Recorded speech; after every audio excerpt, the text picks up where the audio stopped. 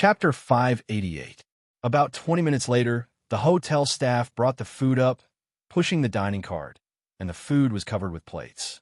4 dishes, 1 soup, 2 bowls of rice, stewed pork ribs with winter melon, scrambled eggs with leeks, small yellow croaker, and sliced meat with bracken.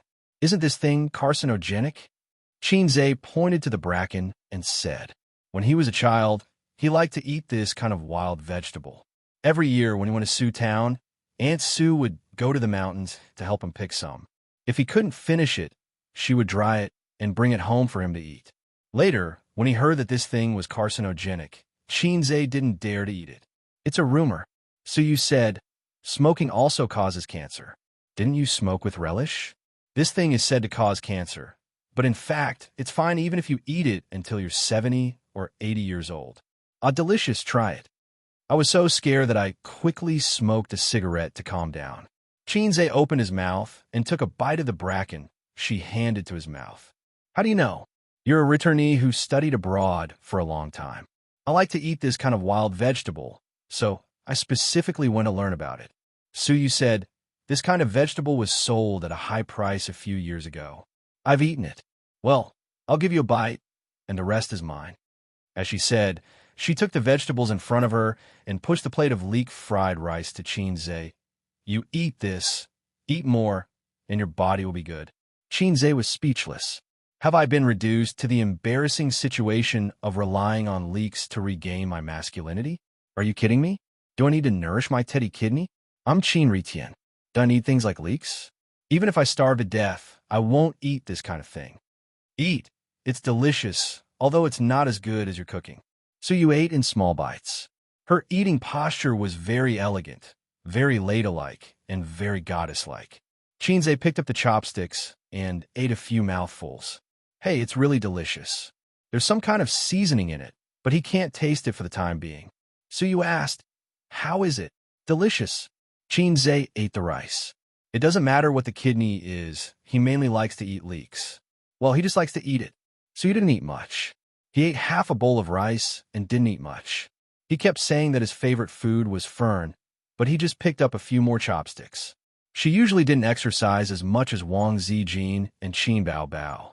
She only went to the gym or the club on weekends to exercise and recuperate, so she could only rely on controlling her food intake to maintain her figure. Therefore, those girls who relied on dieting to lose weight were, without a doubt, only someone like Big Sister, who ate and drank as much as she wanted without a care in the world, refusing all kinds of high-calorie food, and persisting in dancing for an hour every day, could have such a low breast volume. The large breasts of foreign women were due to their high-calorie diet and their love of fitness. Actually, I don't quite understand why you're so passionate about virtual reality technology. At the moment, this field isn't suitable for us. Only corporations with hundreds of billions of assets have the ability to research it.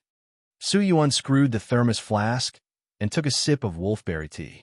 But the actual progress and breakthroughs will depend on the situation overseas. In terms of science and technology, whether we admit it or not, foreign countries are always ahead of us. The technologies that our country is more advanced are all supported by the state.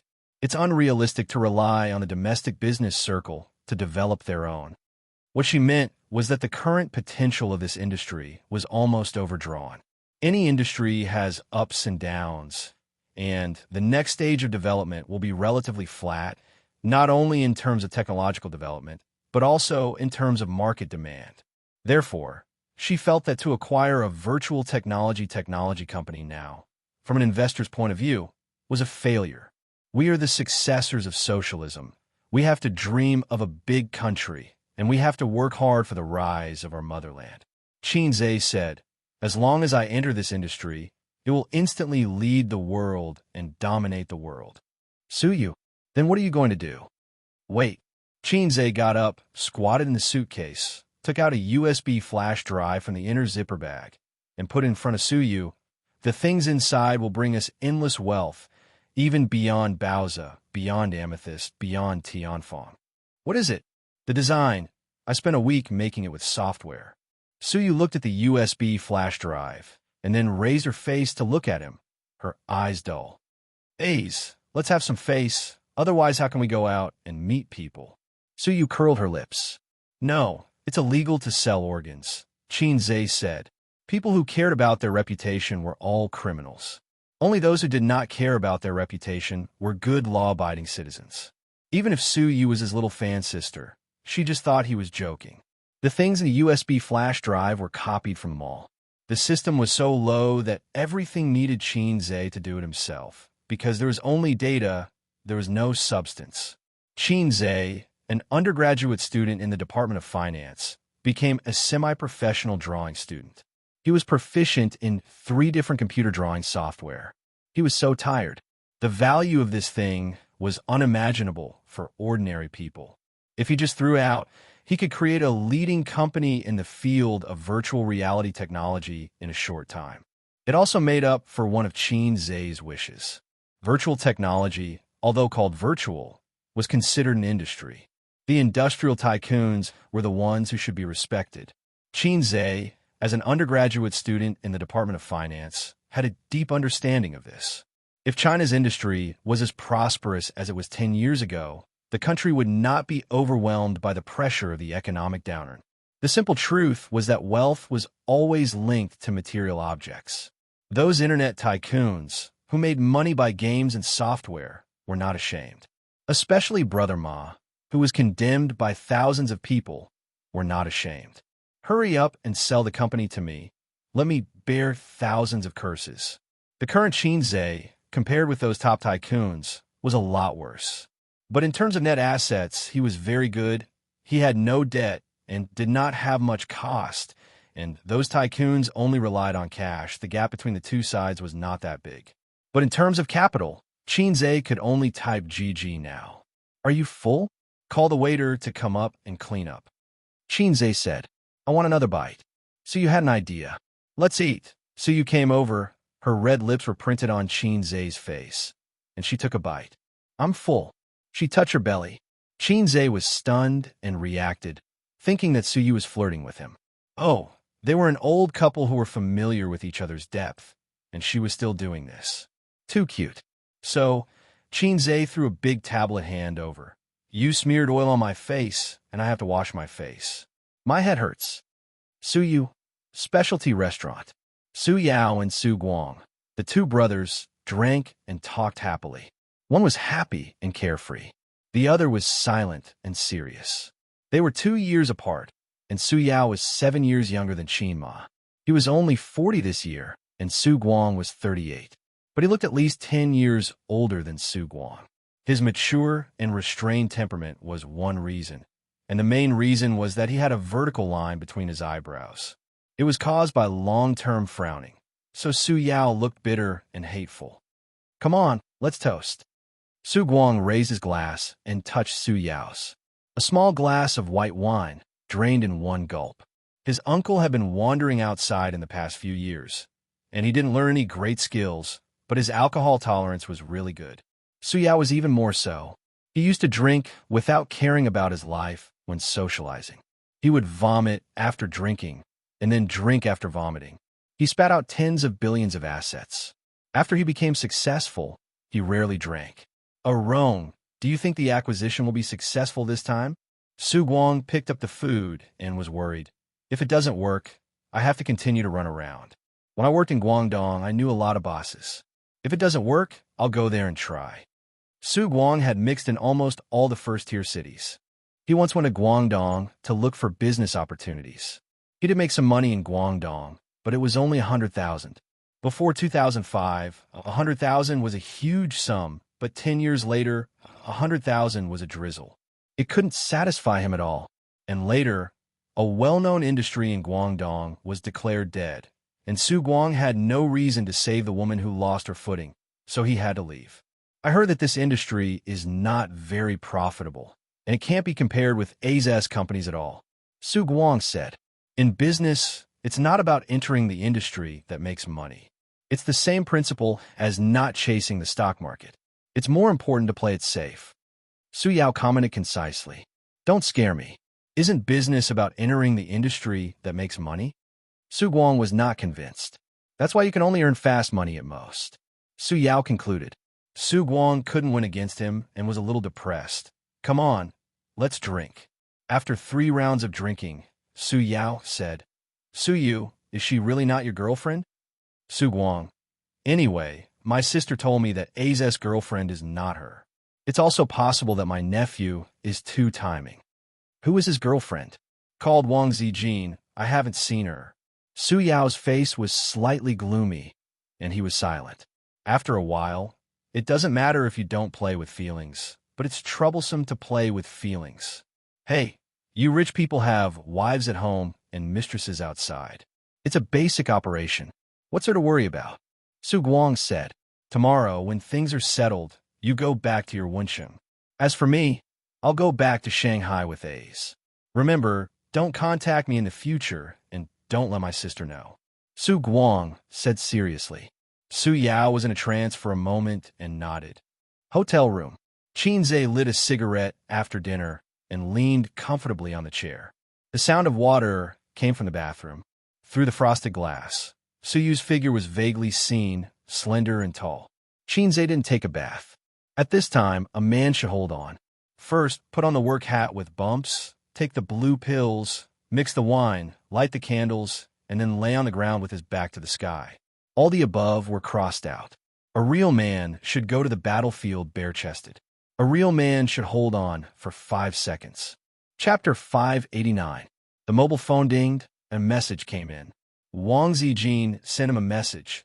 When will you come back? Xianxia typed in a message. Tomorrow or the day after tomorrow. How are things going? There are some obstacles, but it can be stabilized for the time being. Wang Zijin also knew that the acquisition of the company was not a business trip, and it would not be so fast. She said very considerately, Okay, you pay attention to rest and go to bed early at night. Xianxia replied, Okay. Wang Zijin sent a message. Love you, moi. A few minutes later, Wang Zijin sent another message. Aren't you going to reply, angry? Xianxia, NSS. W. Wang Zijin. Xianxia, look at it upside down. A few seconds later, Wang Zijin sent a series of blushing pictures. So good.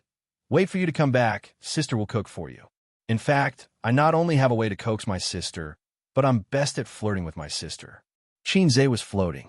Wang Zijin, like Qin Bao Bao, began to try to cook. Oh, it's impossible to cook. Only cooking can be done because it's simple. Su Yu took a bath, washed her hair, washed her face, and brushed her teeth, which took a total of 30 minutes.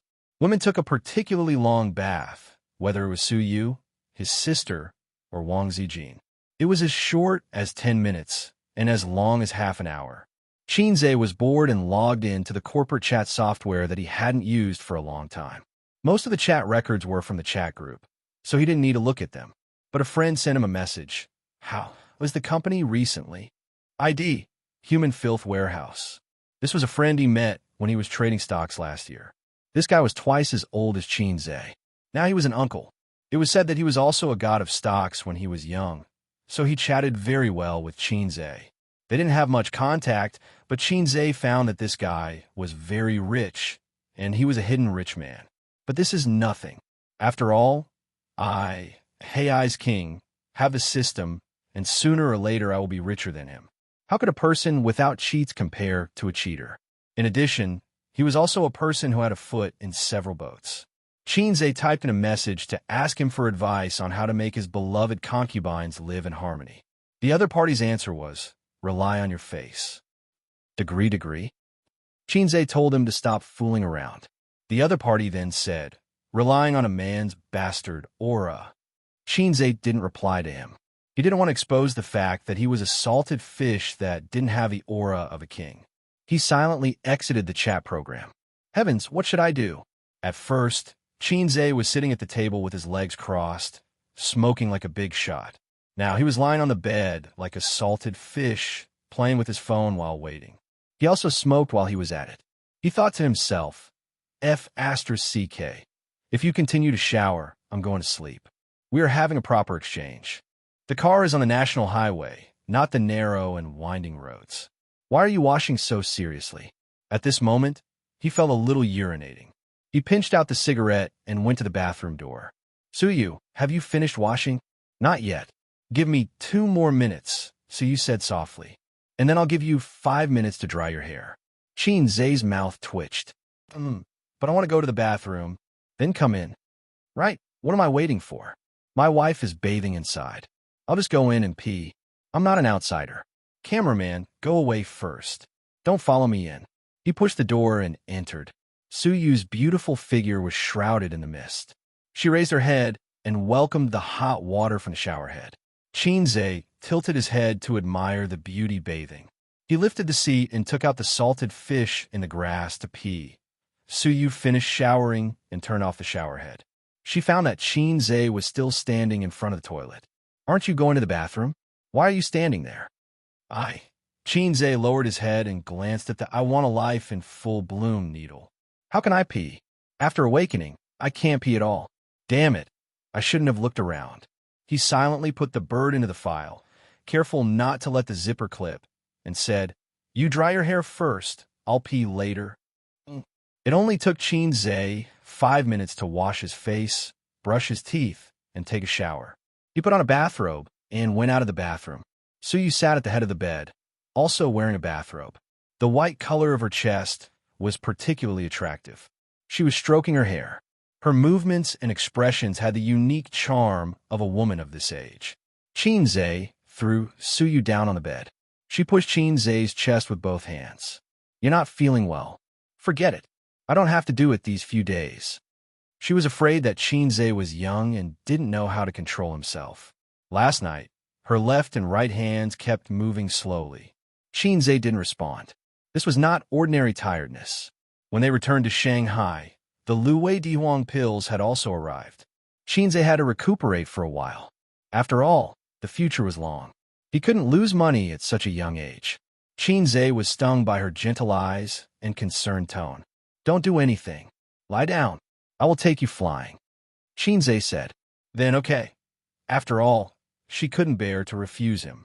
So you thought, let's try it first. 2 bathrobes were thrown on the ground. Xianxia held Suyu's 2 legs. Little rabbit, open the door. I want to come in. Wait a minute. Suyu stopped. You don't want to open the door? No, I want to be on top. Xianxia frowned and said, just lie down. He liked to take the initiative in this kind of thing.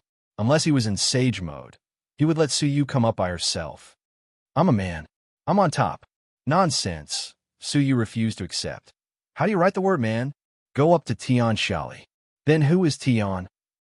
As expected of a big man with a doctorate degree. I lost. I'm willing to submit to others. Xianxia lay down and made a hole with the stem. The air was full of a happy atmosphere. After a long in-depth communication, Suyu's kindness to Xianxia was repaid with a spring. To use a sentence that everyone was familiar with, they both reached the peak of pleasure. Next was the time for smoking. Xianxia was surprised. He found half a cigarette burning slowly in the ashtray at the head of the bed. At 2 o'clock in the middle of the night, there was a slight breathing sound in the room, only one. Xianxia had fallen asleep. Suyu curled up in the quilt, thinking of today's experience, and cried a little. On the plane, Husband, would you like to bungee jump with me? Psycho, you really love Wang Zijin more. If she asks, you will definitely agree. That's not going to happen. I won't agree to her request. What if I die suddenly? She remembered Xianxia's nervousness when he rode the roller coaster during the day. When he climbed high, he subconsciously held her hand. It hurt, but Suyu didn't say it because she knew that he was scared. In fact, she regretted it at that time, regretted her sudden willfulness. She remembered Xianxia's hesitation when he passed the drop tower and his eyes after he decided to die. She remembered Xianxia's slightly trembling voice and his tense body. She remembered Xianxia's mom, save me. Tears couldn't help but burst out.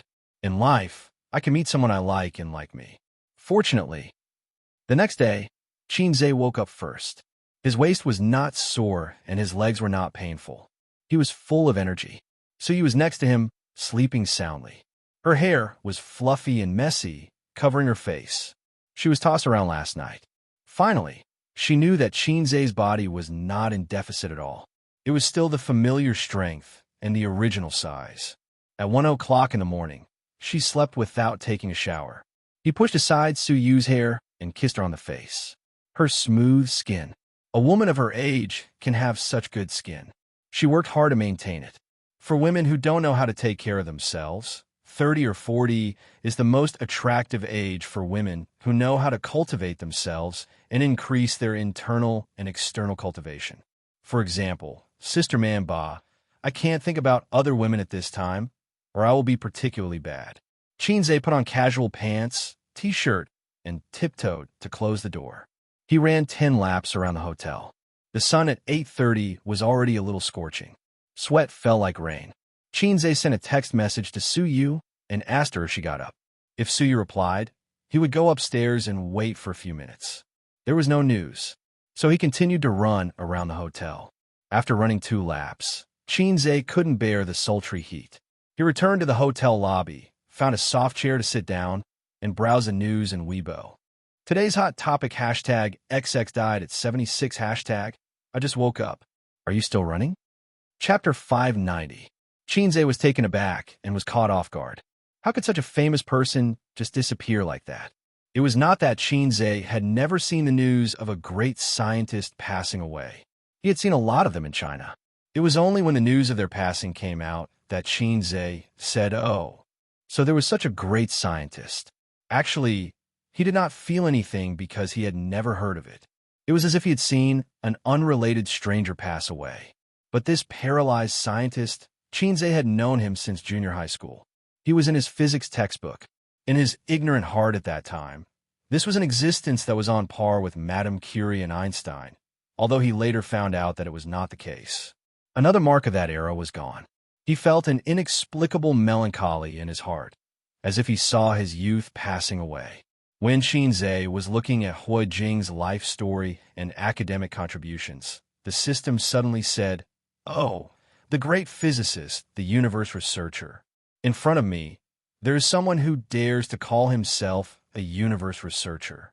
In all the worlds, if I say that my research and understanding of the universe is average, then those flirtatious systems will have to kneel down and say, 'What is the universe?' I don't know. Look at how proud you are, you lowlife who was kicked out of the group." Chinze said, "Oh right, what is your real name again?" The system, Universe Calculation System, hit the blackboard and highlight the key points. The system's voice was slightly annoyed. "Lowlife system, you're a professional. Tell me, are there really aliens?" Chinze said, "Stupid question. The universe is vast and boundless. Earth is as small as a speck of dust. Life is not exclusive to Earth." The system corrected, "From now on, please call me by my real name." Then, the great universe calculation system, "Please tell me, how big is the universe?" Chinze said, "Another stupid question. It is time for you to see the real world." As the system's voice fell, a 3D projection interface automatically popped up in front of Chinze. This was the first time the system actively turned on a 3D projection. In the entire lobby, the guests coming and going, the lobby manager, and the staff at the front desk did not see a magnificent picture floating in mid-air. In front of Chinze was a whirlpool-like sea of stars. In this picture, Earth is here. The system's voice sounded at the same time. In the star map, a tiny star that was almost unrecognizable by the naked eye lit up. It was shrouded in a layer of light. It was too small. Compared to the sea of stars in front of him, Earth was as small as a speck of dust. "This is the universe?" Chinze exclaimed. "Universe?" The system sneered. "Do you see that faint light? That's the range of the Earth's magnetic field." This meant that any aliens that might exist in the universe would not be able to discover Earth if they lived outside this range. Beyond the reach of human beings, everything is silent. The diameter of the Milky Way is about 100,000 light years. In the Milky Way, there were more than 100 billion celestial bodies and planets. What was Earth in the Milky Way? But even such a big galaxy can't be compared to other galaxies. After saying that, the 3D projection image changed. The lens zoomed out, and the Milky Way disappeared, replaced by another galaxy that was even wider. This galaxy, I named it the Salted Fish Galaxy. Its diameter is about 10 million light years, 100 times that of the Milky Way. Compared to the salted fish galaxy group, what was the Milky Way? Let's zoom out again. The 3D projection image changed again. The lens zoomed out, and the salted fish galaxy disappeared, replaced by another galaxy that was even wider. This galaxy, I named it the Bao Bao Galaxy. In the Bao Bao Galaxy group, there are 100 salted fish galaxies. Its diameter is a terrifying 110 million light-years. Don't be shocked. Keep watching. The lens zoomed out again, and the Bao Bao Galaxy disappeared. Another galaxy appeared. This galaxy, I named it the Your Grandfather Galaxy. The Bao Bao Galaxy is just the tip of the iceberg of the Your Grandfather Galaxy. Its diameter is a terrifying 560 million light-years. Xianxia said, I don't know what to say about the way you name things. The name is just a title, to give you a deeper impression.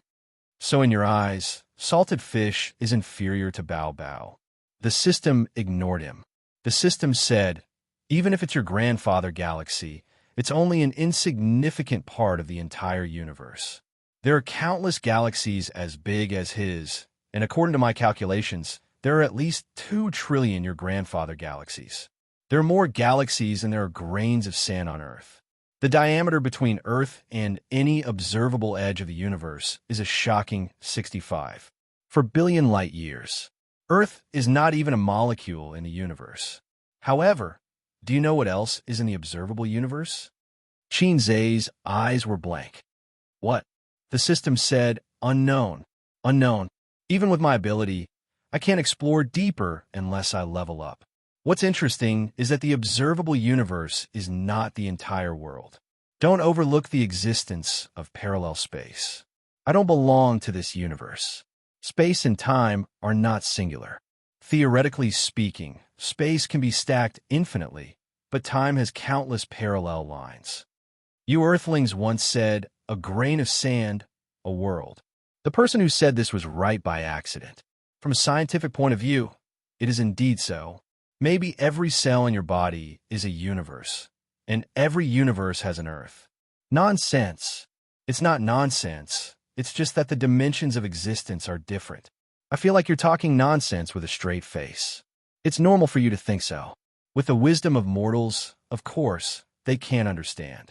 Just like the creatures in the 3-dimensional world, they can't imagine the scenery in the 4-dimensional world. Because they are not in the same dimension, it's impossible for you to tell ants how wonderful the human world is. Even if you did, with the intelligence of ants, they can't imagine it. All right, stop showing off. You're awesome, okay? I don't want to talk about this topic. Xianxia was very uncomfortable, or rather, he felt that the world was empty. The system revealed the tip of the iceberg of the universe for him to understand the vastness of the world. What was Earth? What was the Milky Way? When humans understood their insignificance, everything became dull. Earning money, boring. Papa, boring. Games, boring. Life, boring. People who stood at the top of the mountain and looked at the distant mountains could hardly squat at the foot of the mountain and look at a wildflower. You're so awesome. Why can't you beat those flirtatious systems? This question is not easy to answer. The astronomical telescope can't beat the bumper cars. It makes sense. At this time, the phone dinged, a message notification. Suyu, I just woke up. Where are you? The time was 9:30 in the morning. Xianxia replied, I just finished my morning run. I'll be right there. The acquisition project of Dongfeng Virtual Reality Technology Company, Limited, after another tug-of-war, was relatively smooth. In the negotiation meeting, Xianxia seemed to be a different person. He attacked frequently and fiercely, and Dongfeng's side was defeated. Finally, the deal was closed at the originally agreed price. The two sides signed a preliminary contract and entered the long acquisition process. The leaders of Dongfeng, including Lu Zong, sent Xianxia and the others out of the factory gate. The people of the test team drove away. The MPV was parked at the door. Suyu and Suyao opened the door and got in, but the uncle stopped in place. He looked at the sky and whispered, Do you know what I want to do now? Xianxia was beside him. He heard the words and shook his head. Su Guang whispered, Burn incense for your grandfather. Xianxia said that in the future, Dongfeng would be managed by him. After wandering for more than 10 years, he finally got what he wanted today. Xianxia followed his gaze. It was the direction of Shanghai. Get in the car. After returning to Shanghai, we'll pay our respects to grandfather together. Xianxia patted his uncle's shoulder. The two got in the car together. It's my first time doing business, Mr. Su. Do you have any suggestions? In the MPV, Xianxia was drinking whiskey. He withdrew his gaze from the window and fell on Su Yao.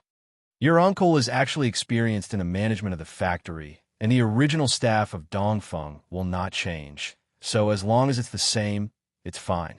Su Yao said, there are too many connections in Dongfeng. What should be cleaned up should be cleaned up. In addition, the manager position needs to be re-recruited. The original staff of Dongfeng will all be dismissed. Su Yu said, what about the core technology? Xianxia asked. Su Yao was stunned. Although Dongfeng took the high-tech route, it was not a research institute. How could the core technology be kept secret? However, he still answered seriously. You can learn from Lizzie mobile phone and register patents crazily. From the core technology to the software icon, register patents for everything. And the production and R&D personnel of the core technology will sign a long-term labor contract. Those who leak will bear the legal consequences, starting from 3 years. Xianxia answered subconsciously. The death penalty is not a loss. Su Yu and Su Guang also looked at him. Xianxia smiled awkwardly. Sorry, it was a slip of the tongue. Is Mr. Su interested in investing? With your participation, we will be able to move faster and more steadily. Xianxia said. Su Yu was stunned. Su Guang and Su Yao had different expressions. The former's face changed slightly, while the latter was excited. Su Yao, who had experienced great storms, couldn't help but tremble at this time. He quickly took a sip of wine and took the opportunity to stabilize his mood. Then he said, You say, Xianxia said, you will pay a part of the acquisition money and take shares according to the proportion. Then I will send my uncle to manage and operate Dongfeng. You will also send a professional team. Su Yao, I didn't ask, cough. Su Guang interrupted with a heavy cough and said, We will talk about cooperation when we have time. Ace, did you buy a ticket? Xianxia said, Yes, 11 o'clock at noon, Xiaoshan Airport. I asked Su Yu to buy it for you. Xiaoshan Airport? Su Guang was stunned. You bought the wrong ticket. We should go to Hangzhou or Pudong Airport. I didn't buy the wrong ticket. Xianxia looked at the wine in the glass. Uncle, I want to go back to Su Town. Mr. Su, why don't you go together? Chapter 591. What scares me the most is the sudden silence. Xianxia asked, and the lyrics of the song appeared in his mind. The two men sat there like clay statues, their expressions frozen. Their eyes were fixed on Xianxia. Some of them were in a daze, while others were in shock. Su Yao's hands were trembling slightly, while his uncle's mouth was slightly agape. The same lyrics could be used to describe their feelings of the moment. What scares me the most is the sudden tumbling of memories. Why do you suddenly want to go back to Shujia Town? Su Guang suppressed his emotions and laughed to cover up his loss of composure. It's not Qingming Festival or the New Year. It's too early to visit the grave, isn't it, Su Yao? Su Yao nodded slightly. His emotions were far more turbulent than Su Guang's, but he was more composed. Even if he wanted to say, Go, let's go together. Every year, when he visited the grave, he stood alone in front of it. No one knew how cold his heart was. I haven't visited Auntie Su in years. I don't have time for the New Year or Qingming Festival. I'll be busier in the future, so I want to visit her today. Xianxia's tone was gentle and calm. Mr. Su, you're also from Shujia Town. Do you know Auntie Su? After hesitating for a while, Su Yao finally nodded with difficulty and said, All right. What's so good about that? Su Guang touched Su Yao's ankle with the back of his foot and coughed. Ace, how about this? Go back to Shanghai first and ask your mom to come with you another day. Xianxia shook his head. Su Guang gritted his teeth. Then you go. I won't go. I'll go back to Shanghai first. He couldn't go back to Shujia Town. No matter what Xianxia was up to, he couldn't go back, and he couldn't let Su Yao go with him. When they separated, he would text Su Yao and ask him to find an excuse. I can't be the general manager. Xianxia said lightly. Su Guang was speechless. You win. At the airport, Xianxia and the other three sat in the seats of Starbucks with a cup of coffee in front of each of them. This thing could only be considered a high-class drink. There was less coffee and more milk, and there was also a mess of flavors and other flavorings. There was a coffee machine at home. Qin Bao asked a friend to bring some high-quality coffee beans from abroad for Xianxia to drink when he stayed up late. His sister would usually drink it too. When she first bought it, she would brew coffee every day. Once the novelty wore off, she would not do it herself anymore. If she wanted to drink it, she would ask Xianxia to brew a cup for her. At this time, Wang Zijin would say, A's, help me take out the tea tray. I'll make Jin Junmei for you. Xianxia didn't like this kind of tea. He felt that it had been hyped up by the Wuxia Mountain Black Tea, just like those shameless articles on the internet that followed the trend, and even more shamelessly plagiarized articles. After drinking a few mouthfuls of coffee, Su Guang said that he needed to go to the toilet, and Su Yao went with him. At the airport, he could always see a few graceful women.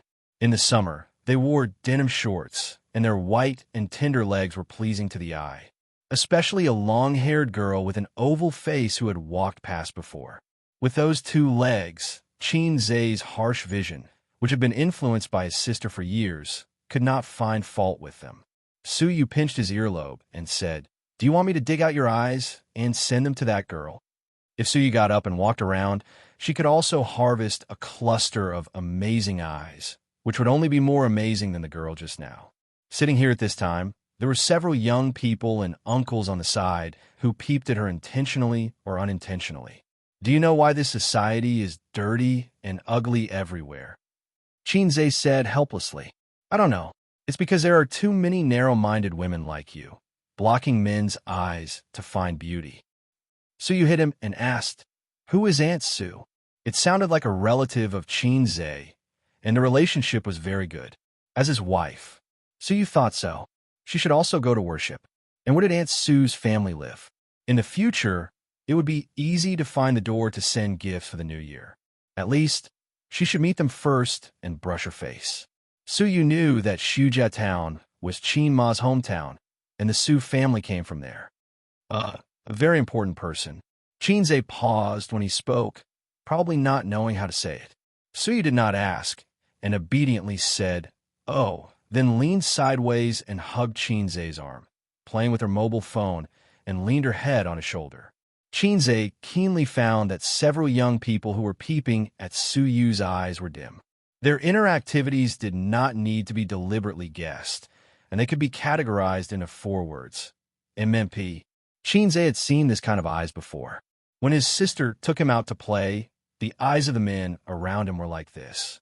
At that time, the passers-by's interactivities were, Oh, beautiful women love salted fish. In the toilet, Su Guang and Su Yao stood in front of the urinal, stepping on both sides of the Yellow River. The two of them were true sworn brothers who had grown up together since they were young. When the 2 spillers beside him shook their bodies comfortably and left, Su Guang whispered, I'm very weak now. You said that A's suddenly wanted to worship Sister Ru. What happened? Did he know something? Su Yao said, Little. Sister Lan confessed? Confess my ass. Su Guang looked at the direction of the door and lowered his voice again. She will never confess. Su Yao nodded and calmly said, That's all right. Let's not talk about what happened more than 20 years ago. Under the premise of no files and records, the government can't find out, let alone him. That's the truth, but why did he propose to go to the tomb now and drag you in? Su Guang was worried. 2 reasons. Su Yao left the urinal, went to the sink, washed his hands slowly, and then took out a tissue to wipe. First, it was a coincidence. He himself had the idea of going to the tomb, and I happened to be there. I'm also from Shujia town, and he intended to take this opportunity to improve our relationship. Second, he found something and wanted to verify his conjecture. Su Yao threw the tissue into the trash can. Su Guang trembled. What did he find? Su Yao patted him on the shoulder. It's just my guess. Don't think too much. If you really have any guesses, the panic you show will only make people sure of their thoughts. He took the opportunity to wipe the remaining water stains. Su Guang murmured. If that's the case, I will be killed by my sister. Su Yao nodded seriously. I will plant you in the land of Xianxia town. It seems that a new Su Guang will not grow up in this year. Get out. The two returned to the Starbucks seat. It was 10 o'clock in the morning, and the flight was at 11:30.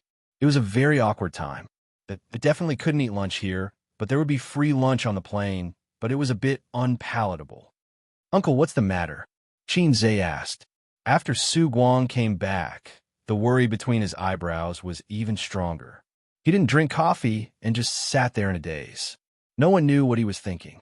Hearing this, Su Guang pretended to be relaxed. I didn't sleep well last night. I'm a bit tired today. Oh, Su Yu, who was leaning on Xianxia's shoulder, suddenly retched. What's wrong? Xianxia hugged her. Su Yu held her chest with her small hand and lowered her voice happily. I must be pregnant. Xianxia took her pulse and nodded. Well, your child is in your stomach again. Su Yu didn't believe it. Nonsense. I haven't had gastro problems for a long time. Are you feeling a little nauseous now? So I'm pregnant. It's really not. It's probably because of the coffee. You were tired last night and didn't have good rest. Xianxia explained, gastro problems are difficult to pull out. It takes a long time to recuperate. It won't recover so quickly. Su Yu gently bit her lip with her pearly white teeth and was disappointed. I can't get pregnant. Don't worry. Take your time. Xianxia held her hand. Were we just now? They were just discussing the acquisition of Dongfeng. How should we calculate Sister Man's shares? How much should we give? So you said, Nan Man Pei generously gave 100 million, but only 50 million was credited to Bao's investment account. The rest of the money was deducted from the dividends. For 100 million, 50% of the shares would be no problem. So Xianxia and Su Yu were discussing how much shares should be given. 50% was definitely not enough. Xianxia's bottom line was 10%. Su Yao's side also had 10% at most. Xianxia took 15% of the remaining shares and then divided it equally among the three companies. Then 8%. I'll talk to Sister Man about this. We have a good relationship. Su Yu said. Xianxia said in his heart, maybe it's better for me to talk. If we fight, Sister Man may not help us. Wang Zijin's side is fine. After all, we also need her company to do software support. Why should Bao also invest? Su Yu pouted. Think about it. Even if we put Baoza aside, Tianfeng and Purple Crystal can also complete this acquisition. Xianxia said, a bowl of water is equal. Equal your sister. Su Yu said angrily. I'm your wife. She's your sister. Which is more important? Xianxia, sister. Su Yu was so angry that she looked up and bit his ear. Su Guang saw his nephew and the secretary, flirting and secretly exchanged a look with Su Yao. A's. Yes. Do you still remember your Aunt Su's family? Su Guang asked casually. Of course I remember. Then do you know that Sister Ru has a younger brother? I know a little, but I've never seen him. Su Guang stared hard at Xianxia, as if trying to see something from his face. But there was nothing. However, he was relieved. Yes, how could he know what happened in the past? In that backward and poor era, in that ordinary town, many things could be buried easily. Chapter 592.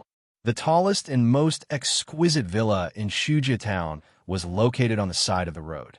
Even in the town where skyscrapers have been built in recent years, it was still the undisputed leader.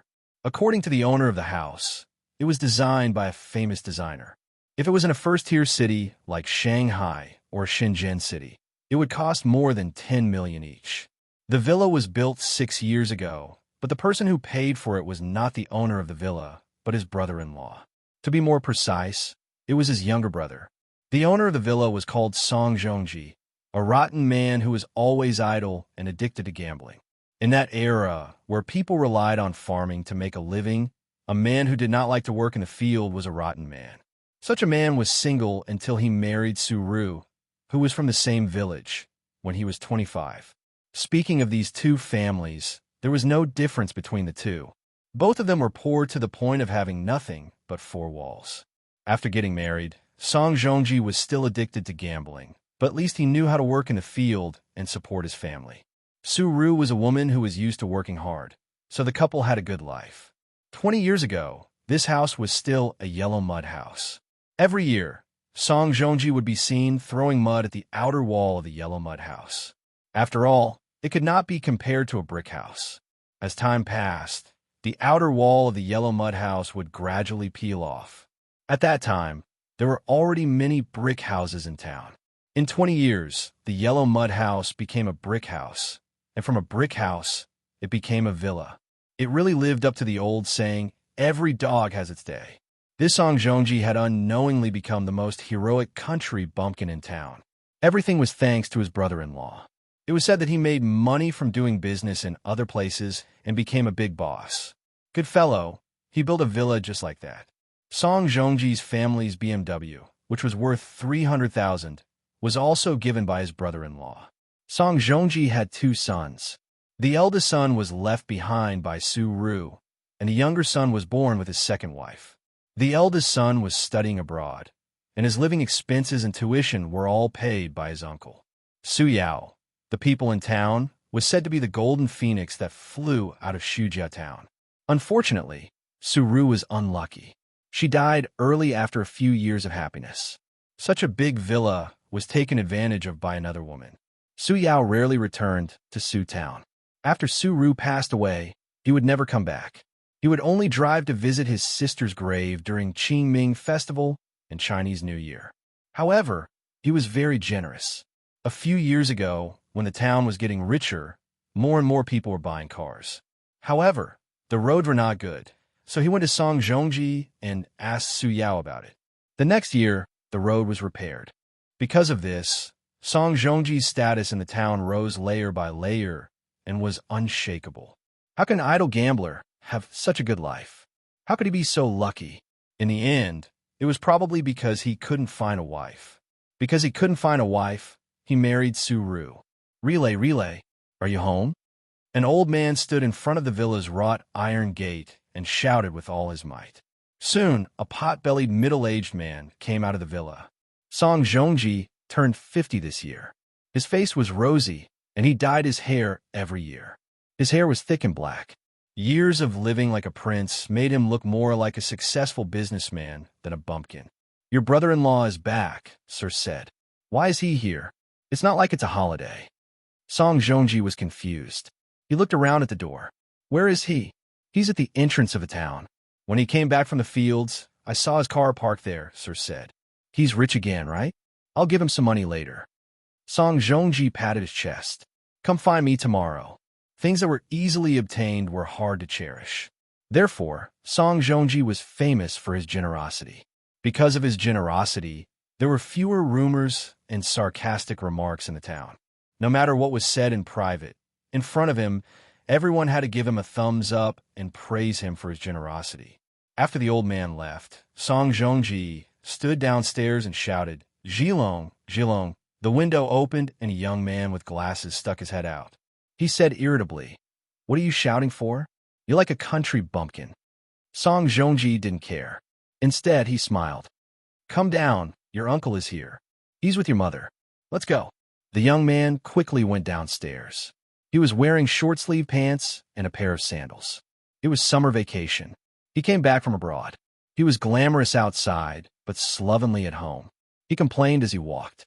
Uncle, why did you come at this time? I'm playing with a 98K. I feel like I can eat chicken today.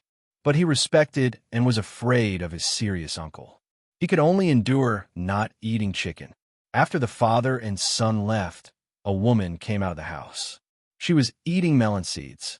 She spat out the shell far away and said sarcastically, Dead for more than 10 years, still haunting. Xianxia and the other 3 walked on the yellow road in the mountains. On both sides were rolling tea forests.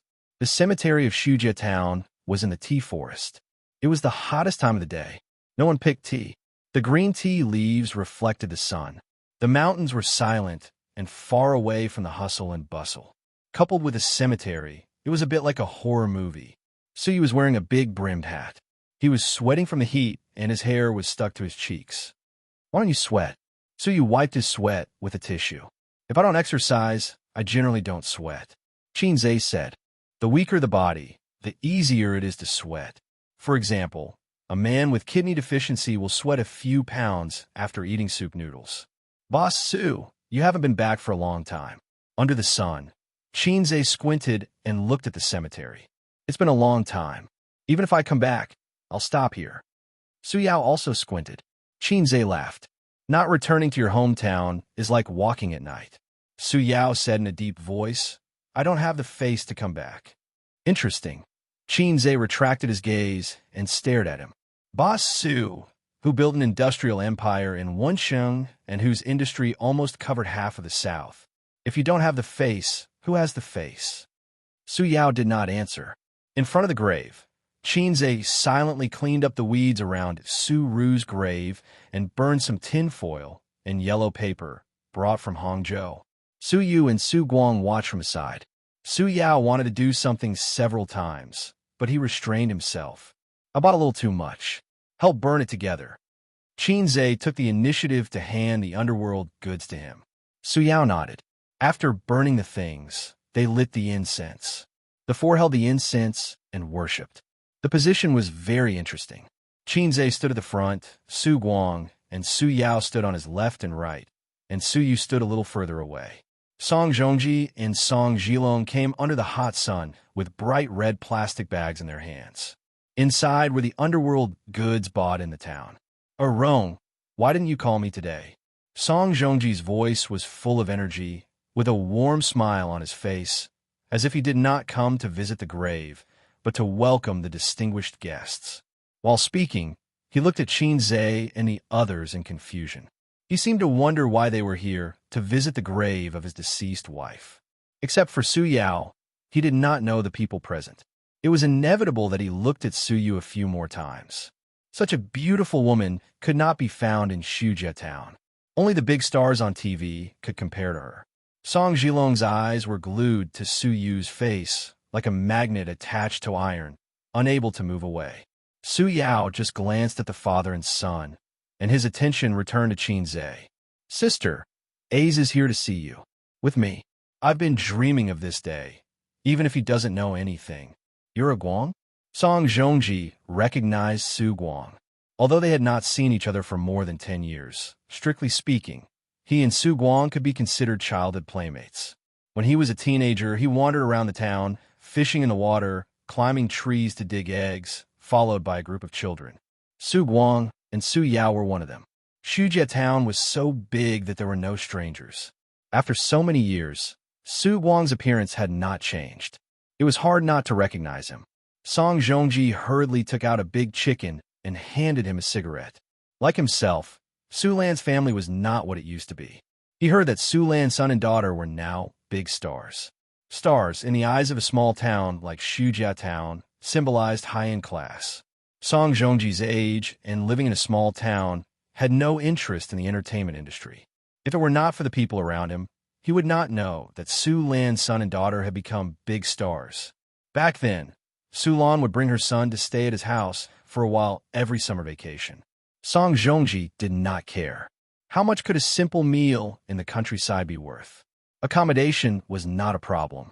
There was no shortage of rooms in the countryside. Su Lan would give him 1,000 yuan for food and accommodation every month. In the 2000s, this money was a lot. It was enough for him to smoke, drink, and play dice. But her son was a little naughty. He did not like it very much. He often used his age to bully Zhilong. For this reason, he often complained to Su Ru. Unexpectedly, the woman, who had always been gentle, was like an angry cat when it came to this kind of topic. Her reaction was particularly fierce.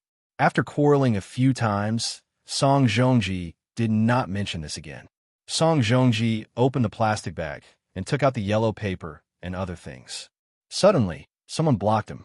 He looked up and saw a very handsome young man who felt a little familiar. He smiled and said, "Uncle, you are?"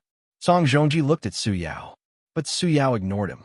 His son behind him whispered, "Dad, he's Xianxia." Xianxia? Oh my God. Song Zhongji was shocked.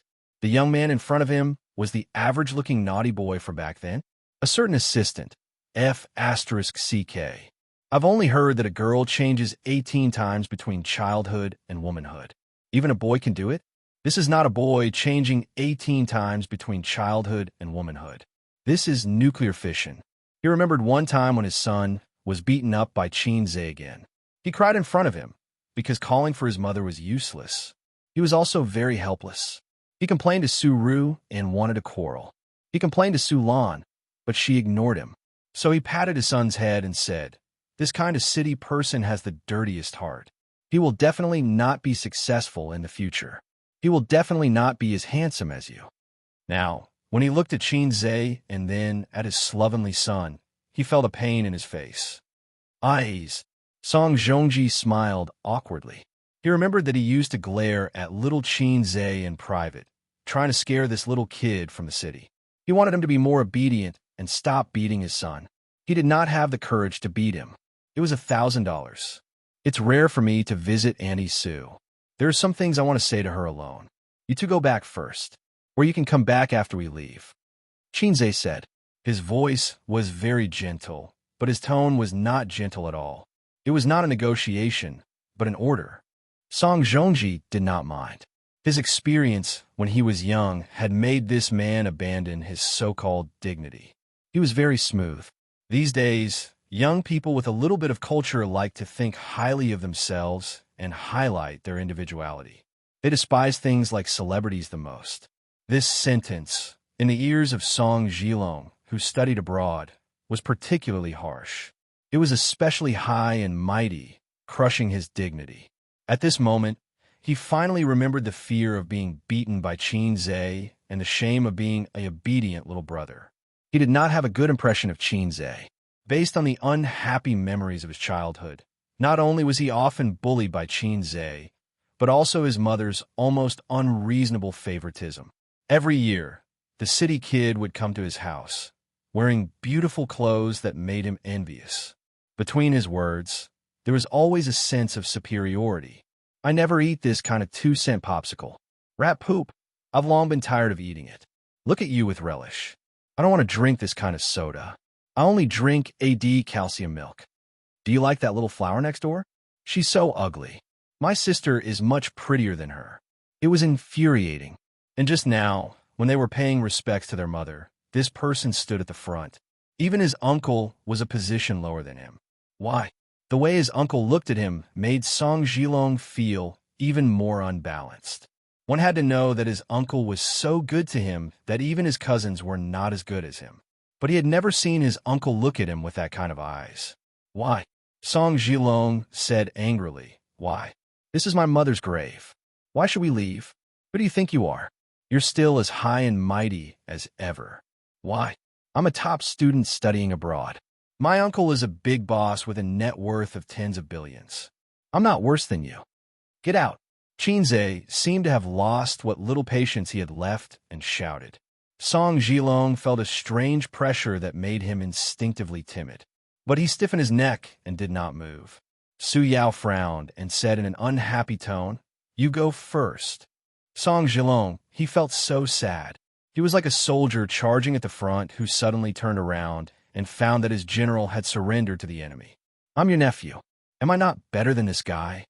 Uncle. Xianxia called out as he watched the father and son walk further and further away from him. Su Guang nodded. Xianxia ignored him. He turned to Su Yao and asked, "Should I call you uncle, or should I call you something else?" Su Yao felt as if he was struck by lightning. Su Guang sat on the ground. Chapter 593. A Bolt from the Blue. To the two brothers, this was truly a bolt from the blue. The scorching sun shone on Su Guang's face, and his expression gradually twisted. His eyes and mouth widened as he stared blankly at Xianxia. How'd he know? How'd he know? His heart felt like it was being squeezed by an invisible hand. It was the despair of a family on the brink of collapse after the mother found out that the father had a mistress. This analogy was not very appropriate, but it was very apparent. If Xianxia really knew what happened back then, his sister Su Lan's family would fall apart. Su Guang panicked. He felt that he was to blame.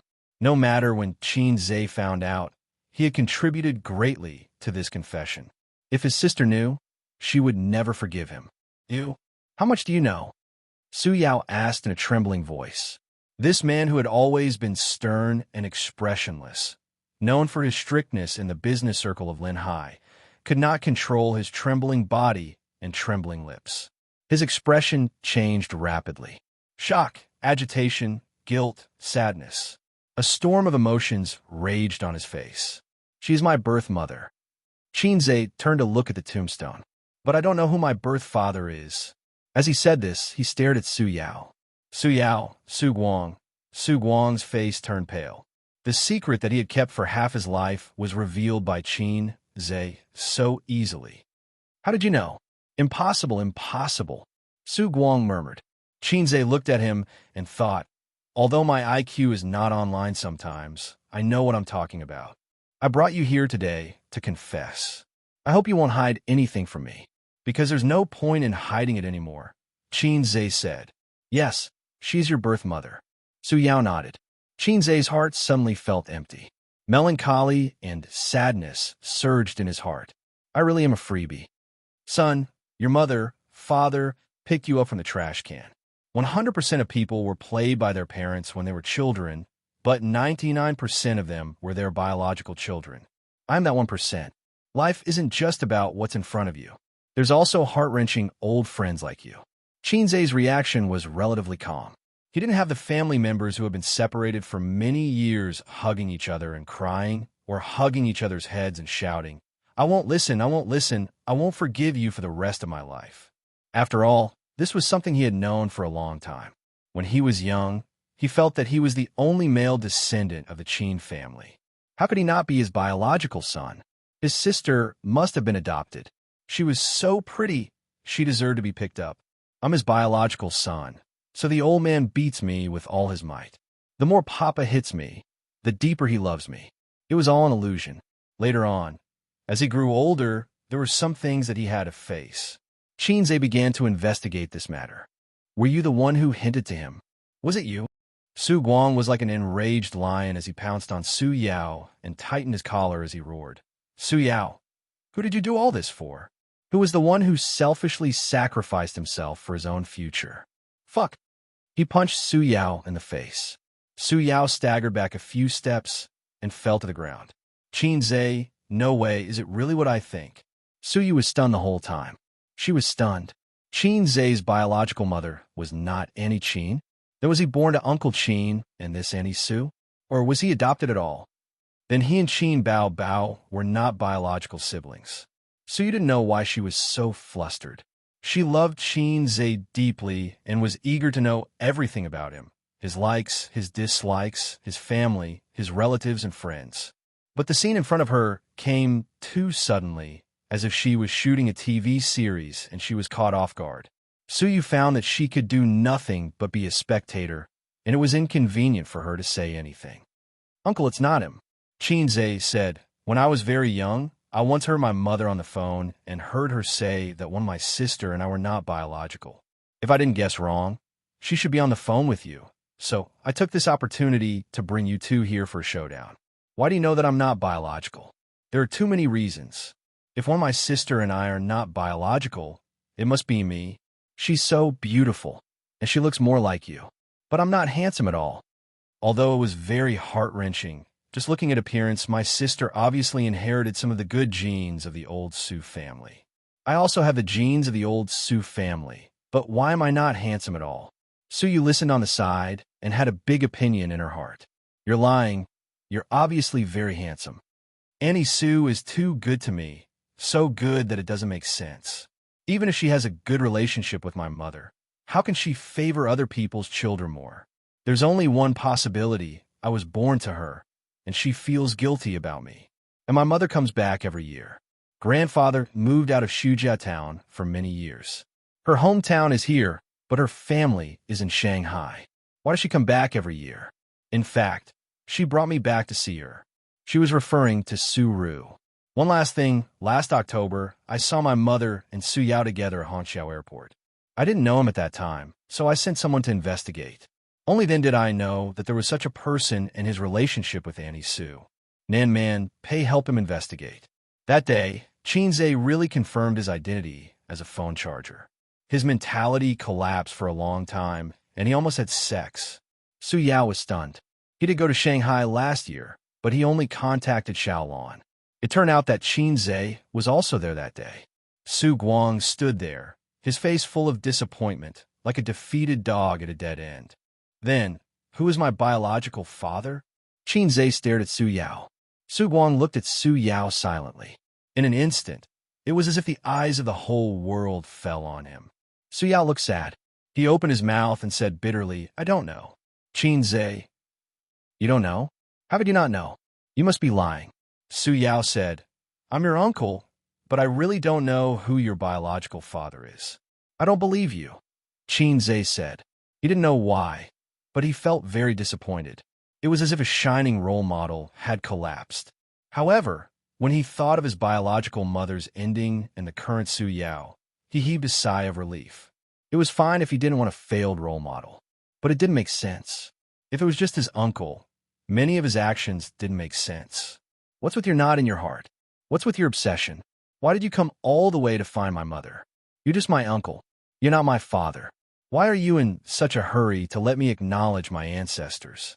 Xianxia saw the small actions of his uncle and Su Yao these few days, but he pretended not to know. Su Yao wanted to lay his cards on the table and let him know who his biological mother was. His uncle tried to stop him and threaten him with all kinds of eyes. When Xianxia exposed this layer of window paper, this man's expression was especially agitated. It was just that his uncle's words couldn't be justified. If Arong doesn't know who your biological father is, then no one does. Sister Ru never said that when she was pregnant, Arong threw a tantrum and forced her to ask who the man was, but she didn't say. Your mother also asked. The two of them talked for an entire night, but Sister Ru refused to say a word about the man's identity. Su Guang looked at the tombstone and said, even if it would destroy her, even if she didn't have the ability to support you at that time, even if her eyes were swollen from crying. Su Yao gritted his teeth. Xianxia fell silent when he heard this. He stood under the scorching sun and lit a cigarette.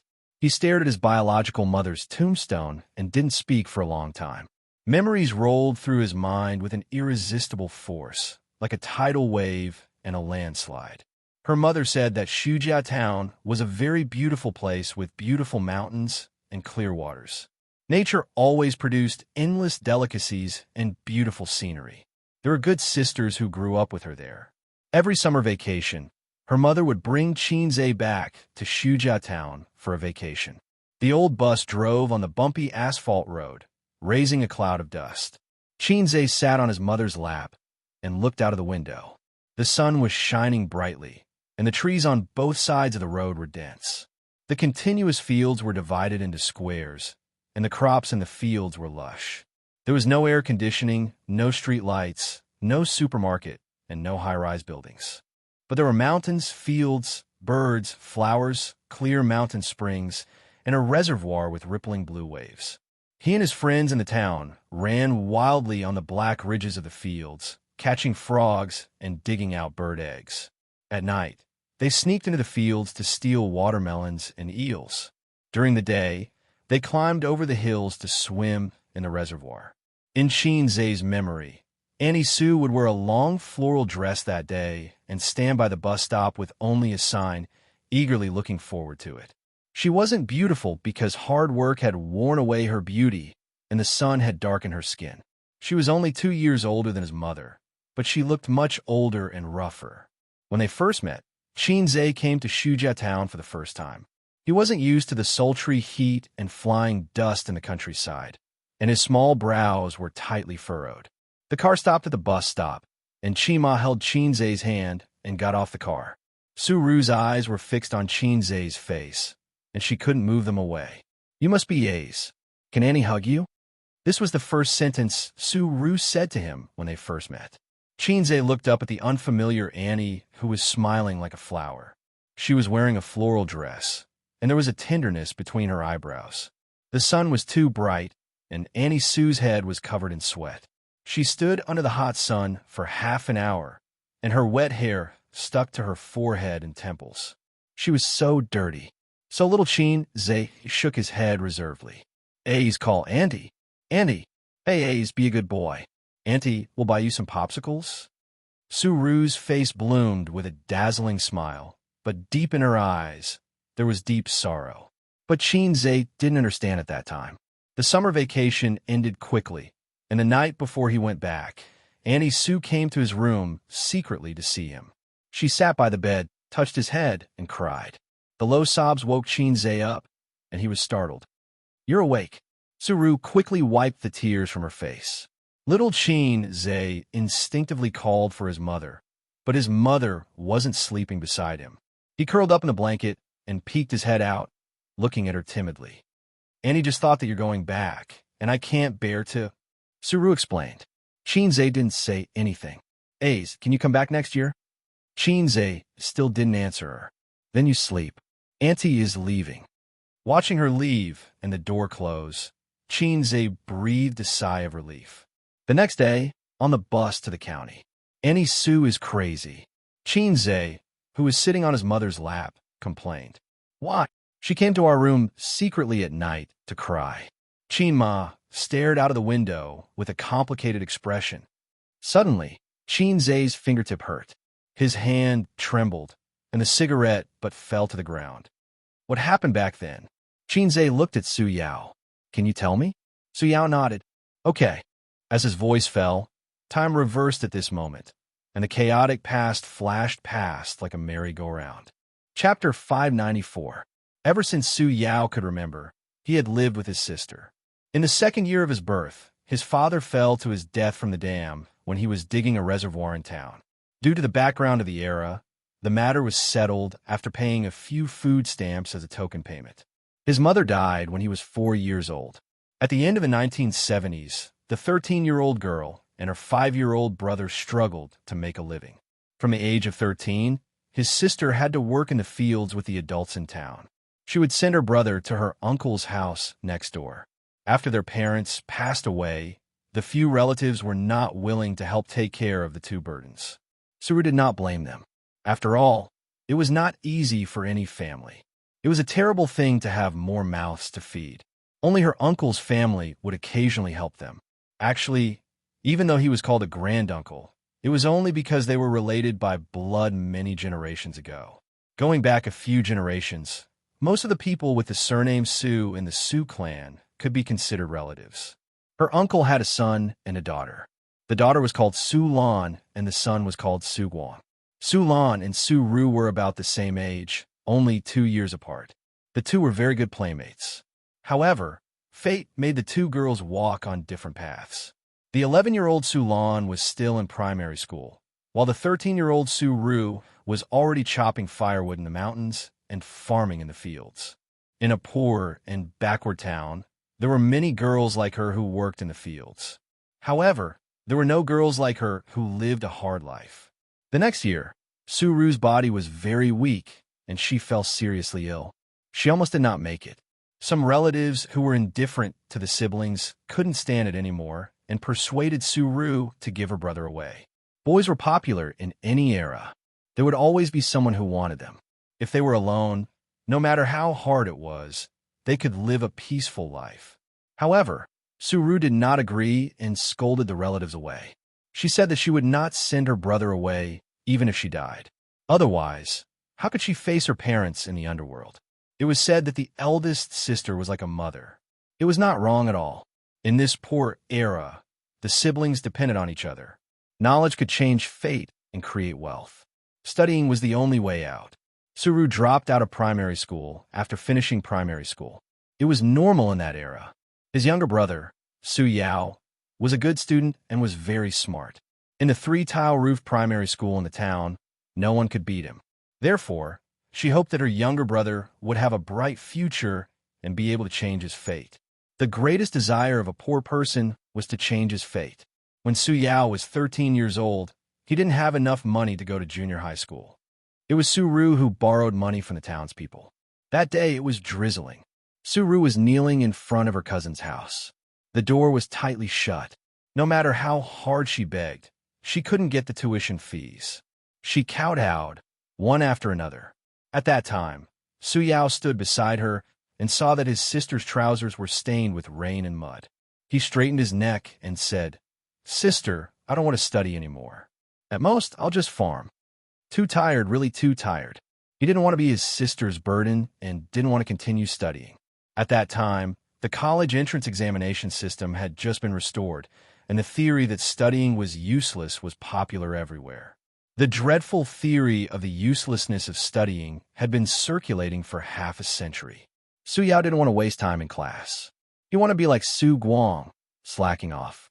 However, Su Guang skipped class to go out and play, while he wanted to help his sister farm. However, Su Ru slapped her brother and said sternly, "What future do you have if you don't study? How can you change your fate if you don't study? If you don't study, you'll be a peasant for the rest of your life." People with a bit of knowledge and culture had seen many peasants rise up and spread the word that studying was useless.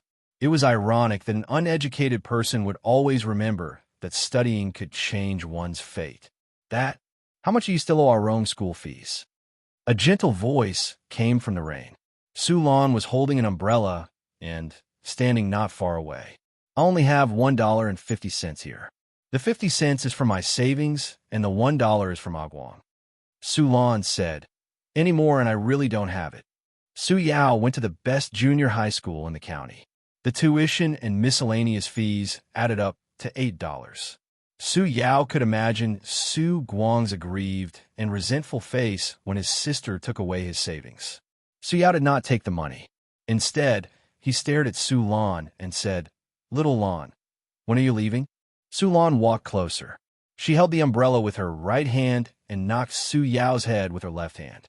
She said angrily, "Call me Sister Lan, you little brat. I'm leaving tomorrow. My dad has been transferred to Shanghai. There's a house there. We'll go together," she said. Su Lan, who had just grown up, was delicate and beautiful. Her figure was slender and graceful, and her pair of black eyes were especially eye-catching. Su Yao said sadly, "He's not back yet.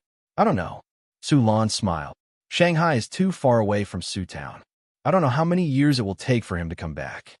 He was shorter than Su Lan by a head. When he looked away from her delicate face, he only felt empty in his heart. The young Su Yao had always liked Su Lan, who was much older than him.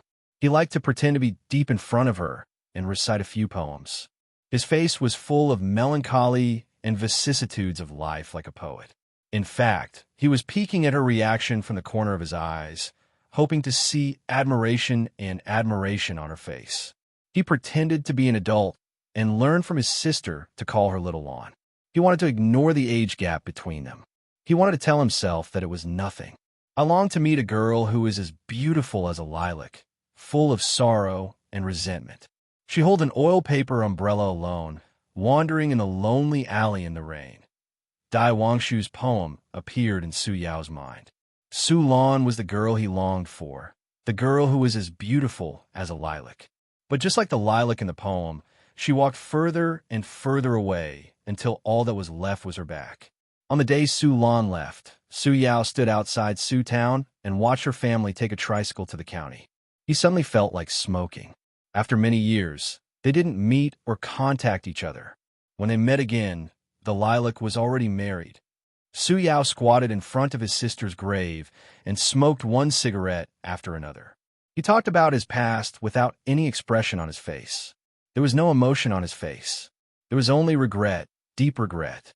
Xianxia thought to himself, "Damn, I didn't know you loved my mother so much. If my mother is lilac, then what are my sister and I? If my sister is a rose, and I'm a green foxtail?" Uncle heard that someone coveted his sister, but he was still calm. Obviously, he already knew about it. Uncle sure has a big heart. If anyone dares to covet my sister, I'll teach them a lesson. "What happened after that?" Xianxia asked. "After that, my sister knelt in front of my aunt's house for an entire night and managed to scrape together the rest of the money. Then, she fell seriously ill. As for me, I went to school as I wished. As my grades got better and better, I got into high school. My school fees became even more expensive. My sister thought that if she continued farming, she wouldn't be able to afford my education. She took me away from Su Town and went to the county to work. She swept the floor, washed the dishes, and did the laundry. She did everything. Until my third year in high school, she suddenly got pregnant and gave birth to you. I was born out of nowhere." Xianxia asked, "Who did she come into contact with? What did she encounter?" Su Yao smiled bitterly. How would I know? I only knew how to study. She only wanted me to study. For so many years, she didn't get married. She didn't even have a partner. She raised me by farming and working. She had always been willing to sacrifice for me. She always wanted me to be successful. How could such a person suddenly get pregnant? Be more specific. Qin Zhe frowned. He had a lot of questions in his heart. It was impossible for a woman to fall in love and have a child without any signs, unless she was raped. If that was the case, Annie Sue didn't have to hide it. Even if it was shameful because of the age, at least she wouldn't hide it from her only brother. Also, why was I given away?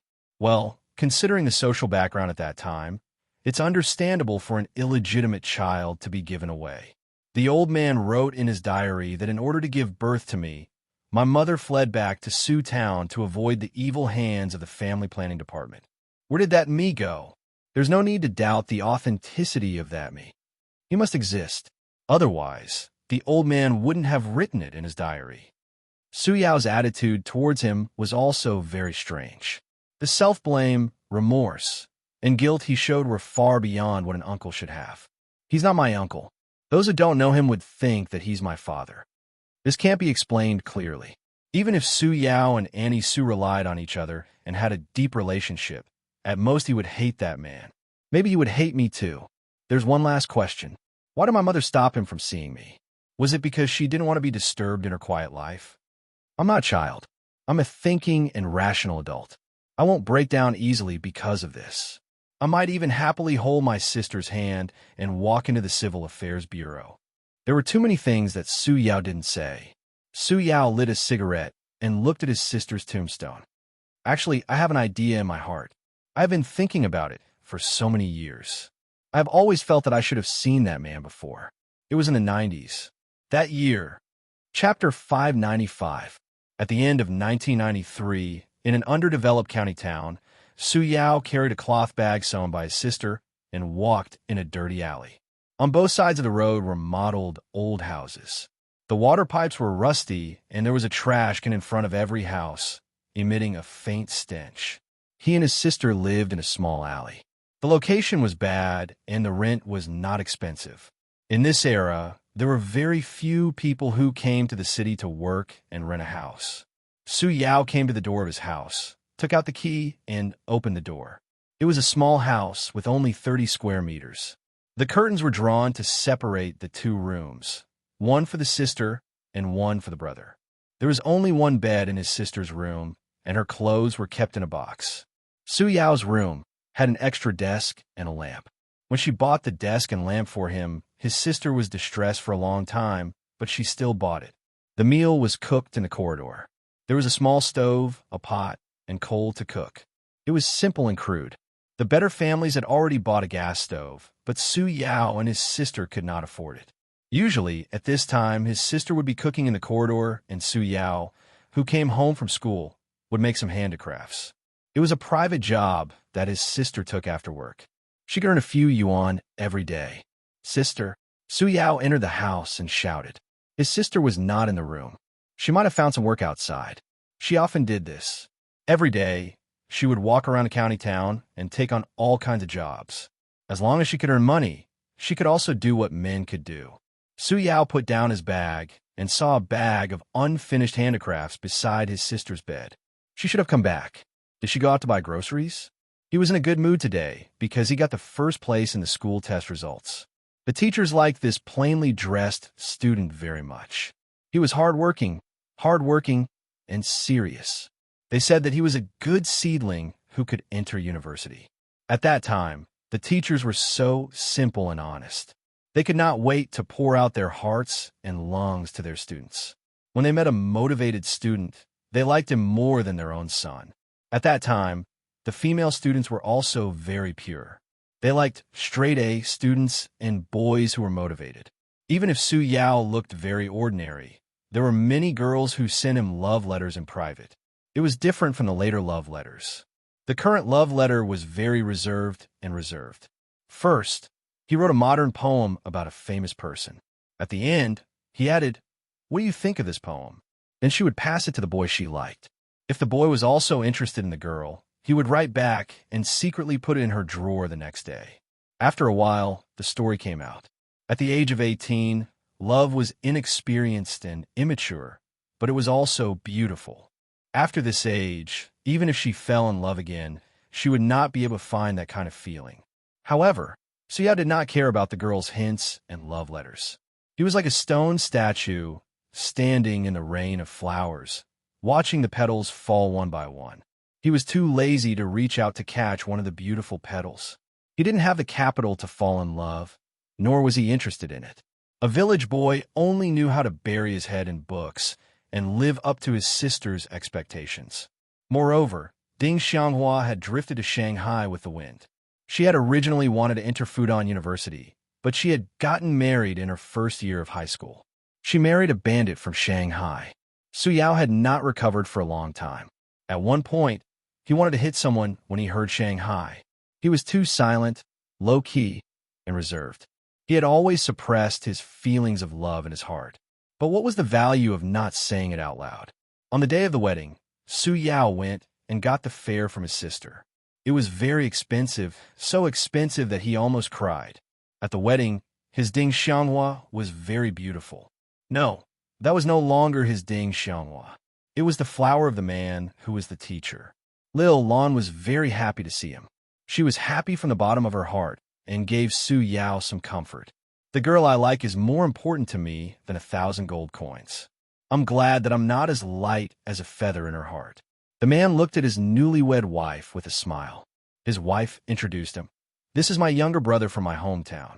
Reality gave Su Yao a heavy blow. At that time, he asked himself in his heart, so he's just a younger brother. His heart suddenly ached, but he still did not cry. But when he really cried, it was after the wedding banquet. That kid, Su Guang, said, "Is your sister's problem because of your sister?" Su Yao cried, and then he beat that kid until he cried too. Su Guang was born a little early. If it were now, he would definitely comfort Su Yao with another sentence, such as, "Arong, don't cry. Stand up and play." Su Yao sat on the bed, making handicrafts, and let his imagination run wild. His sister's hand was full of frostbite in winter and was dripping with blood. Unknowingly, it was almost dark, but his sister still hadn't returned. Su Yao decided to go downstairs to look for her. He closed the door and left the residential building. At the corner, he saw his sister talking to a man in the twilight. The two of them were holding hands, and he could vaguely see the man's face. It was a calm and serious young man. When he talked to his sister, his eyes were full of smiles. When Su Yao saw him, the young man also saw Su Yao. Perhaps he felt that the young man's gaze was too sharp, and he was stunned. His elder sister noticed his momentary daze and turned to look at him, following his gaze. His sister's expression changed slightly. She whispered a few words to the young man and turned to face Su Yao. "Who is he?" Su Yao asked. Friend. He helped me." Suru explained briefly and changed the topic. Sister came back late because of something. "Arong, are you hungry?" Su Yao looked at the young man's back as he walked further and further away, disappearing into the night. Since then, Su Yao never saw the young man again. His sister didn't seem any different. She worked as usual every day and endured hardships. In 1994, 2 things happened in this year, and each of them brought disaster to the small family. The first thing was that due to the bursting of the real estate bubble, it caused an extremely terrifying economic crisis. Those who hadn't experienced that era couldn't imagine how terrifying that economic crisis was. It was a direct economic collapse, far worse than any other economic crisis that came after. In fact, there was a collapse as early as 1990. In 1994, the 2 crises overlapped and strengthened each other. Bang! The collapse of the bubble forced many people to their deaths. Although this crisis was stabilized in a relatively short period of time, it caused a huge impact during this period. The small county didn't suffer much from the aftermath, but the lives of the citizens did become tight. As a result, Suru couldn't earn money and her life became difficult. The second thing was that Suru was pregnant. That day, Su Yao was still in school, immersed in a sea of questions, preparing for the college entrance examination. His sister asked someone to call the head teacher's office and said that she was sick and hospitalized. Su Yao rushed to the hospital and learned from the doctor that his sister was pregnant. It was a bolt from the blue. Don't work too hard. Your body is important.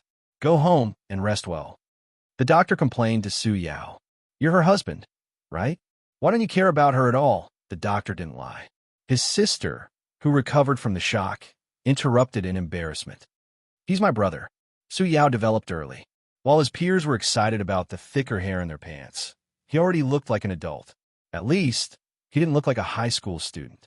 The doctor was also embarrassed and asked, Then he's your husband? There was silence. The brother and sister were silent. Back home, as if nothing had happened, his sister sat on the bed doing handicrafts while Su Yao sat at the table writing papers. Clack! The ballpoint pen slammed on the table. The sound wasn't loud, but Su Ru was shocked. Her hand trembled. Su Yao stood up with a gloomy face. He looked straight into his sister's eyes and asked, Who is that man? Su Ru didn't speak. Su Yao didn't speak either. His eyes gradually turned red. Arong, don't worry. Is it that man? Is it that man? Su Yao said loudly. His sister responded with silence. All of a sudden, it was as if a barrel of explosives had been ignited. You've been lying in the hospital for so long. He didn't come. Did you not contact him, or did he refuse to come? Su Yao grabbed his sister's hand and walked out of the door. Go and call him. Call him now. I'm not going, his sister said. Su Yao was stunned and instantly exploded. He shouted, You're shameless. We're poor, but we can't lose our dignity. No matter how poor we are, we have to know how to love ourselves. If a woman doesn't even love herself, then she has nothing. What are you going to do now? Can you raise a child? When you were undoing your belt, did you think about what you're going to do in the future? Do you know that you're going to get married? Your life is ruined. In the dim room, the youth was hysterical. His face was red and his eyes were crazy. That day, he said many things that went too far. Every word was like a knife that stabbed into his sister's heart. Su Yao was mad. He hated that man and hated his sister for not loving herself. His sister sat by the bed with her head lowered and tears streaming down her face. She was a woman after all, a weak woman. Life made her strong. In some aspects, she was even more hardworking than men. But in front of her brother, she cried helplessly with her head lowered. Many years later, whenever he thought of this scene, Su Yao would tremble. His body and mind would ache from the inside out. I remember every word clearly. Every word is imprinted in my heart. I hate myself back then. I was too selfish. I never thought about her feelings. I never thought about how wrong she was, how helpless she was, how she longed for someone to help her. She was like a person who had sunk into a swamp, longing for someone to lend a helping hand. But I, her little brother, ruthlessly trampled her down. Su Yao cried bitterly. He lost his father when he was 2 and his mother when he was 4. His sister raised him painstakingly. She was a teenage girl, but the calluses on her hands made her look like a man who had worked hard for years. His sister worked hard to support him. His breakfast every day was porridge with 3 steamed buns. Why 3 steamed buns? That was for lunch. She had eaten steamed buns with salted vegetables for many years. When he was young, she refused to give him away. When he grew up, she was single and unmarried. She gave all her time and hope to her brother. But her brother did not understand her. Xianxia looked at this man in silence. At this moment, he stripped away all his outer layers. Success, seriousness, glory. He squatted in front of his sister's grave like a broken child, crying like a fool. Regret was regret because it was destined to be irreparable. You cried your heart out. You hated yourself back then and wished that time could turn back to make up for your mistakes. But life would never give you a second chance. So, you tried your best to acknowledge me as your nephew. You wanted to make up for your mistakes. You wanted to appease the pain that was hidden in your heart day after day. And then, Xianxia asked in a hoarse voice. Chapter 596. An indescribable atmosphere hung over everyone's head. Silence, depression, and sadness made people's hearts heavy. Su Guang understood Su Yao the most. He was also one of the participants in the incident. Su Ru's experience made him sigh. Su looked at Xianxia with pity. She always felt that her life was miserable enough. Her grandmother didn't love her, her uncle didn't love her, her mother didn't love her, and her father didn't love her. They each gave birth to a child to take her place. Su felt that she was wandering in the shadows where the lights of the two families couldn't shine. She didn't fit in with the harmonious atmosphere of their family. It was said that parents were the closest people in the world. She also wanted to, but her parents didn't love her. Perhaps they even saw her as the failure of a failed marriage in her life. But compared to Xianxia, she seemed to be very lucky. Although he had a happy family with a strict father, a gentle mother, and a flirtatious sister. However, he did not know his biological mother. It was only after her death that he found out the truth, and no one knew who his biological father was. Their experiences were so similar. A's and I were a match made in heaven. Su thought happily. The man didn't appear. He didn't appear from beginning to end. His sister's belly was getting bigger. Taking advantage of the summer vacation, the brother and sister returned to Wuxia town. In the 1990s, a woman who got pregnant out of wedlock in this remote and poor town would be criticized. For a time, rumors were everywhere. Some said that Su was someone's mistress outside, so she had money to support her brother's education. Some said that Su had a boyfriend outside, but was abandoned by him. Anyway, there were all kinds of rumors. Bad woman, casual, indecent. All kinds of labels were placed on her. It was summer vacation, and the sun was burning the earth. In a small shop in the town, a group of aunties were chatting and waving fans in their hands. Who's the bastard in Su Lan's belly? She's about to give birth. There's so many wild men outside.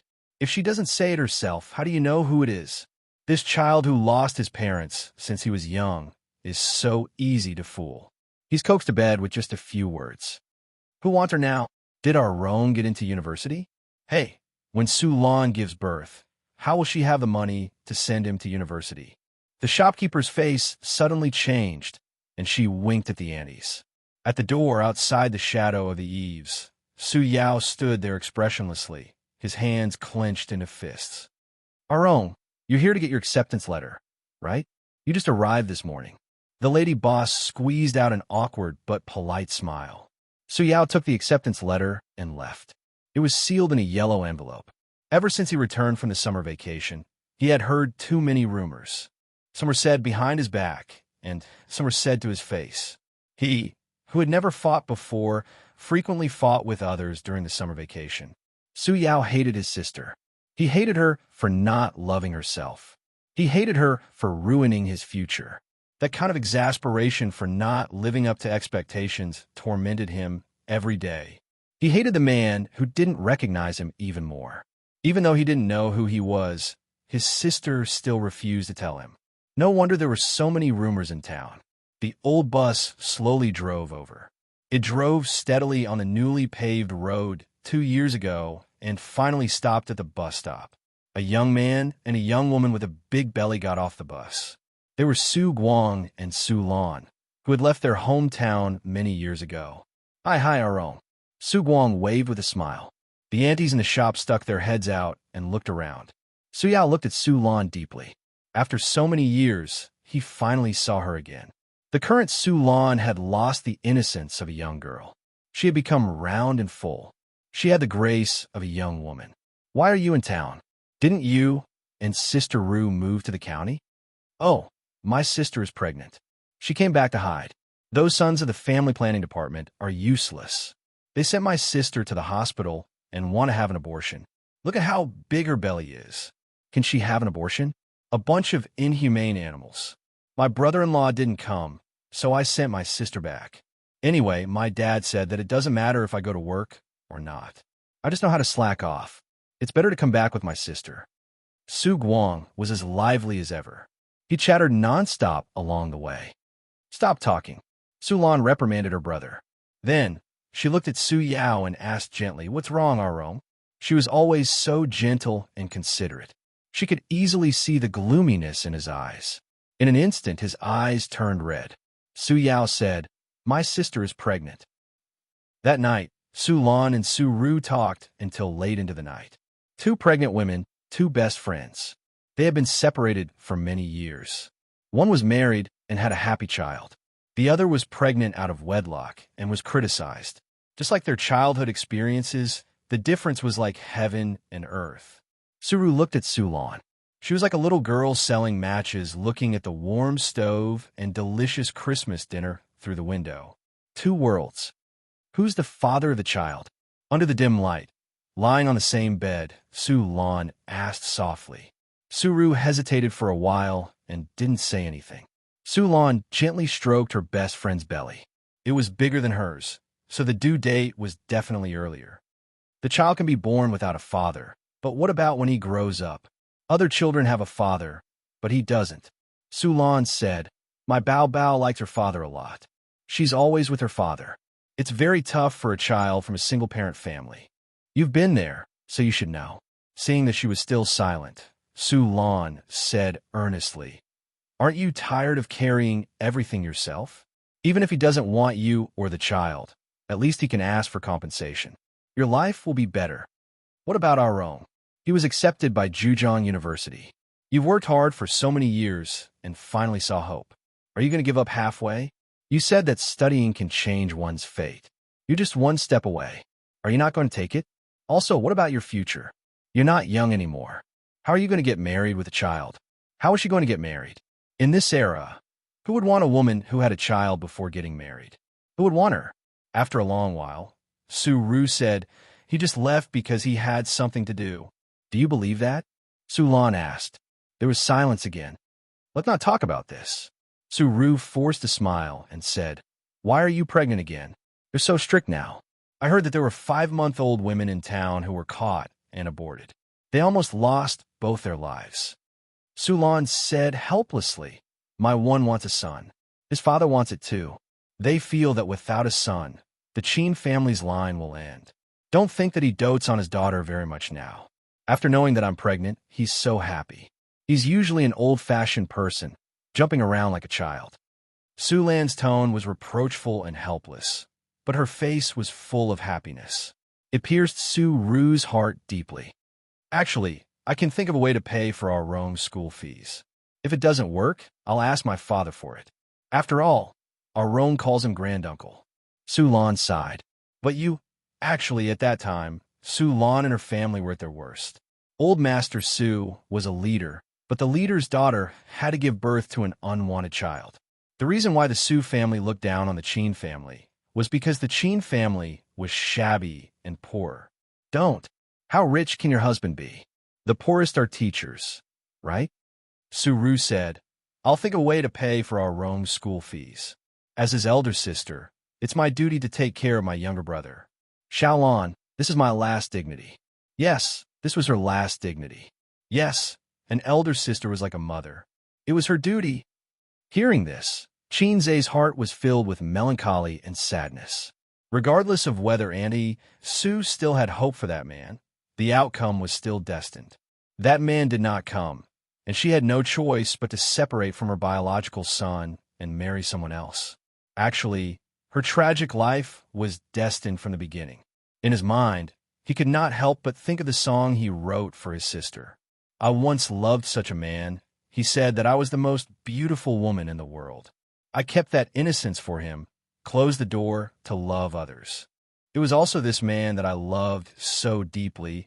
He turned me into the stupidest woman in the world. Did you also love a man like this? Did you have hope for him? Did you have a vision for him? But you were turned into the stupidest woman." "Annie Su, then who is the child my mother gave birth to?" Qinzhe asked. From the bottom of his heart, this matter had come to an end. He knew his background, and it was a burden that had been lifted. He had gotten what he wanted. He could not bear to look back on the past, so he let it go with the wind. But Qinzhe could not hold back his curiosity and asked another question. Su Guang shook his body exaggeratedly, as if he had fallen over. "According to them, I should have been born earlier than me. October was my birthday, but it was not really my birthday. Where did I go? Was I eaten by the people of Guangdong?" Chapter 597. She didn't say. She seems to have expectations for that man, but she doesn't have confidence in herself. Don't blame your sister. She's been suffering. She hasn't had a good life since she was young. The next day, Su Yao came to find Su Lan. That was what she said. However, he couldn't completely understand his sister at that time. He hated her more, hated her for not living up to his expectations. His sister's life was ruined. At noon, Song Zhongji knocked on the courtyard door with 2 fish. He stood in the courtyard and said to the pregnant Su Ru, "Is our Rong here?" He asked me to catch the fish. He said it's for your health. Thank you. He went out with Aguang. Su Ru said, "What are you thanking me for?" 5 cents. Song Zhongji grinned. Su Ru was stunned and nodded. I'll get you the money. No, it's not convenient for you.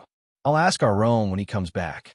As he spoke, Song Zhongji scooped a basin of water and placed the half-dead fish inside. This man was idle and didn't like to work in the field. He was good at catching fish and birds. He was the only one who didn't criticize Su Ru. He was probably a bad person and didn't have the right to criticize her. Maybe he wasn't interested in gossiping, or maybe he was a coward and was afraid that Su Yao would beat him. The day of labor came soon. Su Ru was Mr. Su. She didn't go to the county hospital. She didn't have the means to go to the hospital back then. In the countryside, she usually went to the village doctor. It was slightly better than the barefoot doctor. She had studied medicine for a few years, but her standard was definitely bad. Otherwise, she wouldn't be in the countryside but in the hospital. Shujia town was too poor to have a health center. There was a health center in the neighboring town. At noon, her water broke, and she started to have labor pains. The child was born at 10 o'clock at night. It was a boy. Everything was settled. It was the first time in her life that she was a mother. Su Ru threw away all her worries, and only the love of a mother was left. Su Yao felt that he should hate this child. But when he saw the baby sleeping in the swaddling clothes and couldn't open his eyes to see the world, he clenched his little fist and slept quietly. His heart suddenly softened. Due to malnutrition, the baby was only 4 kilograms at birth, which was medium small. The baby is so cute. Have you given him a name? Su Lan, who was pregnant, watched from the side with a smile on her face. Su Ru shook her head and helplessly said, Our Rong refused to help. He still has a thorn in his heart. Su Lan said angrily, Ignore him. I prepared a few names. Do you want to choose one? What name? Qin Hao, Qin Xiaofan. Just pick one and change it to Su, Su Lan said excitedly. Su Xiaofan doesn't sound good. How about Su Hao? Su Ru nodded and smiled, all right. By the way, I brought milk powder over. You can use it first. When I give birth to Bao Bao, I produce more milk, so you shouldn't be short of milk, Su Lan said. As Su Ru's bones were severely damaged, and she was malnourished for a long time, she did not have much milk. Since it was related to her son's rations, she didn't refuse in the end. A very realistic and serious problem was placed in front of them. The brother and sister, who had depended on each other since they were young, still depended on each other for survival. Moreover, they had an additional life. Her sister, who had carried the burden of the family on her own, was weak after giving birth. It was difficult for her to continue living. Raising a child was not easy. According to later statistics, more than 40 million children died in the 90s. That night, Su Ru looked at her child and said nothing. The next morning, she called Su Yao to her room alone and asked him, Do you miss university? Su Yao was speechless. His gaze fell on the baby's face. The baby was sleeping, but suddenly his small body trembled. He whimpered a few times like a mosquito. Su Ru quickly comforted the child. Don't worry about him. Tell me, do you miss him? Su Ru said, Yes. Su Yao said, He wanted it. He wanted it more than ever. Studying can change one's fate. It can also restore one's dignity. He longed for success. He longed to escape poverty. He longed to regain his sister's lost dignity. Su Ru nodded. A few days passed like this. One night, Su Ru was suddenly woken up by urgent knocking on the door. The baby was crying loudly. Rong, Sister Ru, Su Guang said with a sobbing voice. My sister fell down. He knocked on the door with all his might. Su Ru sat up in shock. Her sleepiness disappeared. Before she could call for help, Su Yao from the next room had already rushed into the courtyard. When she opened the door, Su Guang was standing there with a panicked expression. What happened? My sister slipped when she went to the toilet at night.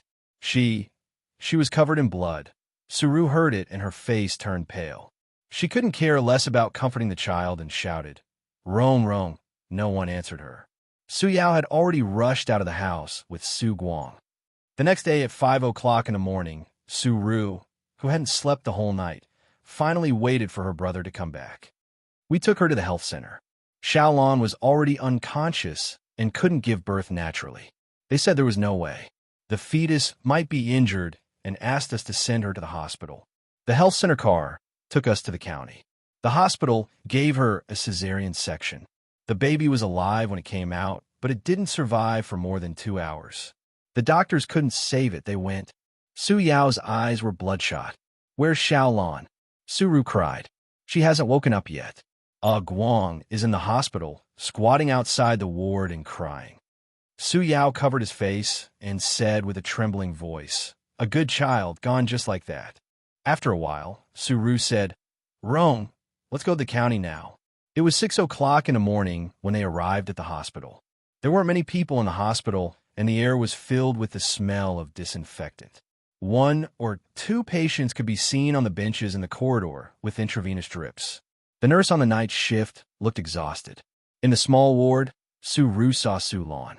She had already woken up and was staring at the ceiling with her eyes wide open like a lifeless paper flower. Su Guang's eyes were red as he sat by the bed. "Rong Guang, go out for a while. I have something to say to Xiaolon," Su Ru said as she held the child in her arms. After the two left, she sat by the bed and whispered, "The child is gone." This sentence seemed to awaken Su Lan, who was on the verge of despair. Her face was expressionless as her eyelashes trembled. Then she started crying. She cried heartbroken like a mother who had lost her child. "There's nothing that can't be overcome," Su Ru said. "After so many years, it's all because of this sentence that I can survive until now. Every time I feel despair, I will think of Rome, and there will be hope in my heart. You still have Bao Bao. You can't break down." Guang said it's a son, Su Lan said softly. There was a strange silence in her expression. "My first child was a girl. Although he didn't say anything, I knew he wanted son. I thought that since I'm married into the Qin family, I should give birth to a child for him to carry on the family line. The child is gone, and the investigation is so strict now. My father doesn't want me to have another child. I quarreled with my parents. A person like him, without this child, even if he wants a son, he won't let me have another child." Guang said it's a son. He has always wanted a son. I can't lose this child. I can't lose his. Sob, my child. At first, she could speak calmly, but gradually, her emotions became agitated. Su Lan's body twitched as she cried, and her words were incoherent. Su Ru placed the baby in her arms beside her and said in a low voice, "From now on, he will be your son." Her voice was very soft, and the expression on her face was very complicated. Reluctance and pain intertwined. Su Lan stopped crying and looked at her without saying a word. "He will be your son," Su Ru repeated. "Are you comforting me?" "No, I'm serious," Su Ru said. "Why?" Arong said he wants to go to university. "I can't afford his education, let alone raise this child. Who can a woman with such a bad reputation like me marry?" Su Ru smiled sadly. "The child and our Rong are my burdens. I can't bear the fate of both of them at the same time. I have to give up one of them." Su Ru's fingertips trembled as she stroked the child's cheek. "Perhaps in your eyes, the birth of this child is a mistake. Then between the two, I choose our Rong. I will bear my mistakes. I will bear all the pain and regret in the future alone. At least I can still face my parents. You are right. The child can't live without a father. Little on, you can give him a better family and a better environment to grow up in. He can grow up without worries and won't have to worry about being called a bastard when he grows up. Your husband wants a son. You can imagine how sad he will be when he learns of this bad news. Are you also afraid that because of this matter, it will become a knot between you two?" Su Ru's face was covered in tears. "Little Lan, just treat it as us saving each other." Su Lan reached out, wanting to touch the child, but the moment she touched him, she retracted her hand as if she had been electrocuted. She was stunned for a moment. "Sister Ru, from today onwards, this child is mine and has nothing to do with your family. I will raise him, give him the best environment, and raise him as my own son. You and our Rong can't go back on your word in the future. Okay, Su said. As soon as she said this word, her entire body collapsed. What do you need me to do for you? When he grows up, bring him to Su Town to visit me every summer. Okay. Outside the door, two youths stood there. Why are you two standing at the door? The doctor in a white coat walked to the door of the ward. The two youths were in tears, and the doctor wasn't surprised at all. He pushed the door open and glanced at the ward, holding a stack of reports in his hand. You came last night, right? The doctor last night got off work, and I'm in charge of your ward. My condolences, I'll register you again. What's your name? Sulan opened her mouth. Suru said, Suru, right? The doctor wrote a few notes. In a while, I'll get the nurse to take you for a checkup. After a miscarriage, you have to pay more attention to your body, or else you'll have a lingering illness. Soon, rumors began to spread throughout the Su town. Suru's child died prematurely, and the bastard she was carrying outside had a short life. Sulan, who came to Su town to recuperate, gave birth to a fat boy after a month of recuperation in the hospital. Later, Suru got married to the man who had never commented on her, a man who didn't do a proper job. A woman who got pregnant out of wedlock, a man who ate and was lazy. Wasn't a good match? Many days ago, the day after Su Yao said that he wanted to go to university, Song Zhongji sent fish again. Arong asked you to send fish again? Suru said awkwardly. I'm sorry, we don't have much money at home. After sitting around and eating for so long, they really didn't have much money. It's free. We're from the same hometown. It's just 2 fish. Song Zhongji said. Aren't you pregnant? You have to nourish your body. After all, we've known each other since we were young. Suru was stunned and hesitated. Do you have a girlfriend now? Who's willing to marry me? Song Zhongji scratched his head. Then do you have money for a wife? Why did she ask this? It was a little strange. Song Zhongji said, don't think that I like to gamble, but no matter if I win or lose, I'll save some money. As I save, I'll have money for a wife. Then are you willing to marry me? I won't raise someone else's son. Don't worry, I'll give the child away. Really? But you have to help me support our Rome studies.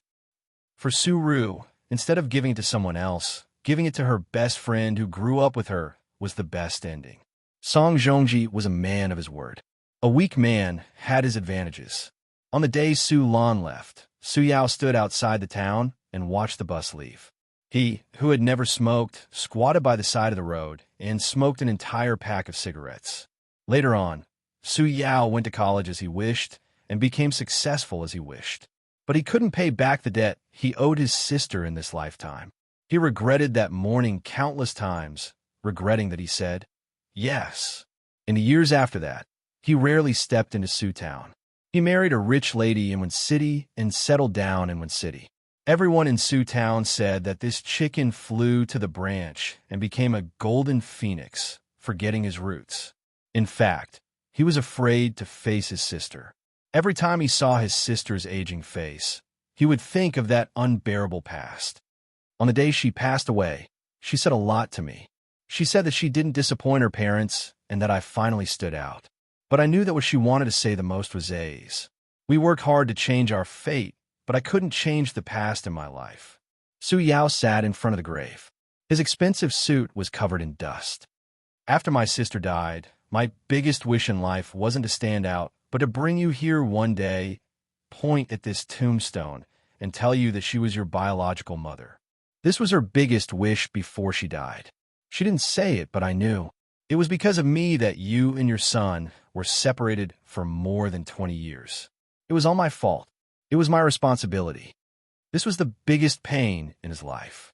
Therefore, he went crazy and wanted Xianxia to acknowledge his ancestors in order to make up for his past mistakes. He wanted to make his conscience feel better. But we promised Xiao Lan that we wouldn't talk about this in our lives. As long as she doesn't agree, I won't tell her. Xianxia said bitterly, that means my dad doesn't know about this. That's not important. Su Yao said, Ace, you can't tell your dad the truth. It might be your mom's fault for hiding it from him, but this kind of thing can only be kept a secret. The longer it goes, the more you can't tell him. Su Guang's voice was almost pleading. This was very important. Very important. Xianxia said in his heart. He had read the old man's diary and knew what was going on. But he hoped that the old man knew about this, but kept it to himself and pretended that he had a son. Think about it. Any man would know that the son he raised for more than 20 years was not his. His mentality would explode. The situation would get out of control. What would happen to Mom? What would happen to me and my sister? I'm sorry, I don't know who your biological father is. Su Yao said dejectedly. It's okay. Just pretend that he's dead. Qin Zai's tone was calm. I only have one father. His name is Qin Jianzhong. And Jilong, what does it have to do with me? Qin Zai interrupted him.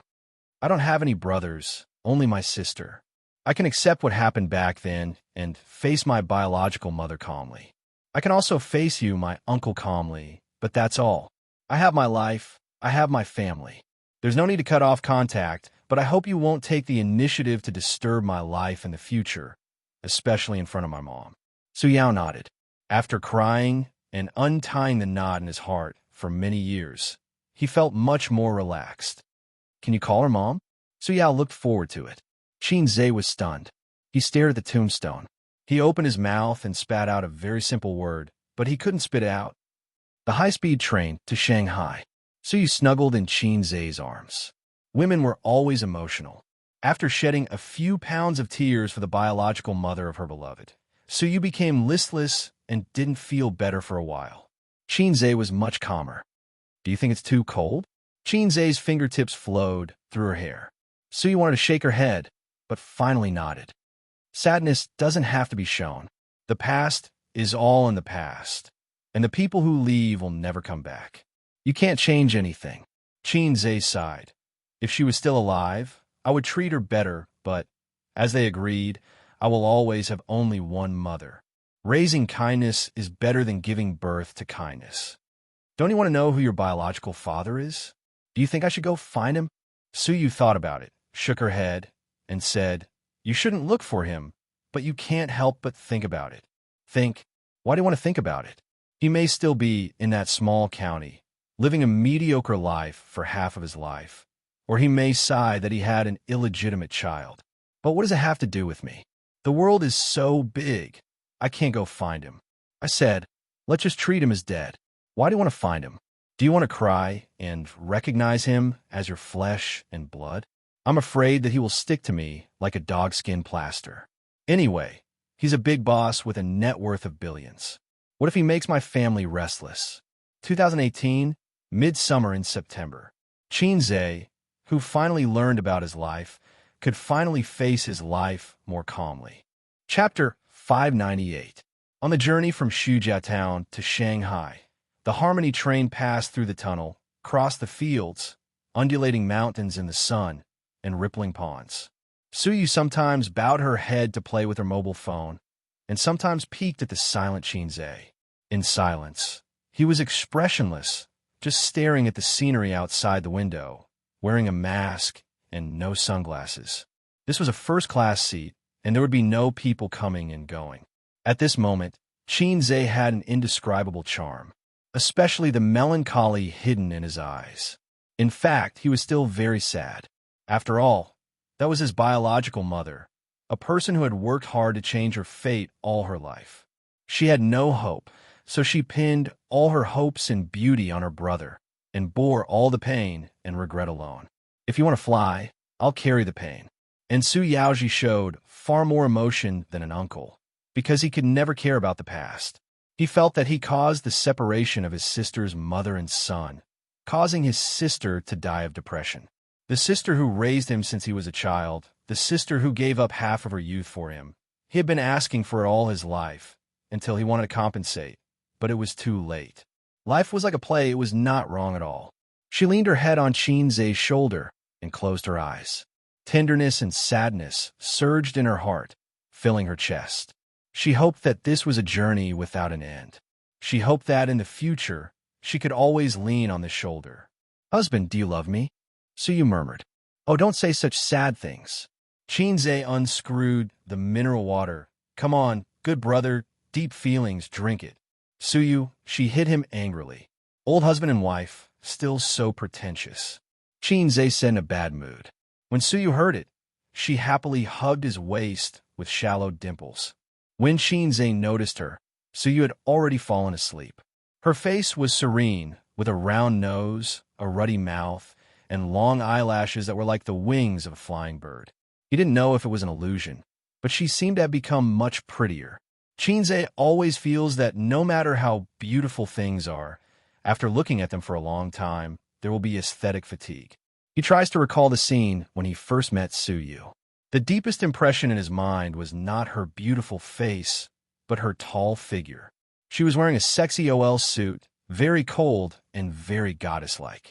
Before he met her, she was like a cold daisy in the cold wind. She was beautiful, cold, and unapproachable. After getting to know her, she shed her disguise. She was a beautiful lily, blooming delicately in the rain and sunshine, nourished by the sun. Xianxia carefully took out his mobile phone and tried not to wake her up. He opened the chat software and sent a message in the Salted Fish Harem group. So you and I are going back to Shanghai today. The things in Xianxia have been settled. Are the funds ready? At cross-dressing boss, Qingqing Zijin Xiangxi Hongdo Wang Zijin, I'm ready to invest. Qin Bao Bao copied and pasted. I'm ready to invest. Nanman Pei was a little late. He probably felt that it was not good to ignore Xianxia. So he copied and pasted, I'm ready to invest. Xianxia was overjoyed. Oh, there's suddenly 3 new shares. I'm caught off guard. Qin Bao Bao. Wang Zijin, what are you talking about? I don't understand. Nanman Pei. Generally, it's best not to delve into things that you don't understand, especially when it comes from Xianxia's mouth. Wang Zijin. It seems to make sense. Qin Bao Bao. This black-hearted maggot is always saying some nonsense in front of me. I don't understand most of it. Wang Zijin, Nanman Pei, don't say it out loud. How am I supposed to respond to that? Nanman Pei imagined the nonsense Xianxia said to his sister and shuddered. Also, it was extremely scary. Xianxia was thick-skinned. What are you talking about? I don't understand at all. You're thinking too much. Qin Bao Bao. Then explain what you meant by that last sentence. Xianxia, new shares. Haven't you played with stocks before? I'm not afraid. Even if the crab comes, I'm not afraid. Qin Bao Bao was speechless and sent a series of flips table emojis. Xianxia, Sister Ziwei, wait for me to come back. You said you would cook noodles for me. I like noodles and soup, not hot noodles. Wang Zijin, she had the urge to go crazy. As an editor who had been on the internet for a while, she could actually understand instantly. That day, she had a private chat with her boyfriend and was a little naughty. In the group, her style of chatting had always been dignified and serious. Xianxia actually hinted in the group. Nanman Pei definitely didn't understand. Speak human language. Do you need my help with the follow-up matters in Shin City? Xianxia, no. So you and I will take care of it. Sister Man Pei, let's play the game of eagle and chicken another day. Nanman Pei, question mark. Wang Zijin, A's, what's wrong with you today? She felt that he was a little unrestrained and wasn't in the right state. Was he provoked? Qin Bao Bao didn't say anything. She was confused and thought that her brother was just talking nonsense. Xianxia didn't answer her and put his phone in his pocket. He was very happy to be mischievous and had found the right state of life. Don't think about it. Let bygones be bygones. The affairs of the older generation have nothing to do with us. Don't be conflicted. Don't be depressed. Don't be sad. At this moment, his phone rang. The caller ID showed that it was Huang Yuding. Xianxia was helpless. He gently woke Suyu up and indicated that he needed to answer the call. He held his phone and put on his sunglasses. He got up and left his seat to open the toilet at the end of the car. Click. The lock popped back and Xianxia picked up the call. Old Huang, what's the matter? Huang Yuding laughed. Mr. Qin, there's something I want to tell you directly. After all, we're old friends. I've discussed it with my agent. I think we can release one song from the album in the second half of the year. I want to sing it now. I haven't had any works in the past few months, and the company's composer isn't very satisfied with the song. Huang Yuding chattered for a while. Among the artists that Xianxia had poached, Xianxia and Yi Lu had gone out to film. As for the singers, Huang Yuding and Su Jiao were busy with work and didn't have any new works for the time being. There were some rumors circulating on the internet that the two of them might have gone silent and jumped ship to Tianfang. In the end, they didn't have any works for half a year. If it weren't for the fact that they were directly advertised in variety shows, the audience would have forgotten about them. Huang Yuding had taught a newcomer in his previous company. That newcomer's catchphrase song became popular on the internet recently, and his fame increased greatly. On the other hand, his master hadn't made any progress and was a bit agitated. "No problem. What kind of song do you want?" Xianxia asked. "I'm still worried about your work." Huang Yuding said modestly, "Just a hit song will do. Get lost." "I'm just kidding." Huang Yuding said, "I just want to sing a song with feelings." "A song with feelings?" Xianxia thought for a moment. "Then I have a lot of songs here. I just thought of one. It's said to be quite popular." "Huh? It's said to be quite popular? What do you mean?" "Oh, I think it should be popular." Xianxia changed his words. "It's said to be quite popular because the system told him so. It's the most popular online song of the year." Xianxia had a lot of songs here. This kind of song was most suitable for the artists under him to sing. For his sister, he wanted to write some good songs with a little bit of meaning that could be passed down for many years. "Do you have a demo?" Huang Yuding suddenly became excited. Xianxia's last song, "Love Even If You Die," made him famous. Although it was a catchphrase song, it was more beneficial to increase his fame. In the past, his fans were all young people. Now, even those burly men could shout out his fame. Huang Yuding? Oh, I know him. "Love Even If You Die" was sung by him. He would sing it every time he went to KTV. "There's no demo. I'll just sing it casually. Listen to it. If it's good, we'll settle on it." Xianxia said, "Okay." Huang Yuding listened attentively. Xianxia sang, "I've lost contact with prostitutes in Guangdong. Sometimes I miss the healthcare we did together. I hope this organ can connect us. I miss you. My Cantonese is not very good. What do you think?" After singing, Xianxia asked, "What a sentimental song. It would definitely touch the heartstrings of countless people." "Okay, this one. It's good, very good." Huang Yuding laughed excitedly. "Well, okay. I'll hang up first. I'll go back to the company and write the song and send it to you." Xianxia hung up the phone. He took a piss while he was at it. The clear water came out of the jade pillar. The rain sprinkled on the world. He was still a little sad. He couldn't completely let it go. Xianxia sighed faintly. He needed to find something else to divert his attention. Otherwise, his OCD would drive him crazy. He would think every day. Every day, he would think about Auntie Sue who hugged him all those years ago. He would think about how she felt when she faced him. Another thing made his balls hurt. He had so many brothers and sisters. He and Suyu would have a lot to talk about. All right, I still have a crazy film to shoot. Chapter 599. At Tianfang Entertainment. Qin Bao Bao, who had just finished her workout, took a shower, dried her hair, and played some games as usual. Then, she sat on the sofa in the office barefooted and practiced her vocal cords for a few minutes. She called her assistant from the office next door to make some tea while she picked up a book called How I Met You in My Most Beautiful Years and started reading it. Women and men were different after all. Judging from the title of the book, romance novels were long and complicated, while hot-blooded novels were concise and clear. Qin Baobao's way of doing things could not be considered straightforward. She lacked Wang Zijin's opinions and was not as decisive as Nan Man Pei's, nor was she as wise and resilient as Su Yu. Be it because of her family background or her outlook, she could not compare to them since she was a child. However, she was the only woman Xianxia could not forget about for more than 10 years. Everyone wanted to fight the sobbing monster, but Xianxia was the only one who loved it.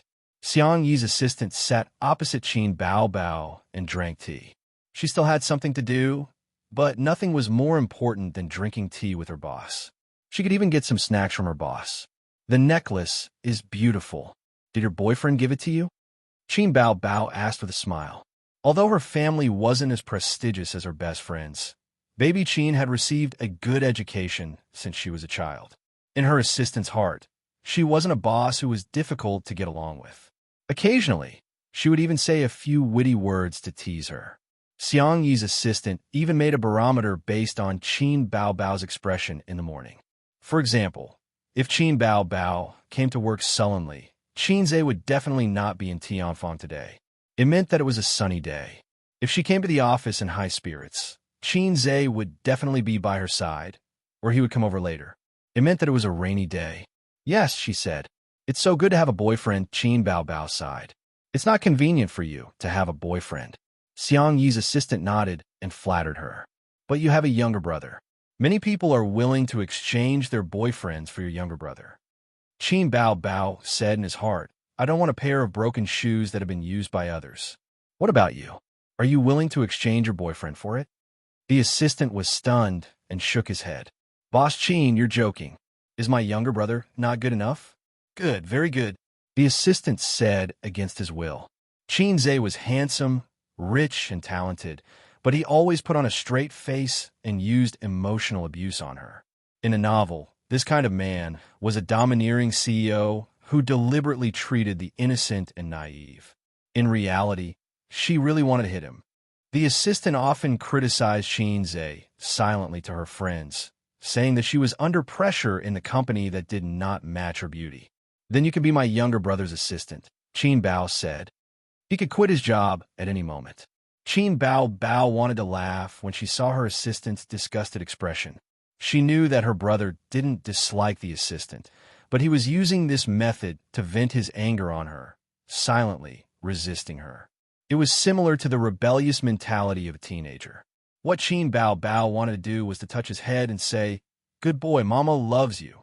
Cross it out. Describe it again. Sob, sob, sob. Can't you be satisfied with your sister's beauty? This was the right way for the siblings to open up. Finally remembering that she had something to deal with, Qin Bao sent her assistant away and reluctantly put down the book. She rubbed her eyes, put on her high heels, and planned to work hard at her desk. She couldn't be too lazy. After all, she was the CEO of a big company.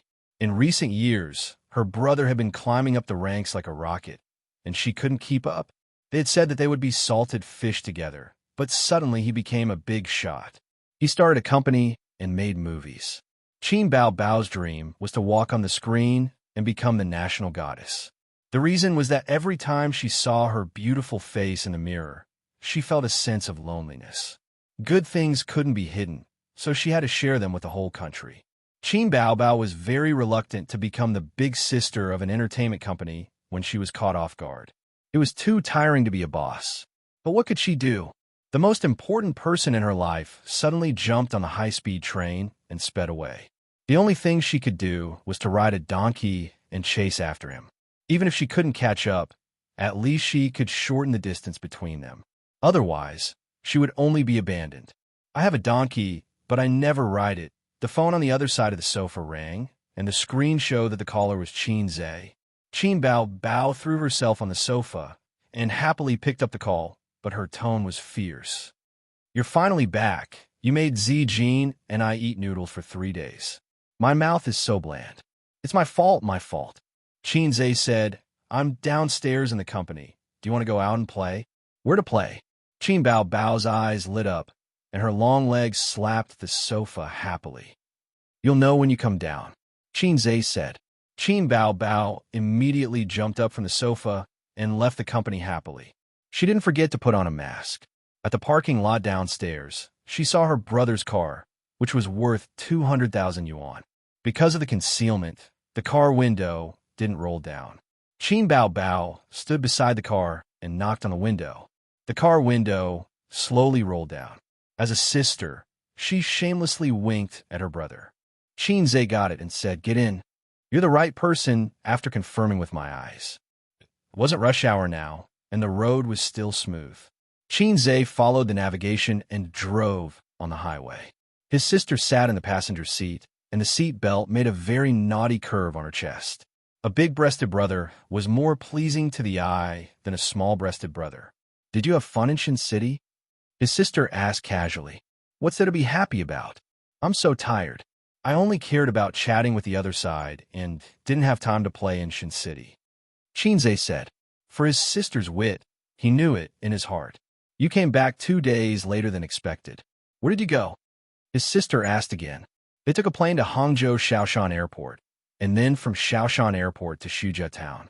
They rested for a day. The next morning, the car called by Su Yao arrived, and they went to Shujia town to visit the grave together. I went to see Aunt Sue, Xianxia said. I originally said I would wait for her birthday, but then I was lazy and didn't go.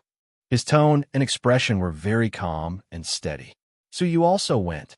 Well, I have nothing to do anyway. Oh.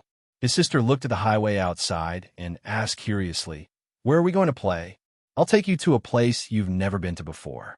Xianxia was enraptured. Qin Bao Bao expressed that she was looking forward to it. By the way, do you want to participate in my next self-directed movie? Is there a kissing scene? No. Is there a bed scene? No. No, get out. Xianxia was not reconciled. This is a movie for the purpose of word of mouth.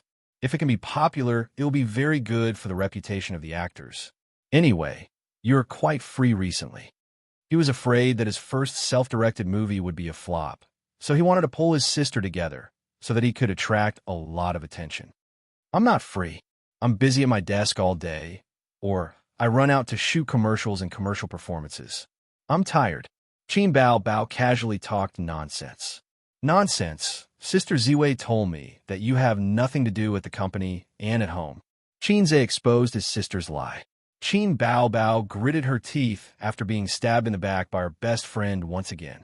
Xianxia expected better from her. You should be more careful. Now many people are eyeing you covetously, saying that they want to empty you. The car got off the highway, passed 2 traffic lights, and stopped in front of a building gate. Here we are, he said. Chapter 600. Shanghai number 3 Mental Hospital. Qin Bao Bao looked up at the huge words on the hospital building. What's wrong with your brain? Why are you here? Mental hospital? Why are you here? You've never been here before? Xianxia parked the car and took out his car keys to lock the door. Using the car as cover, he secretly slapped his sister's perky butt. Qin Bao Bao froze and looked at him in shock. This pervert is so daring. She looked around guiltily to see if there were any paparazzi hiding nearby. The traffic was busy, and the pedestrians were rushing. No one noticed them. Do you want to die? Qin Bao Bao glared at him. She was not angry or embarrassed when her brother took the initiative to tease her. Instead, she was secretly happy. Xianxia smiled and looked up. My intelligence has limited my imagination, and I can't understand the feelings of patients with schizophrenia. So, I need to find professionals to help. Other than trashy movies and fast food movies, all movies with a little depth need the help of professionals. For example, the director of a Grandmaster movie had been preparing for 10 years. During this period, he had visited many martial arts masters. Another example would be those detective movies with high ratings. These movies had a professional team behind them. Qin Bao Bao hugged her brother's arm and entered the hospital together. Compared to other hospitals, the mental hospital was more deserted. But it was only relative. There were still many people in the lobby, queuing to register and collect medication.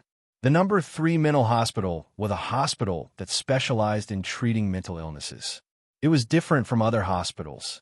If the psychiatrists in other hospitals encountered patients with serious illnesses, they would send them to a specialized mental hospital for a checkup. Of course, there were also patients with schizophrenia. This was the main purpose of Xianxia's visit. Xianxia led his sister to the 6th floor without any consultation. Then, he told the receptionist that he was looking for Director Li. You've already contacted them? Qin Bao Bao blinked her eyes and asked curiously. Of course.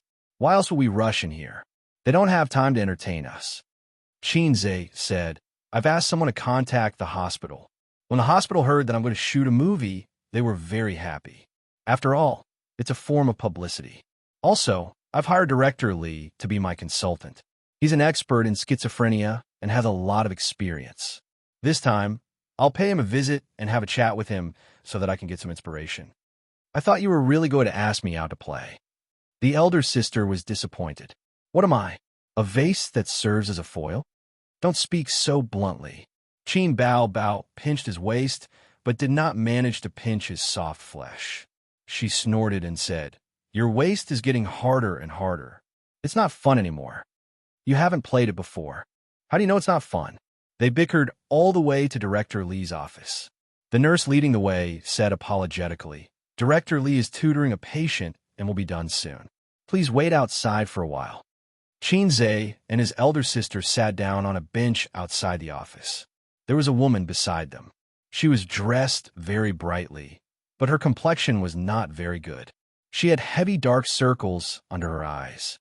Do you have some kind of hobby? The woman asked Qin Bao Bao. Qin Bao Bao, wearing sunglasses and a mask in a mental hospital, was not normal. Everyone has some kind of mental illness.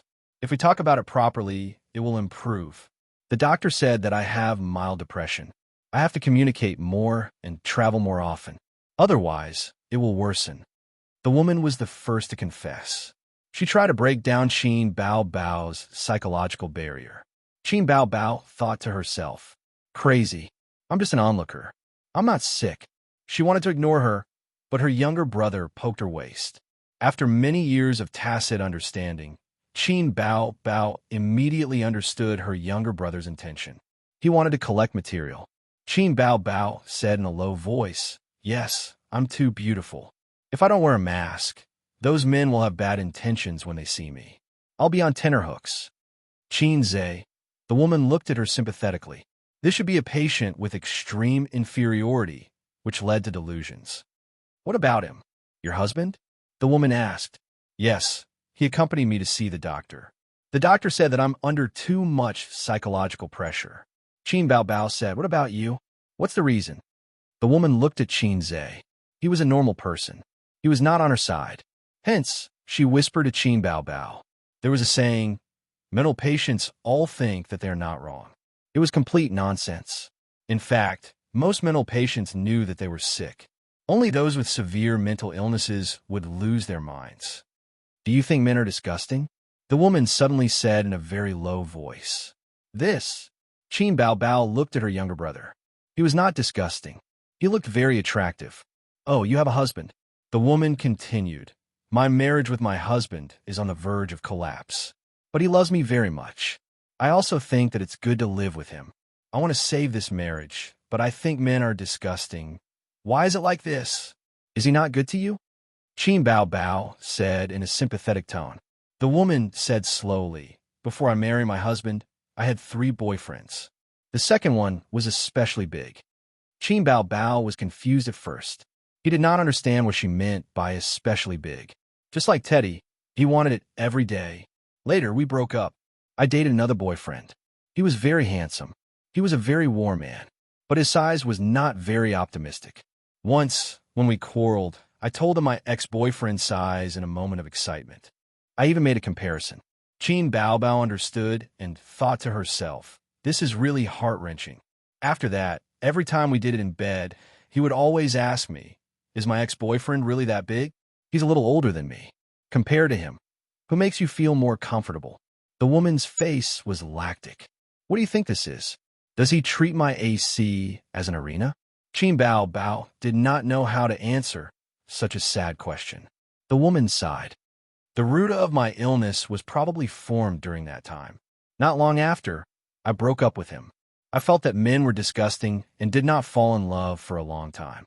Qin Bao Bao asked, how long? The woman replied, about 3 months. Qin Bao Bao, you must cherish your time. It's mainly because of my current husband. After he met me, he started pursuing me crazily. He was so good to me that I did not know how to reject him. So, not long after we got married. But I realized that I had a psychological trauma about things in bed and was very resistant. On the night of our wedding, I lay on the bed and cooperated with him. After that, he wanted to do it, but I rejected him. Our married life was seriously disharmonious after marriage. Now that we quarrel every day, I'm gradually becoming depressed. Qin Bao Bao was puzzled. Then are you depressed now? Or can't you do it with your husband? The doctor said that it's just a psychological trauma. Time will erase it. Everyone has psychological trauma, right? But I must not be depressed, or it will be very dangerous. I still have a chance to save it, the woman said. Her condition was not serious, or she had just started showing signs of depression. Otherwise, she would not talk so much. It was also possible that she was forcing herself to chat, trying to make herself feel better. Xianxia said, you don't mind if I say a few words, right? The woman frowned and chose to nod. Xianxia said, "The reason why you are depressed now is because you feel sorry for your husband, or because you quarrel with him too often and are bored? Is it because you want to get rid of the psychological trauma of the arena, or because you're slightly depressed? I realize that he is treating me worse and worse.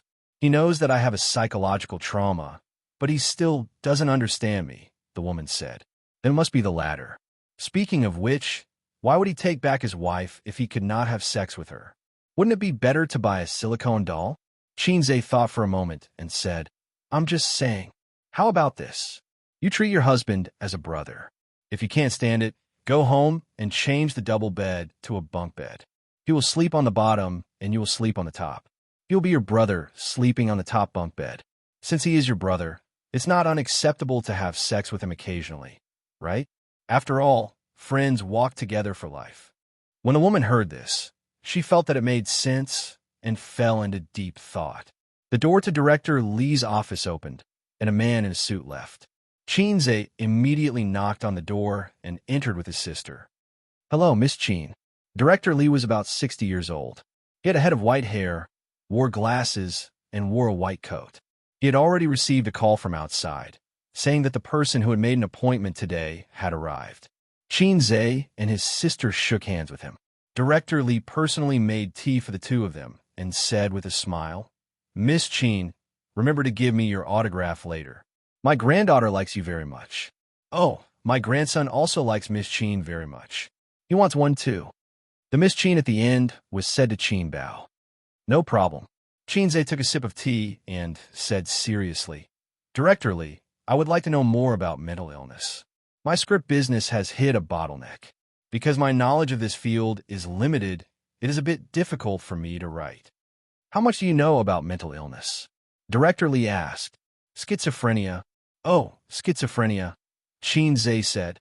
"Schizophrenia is a mental illness. It is a continuous, usually chronic, major mental illness. It is the most serious type of mental illness." Director Li smiled and said, "When it comes to writing a script, only this type of person can write a good script.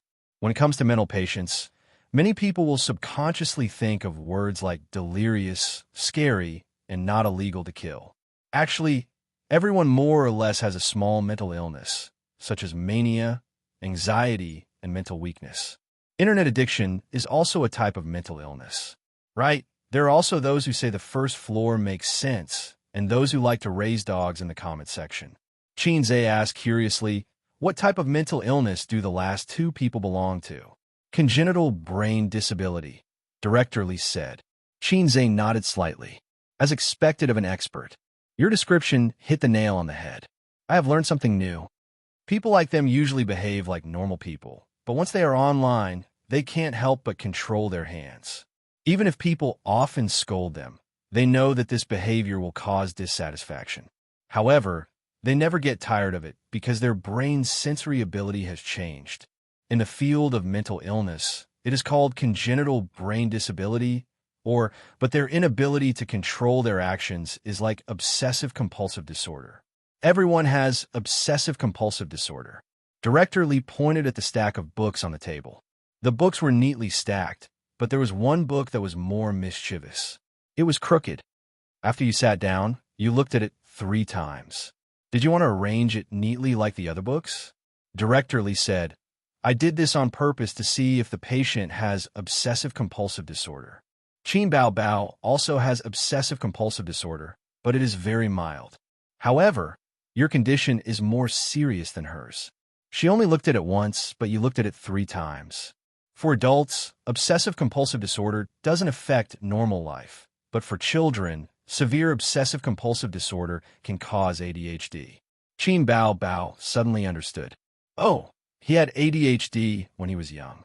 Xianxia kicked his sister and asked, "I want to know if it is possible to set the main character with dual personality. You want to ask about the relationship between schizophrenia and dual personality, right?" Director Li asked. Xianxia nodded. "Yes, the details must be handled well, or else it would be a joke." Chapter 601. Of course it's different. First of all, you have to understand what dual personality disorder is and what schizophrenia is. Dual personality disorder is a type of multiple personality disorder. This disease has a very prestigious scientific name, dissociative identity disorder. Most of the triggers are from childhood abuse, especially sexual abuse, which causes another personality to appear in the body. It's equivalent to having multiple souls living in the body. Patients with multiple personality disorder don't know anything about the other personalities in their body. Director Lee said with assurance, and patients with schizophrenia are a clinical syndrome composed of a group of symptoms. It's a multifactorial disease. Oh, I might be too complicated. To put it simply, schizophrenia is far more complicated than multiple personality disorder. Its symptoms are not simple confusion of mind. Clinical symptoms include perception disorders, thinking disorders, emotional disorders, consciousness and behavior disorders, cognitive dysfunction. Xianxia and his sister looked at each other in silence, both dumbfounded. To be honest, Xianxia had always thought that dual personality disorder was schizophrenia. Director Lee looked at their expressions and smiled.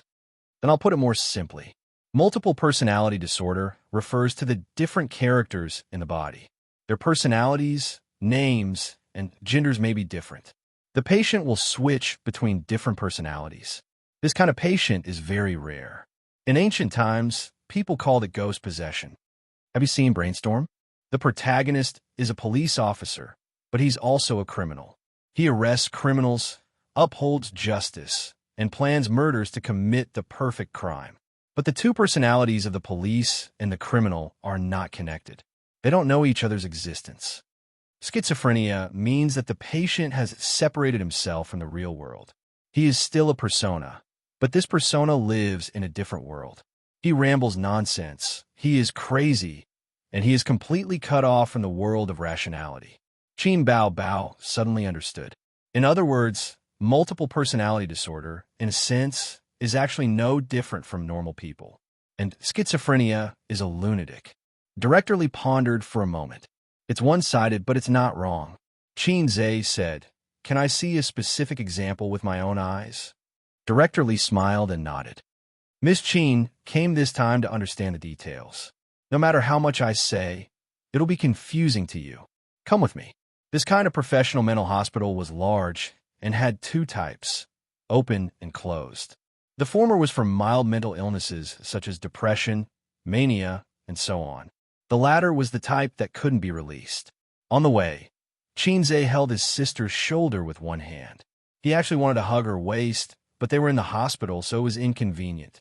If he brazenly hugged his sister's waist, Director Lee might be kind enough to give him psychological counseling and tell him that it was wrong to have a sister complex, whether it was mentally or physically. To keep up with the times, he directly handed over an orthopedic specialist business card and patted his shoulder. "This is all I can help you with." The reason why he had to hold his sister's shoulder was because he was sending a message with his head lowered. His partner was Xianxia. The petite beauty discussed the script with him in high spirits and complained about the director's harshness. The single female artistes in the company all liked to chat with him. Yilu, Su Jiao, Li Wei, they all messaged him for no reason. Xianxia wasn't impatient at all. He wasn't aloof either and tried his best to chat with the other party happily. Qin Bao looked at the naughty pictures Xianxia sent and frowned unhappily. "We're doing business. What are you chatting about?" "They're always flirtatious sluts trying to seduce the pig that I raised painstakingly." His sister's jealous expression could tug at one's heartstrings. Xianxia comforted her. "Don't be a coward." "Right, I can't afford a Qin Bao." Director Lee called over a doctor on duty and asked, "Did you give any counseling to the patients in the ICU today?" The doctor said, "Teacher, not yet. According to usual practice, it starts at 3 p.m. Director Lee said, "Let's start earlier today." Then, he said to Xianxia, "Let's go to the treatment room."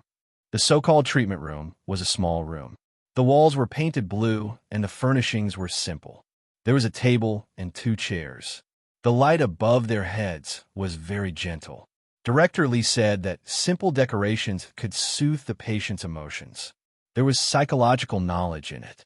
Psychiatry and psychology were closely related.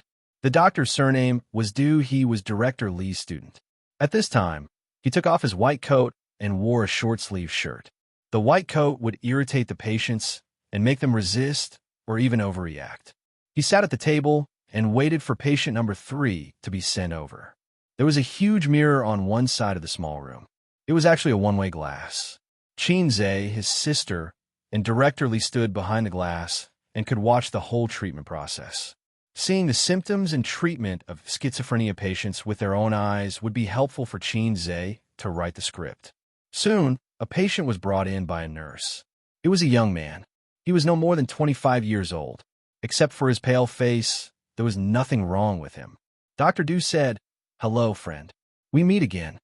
The young man glanced at him and did not respond. He just sat there in a daze. Dr. Du tapped on the table gently. It implied a certain rhythm and gradually attracted the young man's attention. "How's your health recently?" The young man nodded. Dr. Du casually chatted with him. The young man did not seem to have any special symptoms so far. Dr. Du said, "You have a girl you like?" "Yes." The young man said, "My Wei Wei is the prettiest and the cutest, but I can't find her." Suddenly, he became agitated and stared at Dr. Du with pleading eyes. "I can't find her. I can't find her. Can you help me find her?" Dr. Du nodded.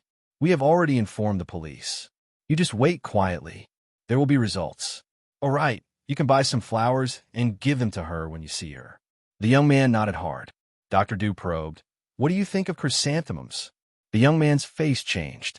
His expression became frightened. He fidgeted and his body trembled slightly. "Roses. I think roses are good." Dr. Du said, "What do you think?"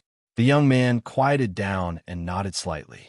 Behind the one-way glass, Director Li said, "You see, since he entered the room until now, he has been very anxious and does not like to communicate with people.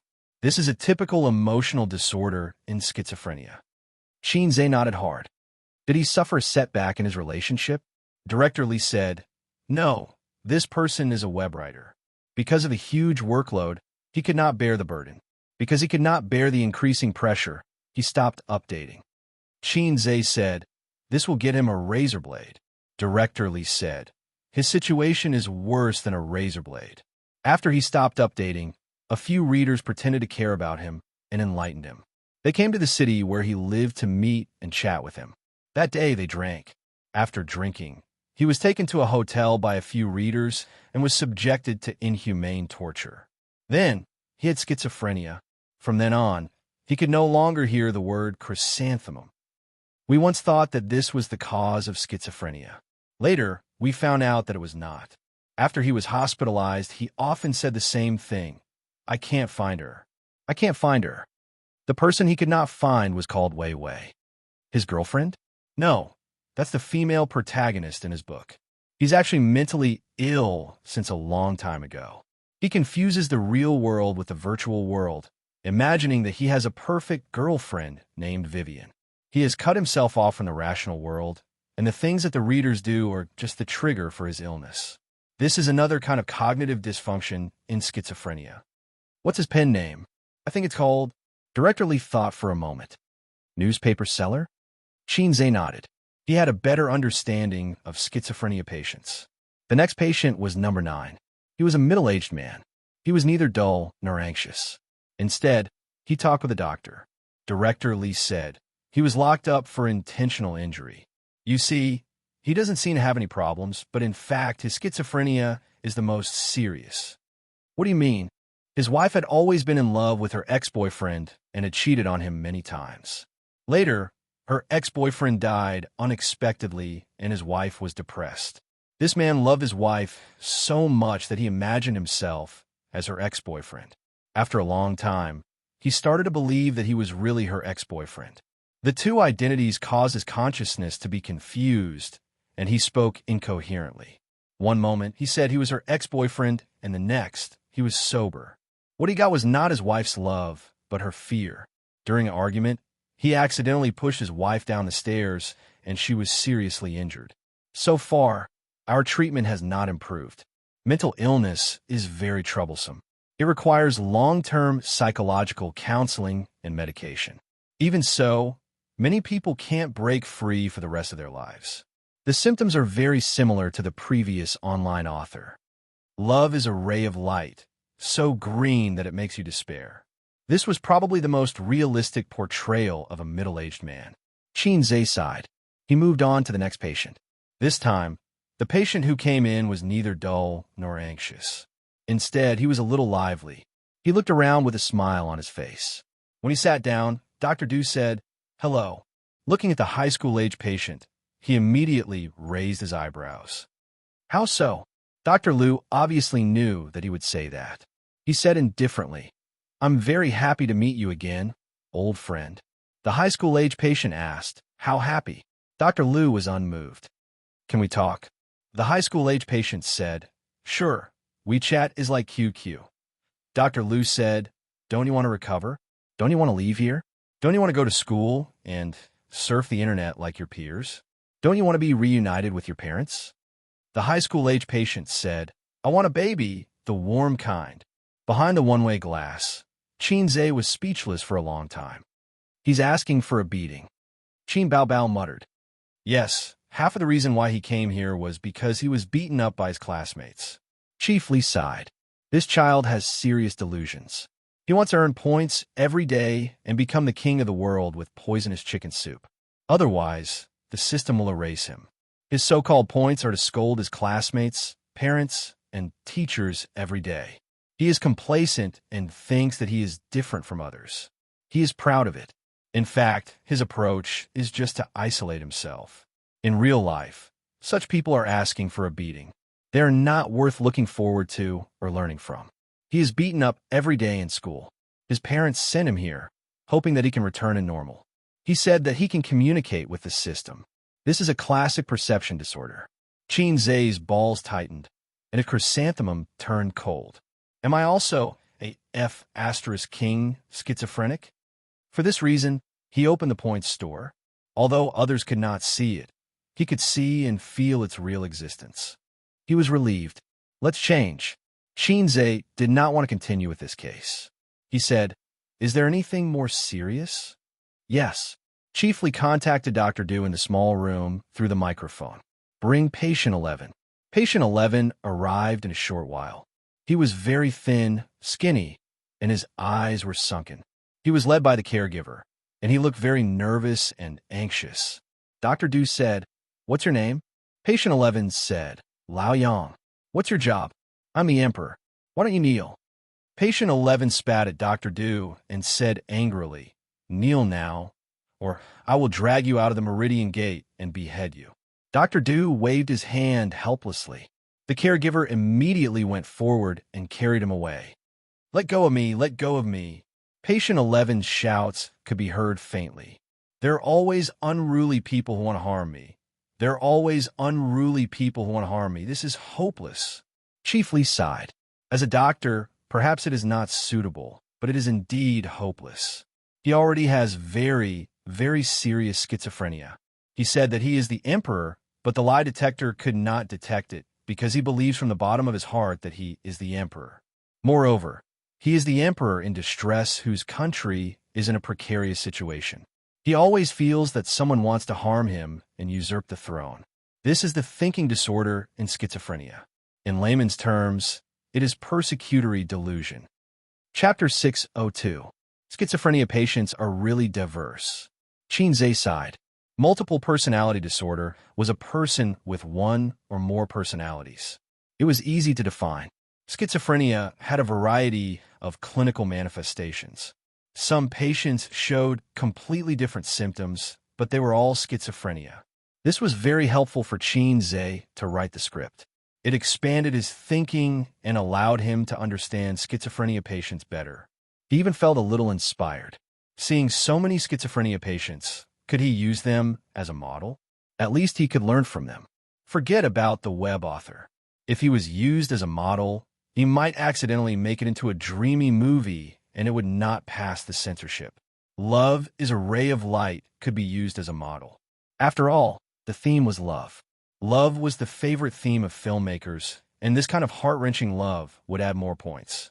As for the high school student, forget it. It was too unreal. There were always unruly people who wanted to harm the king. Forget it. It was hopeless. There was no way to make it exciting or innovative.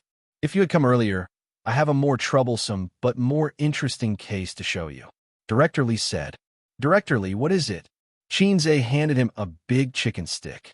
Director Li took it and glanced at Qin Bao Bao.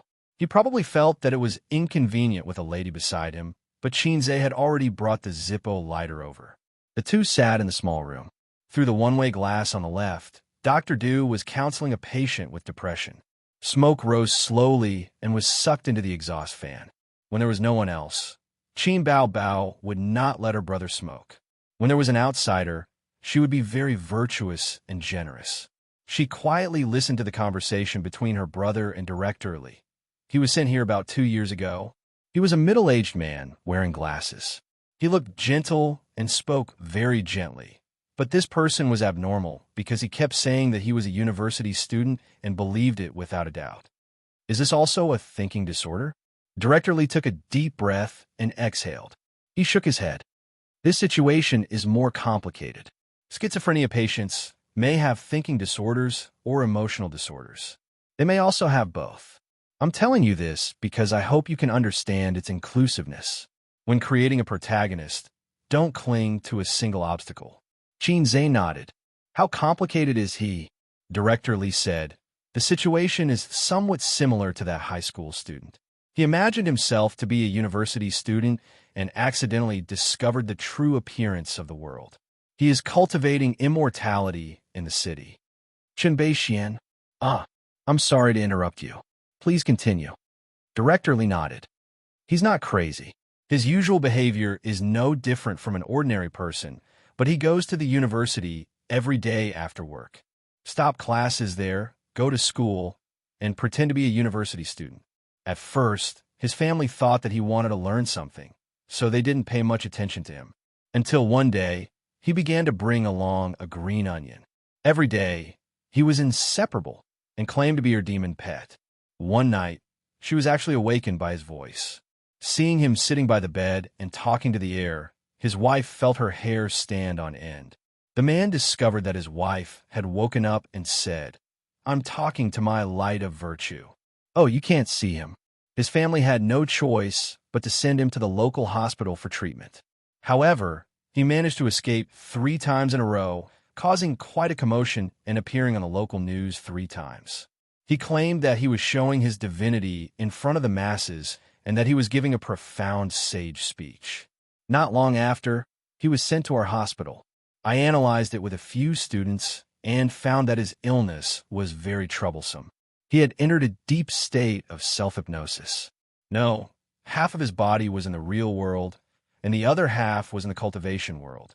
In his brain, the two were perfectly combined into one. He said that he went on adventures every day, but in fact he was working. Because of his family, he didn't spend much time in the university. In his own words, because he was busy cultivating, he had very little time to go to the university. At first, we didn't know where to start because the patient was too stubborn.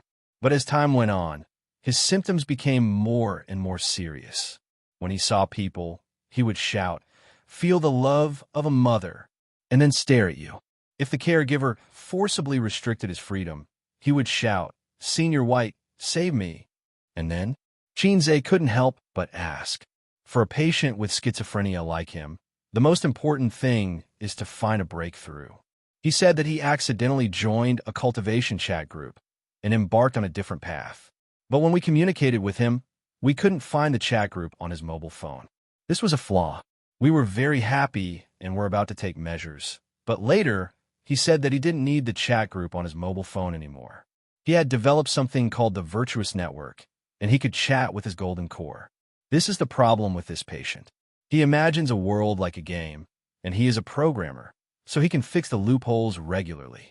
Later, we learned that he had been cultivating since he said so himself. It had only been half a year since he started cultivating, but his achievements were something that others couldn't achieve in hundreds or even thousands of years. In fact, his schizophrenia appeared half a year ago. So, using this loophole, we did a deep hypnosis on him.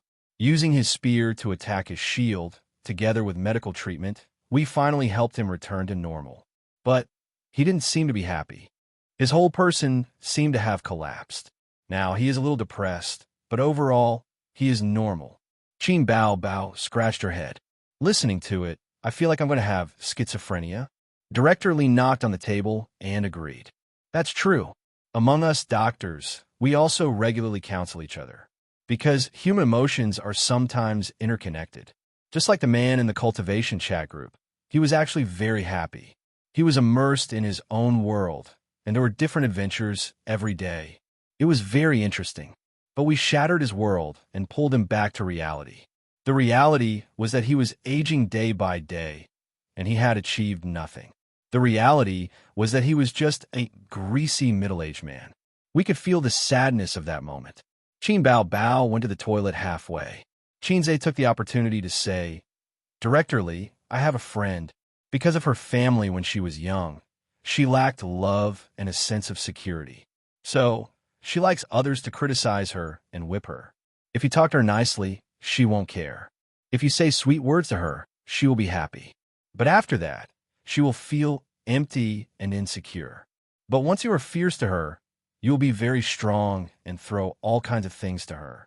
She will be very satisfied and happy. Director Lee said, Your friend is a masochist, right? Qinze, you are quite up to date. Director Lee, in that aspect? Qinze, also, they were both adults. No, one was an adult, and the other was an old man. Everyone understood. Director Lee, it's hopeless. Qinze, it's just a joke. Director Lee smiled and said, In a narrow sense, SM refers to sexual abuse. In a broad sense, SM is actually a psychological need. As you said, because of the lack of love and the indifference of her parents, she is extremely insecure. In her eyes, the lashing and criticism of others is a kind of importance. Don't you young people have a very good saying? Compared to him hating you, you are more afraid of him ignoring you. Is there still hope? Will it worsen? Actually, worsen was not bad. Then, the whip and candles would be useful. Why should we save her? You have obsessive-compulsive disorder. Have you thought of treating it? No one is really mentally healthy. More or less, they have some kind of mental illness. As long as it doesn't affect their normal lives, it's fine. In her situation, as long as you give her more care, she will naturally get better. I understand. Then is there any way to make it worsen? Director Lee looked at him from the corner of her eyes. Sir, the air was silent for a few seconds. Qinze laughed dryly and said, I'm kidding. Ha ha ha ha ha. Awkward. Leaving the hospital at 4 o'clock in the afternoon, Qinze had gained a lot. He had a rough idea of how to create a protagonist. He and Director Lee agreed to meet again in a week's time. They would also bring the script and ask Director Lee to help fix the gaps in the professional knowledge. For this, Qinze had to pay a not cheap consulting fee. Chapter 603. Qinze drove his sister back. The afternoon sun was still very hot. His sister, who didn't eat well at noon, curled up in the passenger seat and ate a bag of Mimi shrimp sticks. Qinze's culinary skills were excellent, but with Qin Bao Bao's current status, the food was very exquisite. The takeout was directly ordered from a 5-star hotel. The chef was good, but she always felt that the food was missing a familiar taste. She was such a nostalgic person. For dinner, Wang Zijin and Qin Bao Bao cooked noodles at home. Wang Zijin complained that Qin Bao Bao's noodles were not mushy enough. Her stomach had always been bad. Qin Bao Bao complained that Wang Zijin's bottom was muddy and not chewy. They could have ordered takeout, but they refused to do so. They claimed that the noodles they made were delicious and pretended to enjoy it. Give me a few. Qinze said, I didn't eat lunch on the high-speed train. I'm hungry. Why don't you eat? The food must be delicious, his sister said softly. The lunchboxes on the high-speed train are too bad, and they're all frozen. It's not healthy. I'd rather eat instant noodles. Then eat instant noodles. Do I dare? Qinze said angrily. Who dares to eat instant noodles on the high-speed train? I can't afford to offend them. That's true. His sister handed her favorite snacks to him. When he was young, she liked to bully him, snatch his things, and watch him cry. When she grew up, she liked to share good things with him. Humans were so strange. Unlucky woman, I'm driving. How can I eat? Feed me. Xianxia looked ahead. Oh, big sister fed him one by one, and soon, a generation of prawn crackers was gone. She said happily, "Big sister fed you until you were young, right?" "Yes, yes, yes. Your juice is delicious. It would be better if you could make milk tea for me." Xianxia didn't care about his sister's teasing at all. "Milk tea?" Qin Bao Bao said, "Sure, I'll make it for you when we get home tonight." Xianxia finally turned his head and looked at her. To be precise, he looked at his sister's chest. "This might have to wait until you're pregnant." Passing by the Shanghai City Tower, the tallest city in the country, Qin Bao Bao sighed with emotion. "I've always wanted to take a look." He didn't have a chance in the past, but it was inconvenient now.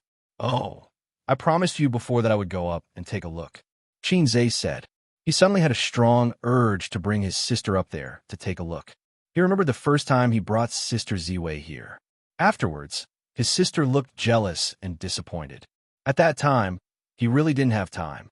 He had a lot of time, but his sister didn't. Later on, he forgot about it. "No, the paparazzi are very annoying, and I might be recognized if I'm not careful," Qin Bao Bao said with a straight face and fixed her eyes on the screen. "There are no paparazzi," Xianxia said. "I observed on the road. There are no cars following us." It was impossible for paparazzi to tail them 24/7. They were not CIA agents. Moreover, the siblings' private lives were too serious. There were very few paparazzi who persisted until now. At most, they would squat at the entrance of the neighborhood. Occasionally, they would come to the company, but they didn't see them today.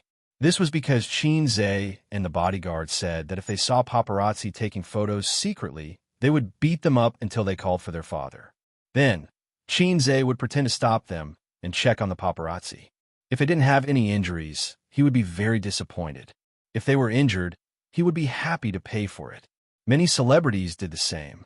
However, most celebrities didn't have personal bodyguards. Xianxia and his sister only had bodyguards at the company, but they didn't have any at home. They bought tickets and went upstairs. Standing on the observation deck, they were wearing masks and sunglasses. Even their mother might not recognize them. Baby Qin was still able to attract a lot of attention. Just looking at her pair of long legs was enough to make people fall in love with her. She also had a pair of crop pants that outlined her buttocks. She had a full chest under her short sleeves and a small waist that could be held with one arm. A woman with a good figure could attract attention even if she didn't show her face. Many people liked to climb up and look into the distance. However, in first-tier cities like Beijing and Shanghai, it was actually not recommended for people to climb up and look into the distance. Because in addition to looking at the scenery, there was also humility. Look, the owner of each house was richer than you. There were 4 billion people in China, and you were probably behind 3 billion. It hurt. The two siblings looked at the scenery and didn't dare to get too close. They were afraid of heights. A few days ago, Xianxia accompanied Su Yu to play the jumping machine. He really felt that he was only one step away from death. The last time he was so excited was 24 years ago. He was almost caught by a group of brothers and sisters behind him. Xianxia looked at the scenery of the Bund, the curved Huangpu River, and the densely packed buildings. He sighed. Last year, when he came with Sister Ziwei, he was still a little salted fish. This year, when he came with his sister, he was already the king of salted fish. Now, he was rich and counting money until his brain cramped. Next to him was his tall and charming sister. For a moment, he was full of pride. Xianxia pointed at the scenery below and said, "What do you see? What a beautiful scenery." "Wrong answer." Xianxia slapped his sister's butt. "Answer again." "Picturesque mountains and rivers." Qin Bao Bao rubbed her butt. "Wrong answer." Xianxia slapped her again and said, "Wrong. It's my picturesque mountains and rivers." Qin Bao Bao, Okay, act tough, king. Let's go downstairs for coffee." His sister rolled her charming little eyes. Unfortunately, Xianxia couldn't see through the sunglasses. "Were my words cool?" In the elevator downstairs, Xianxia asked his sister. "Yes, very cool." His sister said perfunctorily, "If you are the emperor, then what am I?" She thought. They had a cup of coffee in the cafe downstairs and brought some desserts to fill their stomachs. When Xianxia and his sister returned home, It was almost dark. Sister Ziwei's call. Help me answer it. On the way, he received a call from Wang Zijin. Qinze handed his phone to his sister. Hello, Ace, are you home? I want to eat today. Before Wang Zijin could finish, she was interrupted by her best friend. He's not home. He's in Xin City. What the hell? Where did this flirtatious bitch come from? Why do you have my A's phone? Wang Zijin said sarcastically. You're asking for a beating. Qin Bao raised her eyebrows. I'm scared to death. Qinze shouted. Sister Ziwei, we're on our way home. Wang Zijin heard and replied. Then I'll get off work early too. Anyway, there's nothing going on in the company. Well, if you arrive first, let's meet at the entrance of the community. We'll go grocery shopping. Let's just meet at the store, Qinze said. Therefore, when they were about to reach the community, Qinze turned around and went to the supermarket. They waited there for Wang Zijin. Wang Zijin was different from her sister's casual dressing. She was wearing an office lady's suit. She had a beautiful oval face, long black hair, and a smile on her face. If she was wearing home clothes, she would be a smiling girl next door. I want to eat a big meal today. Wang Zijin stared at Qinze and kicked her heels. She complained, Bao, the shoes you bought for me are clinging to my feet. It's so uncomfortable. Nonsense, Qin Bao said. This is a high-end luxury. It's only worn at important banquets, balls, and cocktail parties. Of course, it's uncomfortable for you to wear it for the whole day. This was probably the difference between rich people and ordinary people. When ordinary people buy shoes, they first look at the style and then try it on to see if it's comfortable. Rich people don't do this. They only pay attention to high-end products that are worthy of their status. Whether it's comfortable or not is secondary. If the shoes are dirty, should they be washed? Just throw them away. Oh, rich people's shoes won't get dirty because they won't go to messy places. You should have said that these are from shoes. Wang Zijin took the opportunity to hug Qinze's arm. My feet hurt all day. Give me your arm. Qin Bao said in a disdainful tone. Useless thing. Qinze reacted abruptly. Damn, Sister Ziwei's tricks are as deep as the sea. What clinging to her feet? What discomfort? It's all fake. Not only can she hold his hand intimately, but also not let her best friend suspect. In contrast, his sister is a bit immature in this respect. She only bullied Suyu. Although Suyu likes to make trouble, her harem skills are actually not high. At most, she's a beginner master. His sister is an intermediate master, and Sister Ziwei is at least a senior master. Outside, with familiar people around, his sister would more or less restrain herself from hugging Qinze's arm. Otherwise, with two great beauties on his left and right, even Hai Zhe King's thick skin would not be able to withstand the burning gazes of passers-by. Wang Zijin, who has always been a vegetarian, is picking meat dishes today as if she hasn't eaten meat for half a year. What's wrong eating so much meat? Qinze wondered. I want to eat it. Qin Bao went to pick seafood, and Wang Zijin's tone changed from serious to coquettish.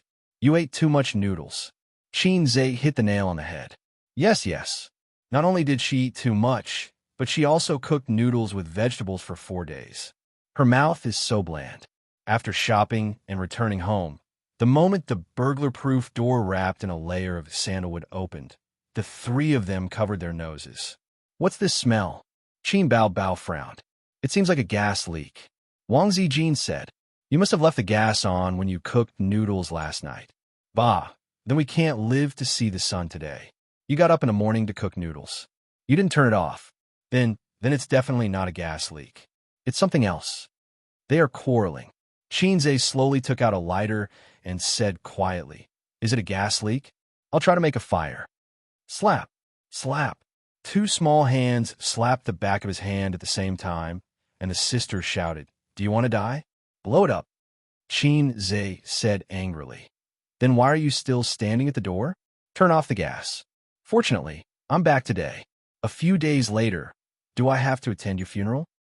Chapter 604. It was indeed a gas leak. His sister had forgotten to turn it off when she was cooking noodles in the morning. She turned off the gas and came out of the kitchen. She was so guilty that she was afraid of being scolded by her brother. Qinze opened the living room window and took a few breaths. Damn, it was leaking all day. What an unlucky woman. He took out a cigarette and put it in his mouth. Oh, I can't smoke now. So he put it in his ear and went back to the living room. He saw his sister standing beside the sofa like a child who had done something wrong. She was not wearing a skirt, or she might have twisted her skirt or something. Is the kitchen window open? Xianxia asked with narrowed eyes. His sister nodded immediately. Xianxia sighed. Fortunately, we didn't forget to turn it off at night. If you don't know how to cook, don't cook. Can't you order takeout? Why do you have to be so stubborn? Qin Bao Bao complained. It's all Wang Zijin's fault. She likes to compete with me. Sister is a little fairy. Of course, I can't admit defeat. Xianxia raised his hand. His sister was smart enough to admit defeat. I'm wrong. I'm useless. I have to admit it. Xianxia put his hand on her head and rubbed it. It's okay. If you don't know how to cook, you still have me. Anyway, there's so many women in Shanghai who don't know how to cook. They don't need you. Qin Bao Bao smiled and leaned over. She stood on her tiptoes and kissed his face gently. A's is still the best. Sister's kiss is a reward. Wang Zijin happened to see this scene at the end of the corridor from the living room to the bedroom. She stopped and stared silently for a moment. Then she turned around silently. The toilet window didn't seem to be open. The toilet should have a window. I'll go check. There was a touch of sadness in her eyes that she didn't notice. At night, Xianxia cooked a big meal for his sisters. They didn't care much about their table manners and ate with flying chopsticks. Qin Bao Bao hadn't eaten chicken stewed with mushrooms for 4 days. She couldn't wait to hold it in her arms and not share it with the wolf in the house. In fact, she was the only one who liked chicken stewed with mushrooms. Wang Zijin had long been sick of it, even though Xianxia's cooking was delicious. Eat slowly, Xianxia said sarcastically. That's right, sister. Are you really not going to act with me? Xianxia said. No, Qin Bao Bao said. I'm preparing to hold a concert in a while. Why didn't I know? Xianxia was stunned. What do you know? I don't know what you're doing all day. Qin Bao Bao was full of resentment. Now that she was more and more familiar with the company's business, she didn't need her brother's help to hold a concert or something like that. Where's Sister Ziwei? Xianxia asked again. It's okay. The company plans to imitate PUBG and make a mobile game, Wang Zijin said gloomily. Aren't many similar copycat mobile games banned? We're different, Wang Zijin said calmly. She did have the confidence to do so. Qin Bao Bao seized the opportunity to rebuke her best friend. What's the difference? Did you grow up eating shit? Wang Zijin snorted and sang, saying that we're different is actually the same, because we're all wearing plain military uniforms. She had been rebuked by Qin Bao Bao like this before. Now, she had already thought of a way to break it. Let's see how you're going to respond. Qin Bao Bao thought for a moment and wanted to say a few words, but the image of the national emblem suddenly appeared in her mind. Her state of mind was suppressed, and she was suddenly speechless. After dinner, her sister and Wang Zijin sat quietly for 10 minutes and then did a set of aerobics as an after-dinner exercise like on TV. After returning home, her sister changed into a short skirt. Her 2 white and firm legs blinded Xianxia's dog eyes. The skirt itself was very short. Even if it was an after-dinner exercise, it would still float up. Xianxia stared hard, trying to peek at the infinite scenery under the skirt. Unfortunately, she was wearing a pair of safety pants inside. Did she have to wear safety pants at home? Where's the trust between people? Who invented such an anti-human thing like safety pants? Wang Zijin was wearing fitted pajamas. Before she met Qin Bao Bao, she had unparalleled confidence in her figure and beauty. After meeting Qin Bao Bao, she was still confident in her beauty, but not so confident in her figure. Xianxia had comforted her many times in private. Your figure is also very good. You exercise every day and your proportions are very nice. But in front of long legs and 36D, even a confident woman would find it hard to not mind at all. It was like a man who did it 7 times a night. He was 12 centimeters, but in front of 18 or even 20 centimeters big shots, he would inevitably feel guilty, even if the big shots only did it once a night. Well, that was the truth anyway. After the aerobics exercise, her sister went to take a bath. She had a toilet in the master bedroom, but she liked to take a bath in the bathtub and didn't *King lock the door. Wang Zijin was sweating all over. She ran to the kitchen and took out the tea leaves and tea tray from the tea cabinet and made tea in the living room. Little Ace, do you want some tea? I have tea, Guanyin.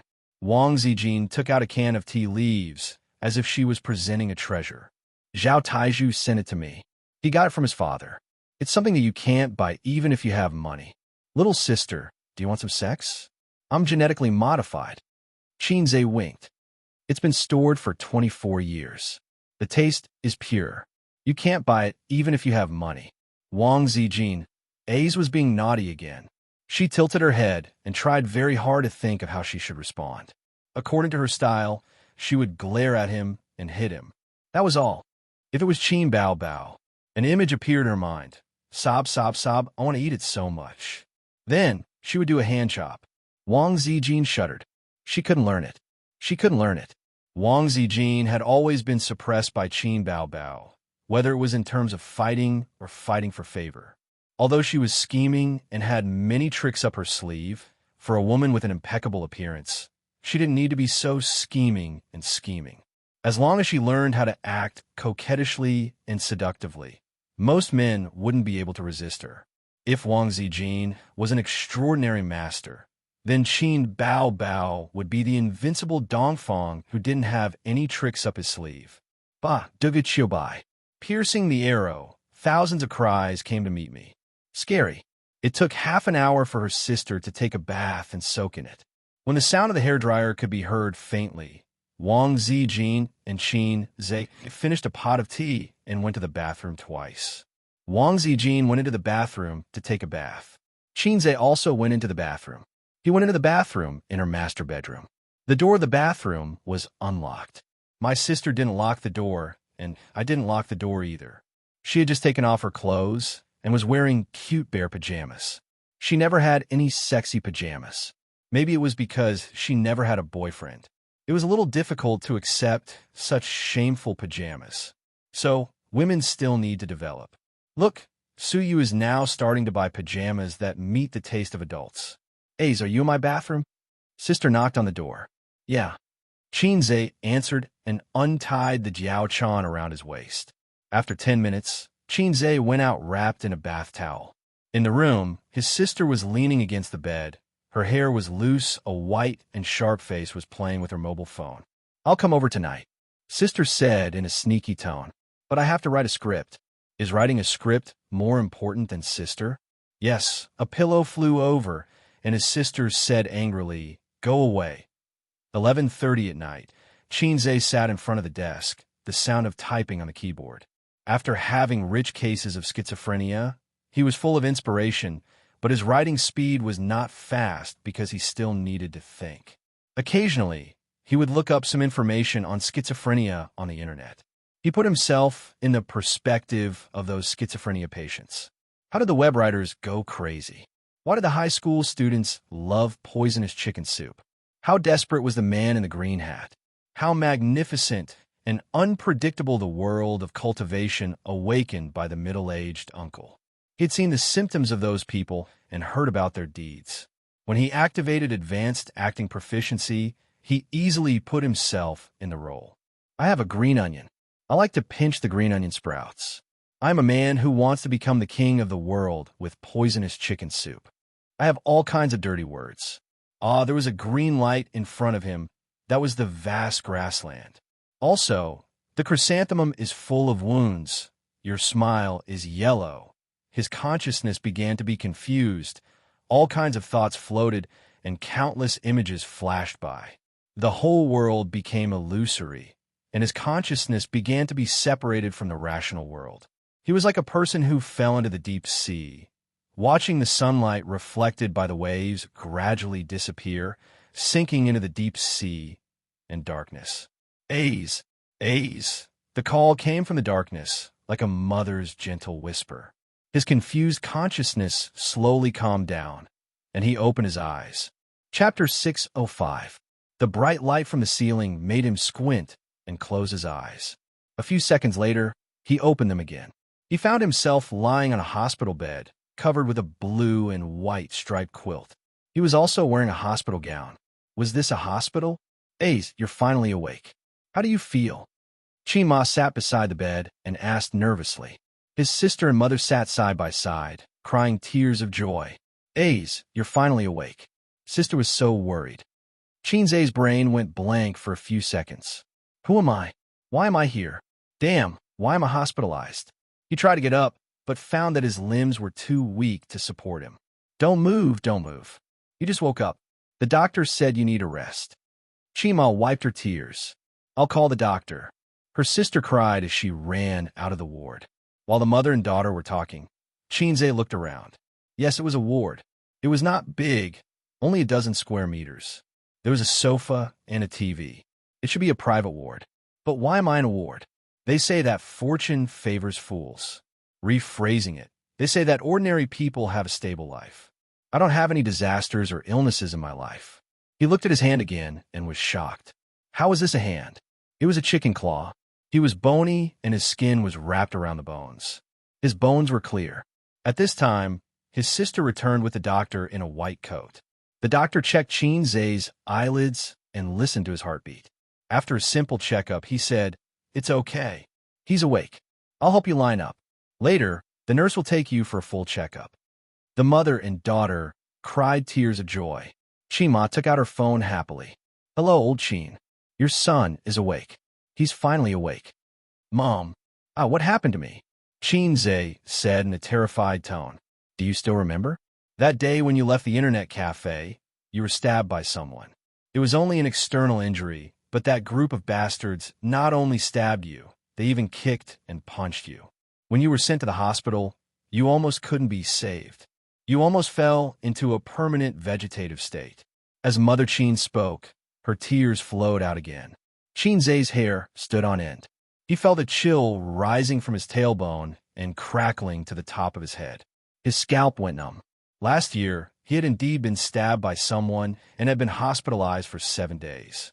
That was the first time he had been hospitalized in his life. Mom, how long have I been lying there? What time is it now? Chin Ma said, You've been lying in bed for a whole year, Ace. Mom was so afraid that you wouldn't wake up. As she spoke, tears streamed down her mother's face. Her sister also cooperated with her sobbing. His sister was still as beautiful as ever. She had chestnut-colored curly hair, a fair and charming face, and a pair of seductive eyes that were filled with tears. However, Chinze wasn't in the mood to appreciate his sister's beauty. His scalp was about to explode. I became a vegetable and was hospitalized for a year? Then what about my experience in the past year? Was it a dream? He clearly remembered that he was writing a script. Because he tried to put himself in the shoes of a schizophrenia patient, his brain was overwhelmed and his consciousness was in a mess. Although he woke up, he found himself lying in a hospital bed. His thoughts were clear, and there was nothing wrong with them. But it was because of this that he was terrified. The clearer his thoughts were, the clearer his mind was. Putting himself in the shoes. Was everything now real? A great sense of fear enveloped him. Soon, the old man arrived as well. His leather shoes made loud and clear notes on the smooth tiles. They hadn't seen each other for a few days. Oh no, a year. The old man had aged a lot. His hair was white, and the crow's feet at the corner of his eyes were deeper. He stood by the bed. His eyes were wet. He gently touched Chinze's greasy hair and choked. It's good that you're awake. It's good that you're awake. It's my fault. If I didn't let you learn from Professor Lee, you wouldn't have encountered such things. It's all my fault. The old man's face was full of regret. Chinze felt an inexplicable sadness. This man must have really wanted a son back then. So he was strict with himself and hoped that his son would succeed. So his mother made up a big lie and raised him as a son. No, if all this is a dream, then what is my background? Chinze looked at his sister. Mother Chin held her daughter's hand and said earnestly, All right, now that your brother is awake, I'll arrange a blind date for you. You're already 26 years old today. If you don't get married soon, you'll be an old lady. Chinze was speechless. Mom, your son has just woken up and you want to marry my sister off? Are you still my mother? His sister's bright eyes fell on him. She hesitated and sighed. I know, Mom. Then you have to go on blind dates. Don't be perfunctory. Well, If I see a suitable one, I will go with him. If he is good, I will marry him. Xianxia's heart sank. I can't marry him. Why? His parents asked in unison. His sister's eyes also lit up. I can't marry him too early. I have to wait until I get better, Xianxia said weakly. The light in his sister's eyes dimmed. By the way, old Qin, let's go down and pay the bill. The nurse just reminded me this morning. It's time to pay the bill. Qinma told Xianxia to rest well and left with the old man. The ward quieted down. Only Xianxia and his sister were left. Xianxia whispered, Sister, are you really going on a blind date? The beautiful sister nodded. Yes, I'm already so old. Even if I don't get married, I should get a boyfriend. What about me? Xianxia's voice was hollow. You? His sister looked at him strangely and smiled gently. You're my brother-in-law. Xianxia stared at her and thought, You are too good at pretending. It's as if we have never coveted each other. What happened to go to Europe to see the orthopedics doctor? You parachuted halfway and left me alone on the plane? Where's Sister Ziwei? Where is she? Qin Bao felt even more strange and said in a surprised tone, Who is Sister Ziwei? Don't you only have me as your sister? She's your best friend. Xianxia was stunned and his heart beat wildly. He thought of a possibility. My best friends don't call it tissue. Qin Bao said angrily. His heart seemed to be dug out. It was so painful that he could hardly breathe. Then, do you know Suyu? Who is Suyu? His sister wondered. She frowned and touched her brother's forehead. Is it because you have been unconscious for too long that your consciousness is confused? System, where are you? Xianxia called out to the system in his mind. Soon, he was flustered and exasperated. System, come out. Come out. Come out. His sister was shocked. Ace, calm down, calm down. She held him tightly. Xianxia murmured, Is it a dream? Is it my dream? He smiled bitterly. There was no Wang Zijin, no Suyu, no system. What investment company? What entertainment company? What Teddy Sue? They were all just a dream he had when he was in a coma. A beautiful dream that he had fabricated. 2018, September, midsummer. He woke up from the dream. Chapter 606. The psychiatrist next door heard the news and came over. According to the family, the patient might have a serious mental illness. He was talking nonsense. He said that the world was fake, that he had a system, and that he was a fast shooter, a famous fast shooter. The psychiatrist was puzzled for a long time after hearing the situation. He guessed that it should be schizophrenia, but patients with schizophrenia usually imagine the opposite of reality. The more failures in reality, the more glorious and successful they would be in their imagination. Fast shooter. What was going on? What was a system? After rushing to the ward, he found that the patient's mood was actually quite stable. He leaned against the bed, his eyes dull. He motioned for the family to go out and give the patient private counseling. But then, the patient suddenly looked up and said, You're here. You're the psychiatrist, right? The psychiatrist was stunned and nodded. I had a strange dream. Let's call it a dream for now, the patient said. In the dream, I was a big boss with a net worth of 10 billion. I owned 3 companies. Besides, I was also a god of stocks, a fast shooter, and even knew martial arts. All of this was because I got the system one day, a system that could change my fate. The psychiatrist thought, Damn, this illness is not clear. According to your professional terminology, I have schizophrenia, a typical sensory disorder. Because I am dissatisfied with the real life, my mind is stimulated and my imagination runs wild. I peel myself away from the rational world and start to believe in the things I imagine. This is the so-called schizophrenia. The patient's tone was clear and calm. The psychiatrist started to get serious. He found that he had encountered a very difficult and rare case. A patient who knew that he had schizophrenia. If you don't mind, I'll ask you a few questions, the psychiatrist said. Go ahead. Xianxia nodded. Name, origin, school. Xianxia, born in 1994, local, graduated from the University of Finance. I didn't graduate. I was in a coma for a year. What are you afraid of the most? Afraid of heights. What do you like the most? Sister. The 2 sounds of them came from the parents. The psychiatrist frowned. Why are you still here? Didn't I ask you to leave? The family left obediently. The psychiatrist said, "Ignore them, continue. Why do you like sister?" Xianxia glanced at him. Guess. The psychiatrist, was this really schizophrenia? Why did she look so normal and even a little naughty? But then the doctor changed his mind. The patient began to tell his story. He said that he was a loser and a salted fish. He was born in a well-off family and had no merits. He was very stable in all aspects, so stable that it made people despair. This was nothing. There were many mediocre people out there. But he had a very outstanding sister, so outstanding that it made people despair. She was pretty and smart. She was a top student praised by her teachers and classmates in school.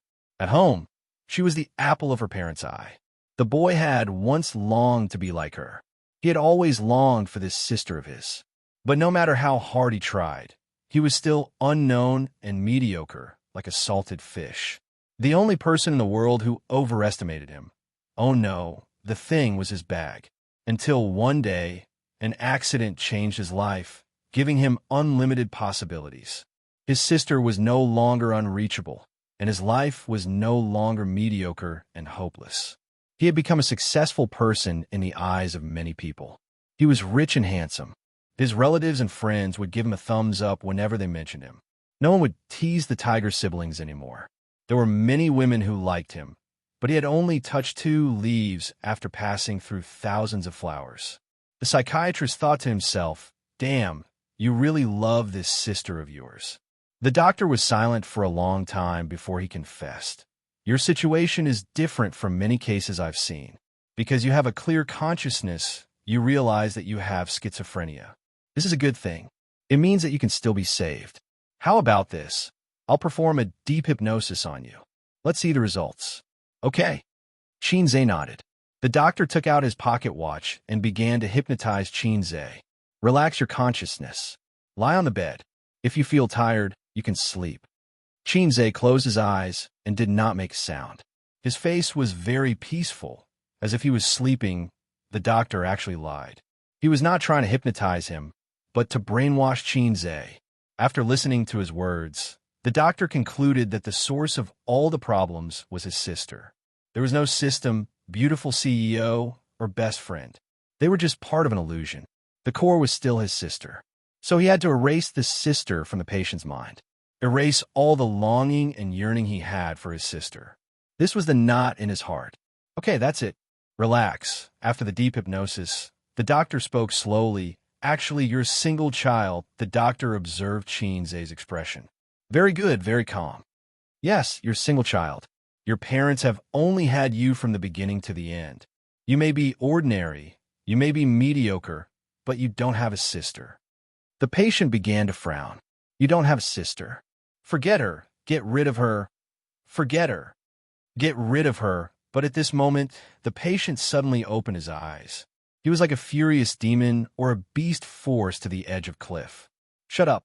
With a roar, he reached out his skinny claws and grabbed the doctor's neck. "If you dare to get rid of her, I'll kill you. I can't live without her. I can't live without her. It's all fake. It's all fake." "Then what about my year?" "Nothing."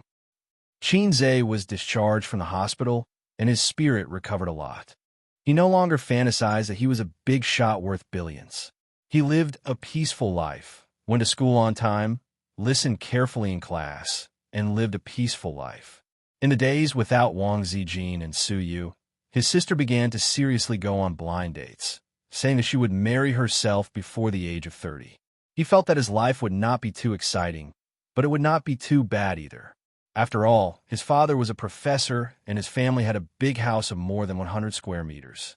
After graduation, he joined the workforce, hoping to find a girlfriend before 25, then get married, quietly live through his youth and enter middle age, until one day on campus, in the library, a girl's phone rang. Through the window, "I know what's on your mind." Xianxia was struck by lightning and questioned the girl, "Why is your ringtone a song I wrote?" The girl was confused. "Deep Well Ice, this is Jay Chou's song." Xianxia was furious. "Fuck Jay Chou. How dare he steal my song? I'll kill him." As he spoke, he broke down. He turned around and ran out of the library. His back stumbled like a panicked dog. On the rooftop of the teaching building, Almost all the rooftops of the school were locked. He searched for a long time, and only this one was open. Maybe he forgot to close it by accident. Xianxia stood on the edge of the rooftop. The sun was shining, looking down. At this moment, he remembered the fear of being dominated by acrophobia. He was a little hesitant about whether to die in a more handsome way. It would be better to jump. If he jumped, he would bid farewell to his mediocre life. He was still Hei's king, a fast shooter, a god of stocks, Suyu, Zijin, and his sister. He didn't know when a group of people gathered below, watching there. Some people held up their phones to take photos and videos. Soon, Xianxia's class teacher ran up. "Xianxia, take it easy, don't jump," the class teacher said anxiously. Xianxia turned his head and looked at him silently. "Xianxia, don't jump, although you were a little stupid and your exam results are a little bad. Don't give up treatment." Xianxia silently retracted his gaze and suddenly found that his acrophobia was cured. This boring life, it was better to end it early. So he jumped. "Class teacher, thank you for your assistance." Chapter 607. Dong. The loud sound of his head hitting the ground and the pain woke Xianxia up. He first covered his head and grimaced, then realized that he was lying on the ground with the window open. The wind blew in from the outside and lifted the curtains. There was a laptop on the desk and a half-written script. Outside the window, vehicles passed by, the wheels and the ground rubbed against each other. It was 2:30 in the morning. Xianxia was lying on the ground with his arms and legs spread out, sweating profusely. He breathed out a sigh of relief. It was just a dream. Fortunately, it was just a dream. I'm still Hei's king, sister's little cutie, Suyu's pillar, and Sister Ziwei's boyfriend. This was definitely the most terrible nightmare in his life. It was 10,000 times more terrible than the dream of a cute little sister waving at him when he was a teenager. Suddenly, he felt that life was so beautiful. The reason why he had such a terrible dream, was it because of the script? What he thought about during the day? He almost had schizophrenia. "Host, you're awake?" The system's voice sounded. In Xianxia's ears, it was simply the sound of nature. The sound of nature was just like that. It was countless times more pleasant than Suyu's sound. "System, say a few more words for me." "Okay, host, you're awake." The system was very cooperative. Xianxia burst into tears. "This is the first time I found your voice so pleasant, like a girl's first love. This metaphor doesn't make me happy. Besides, you don't have a first love." The system said, "Let me tell you, I had a dream, a terrible dream." Xianxia sighed. "In the dream, I had nothing, just a salted fish, not even qualified to be my sister's flute boy." "I know," the system said. "You know, I'm bound to your brain. Of course I can receive your brainwaves." The system said, "Congratulations, you finally experienced the true feelings of a schizophrenia patient." "What do you mean? You almost had schizophrenia just now." "To some extent, acting can be linked to hypnosis." The system said, "Bullsh asterisk T. If I act as a dog, will I really be a dog?" Xianxia retorted, "Some people pretend to be good people. After acting for more than 10 years, they really become good people." I once read a short story. In the past, there was a righteous and kind police officer. He sneaked into a gang as an undercover agent and tried his best to act as a heinous bastard. Many years later, he successfully completed his mission, but left the police force and became another gang leader. Because he doesn't know how to be a good cop or a good person anymore. He's rotten inside and out. The system said, acting is actually a form of self-hypnosis and suggestion.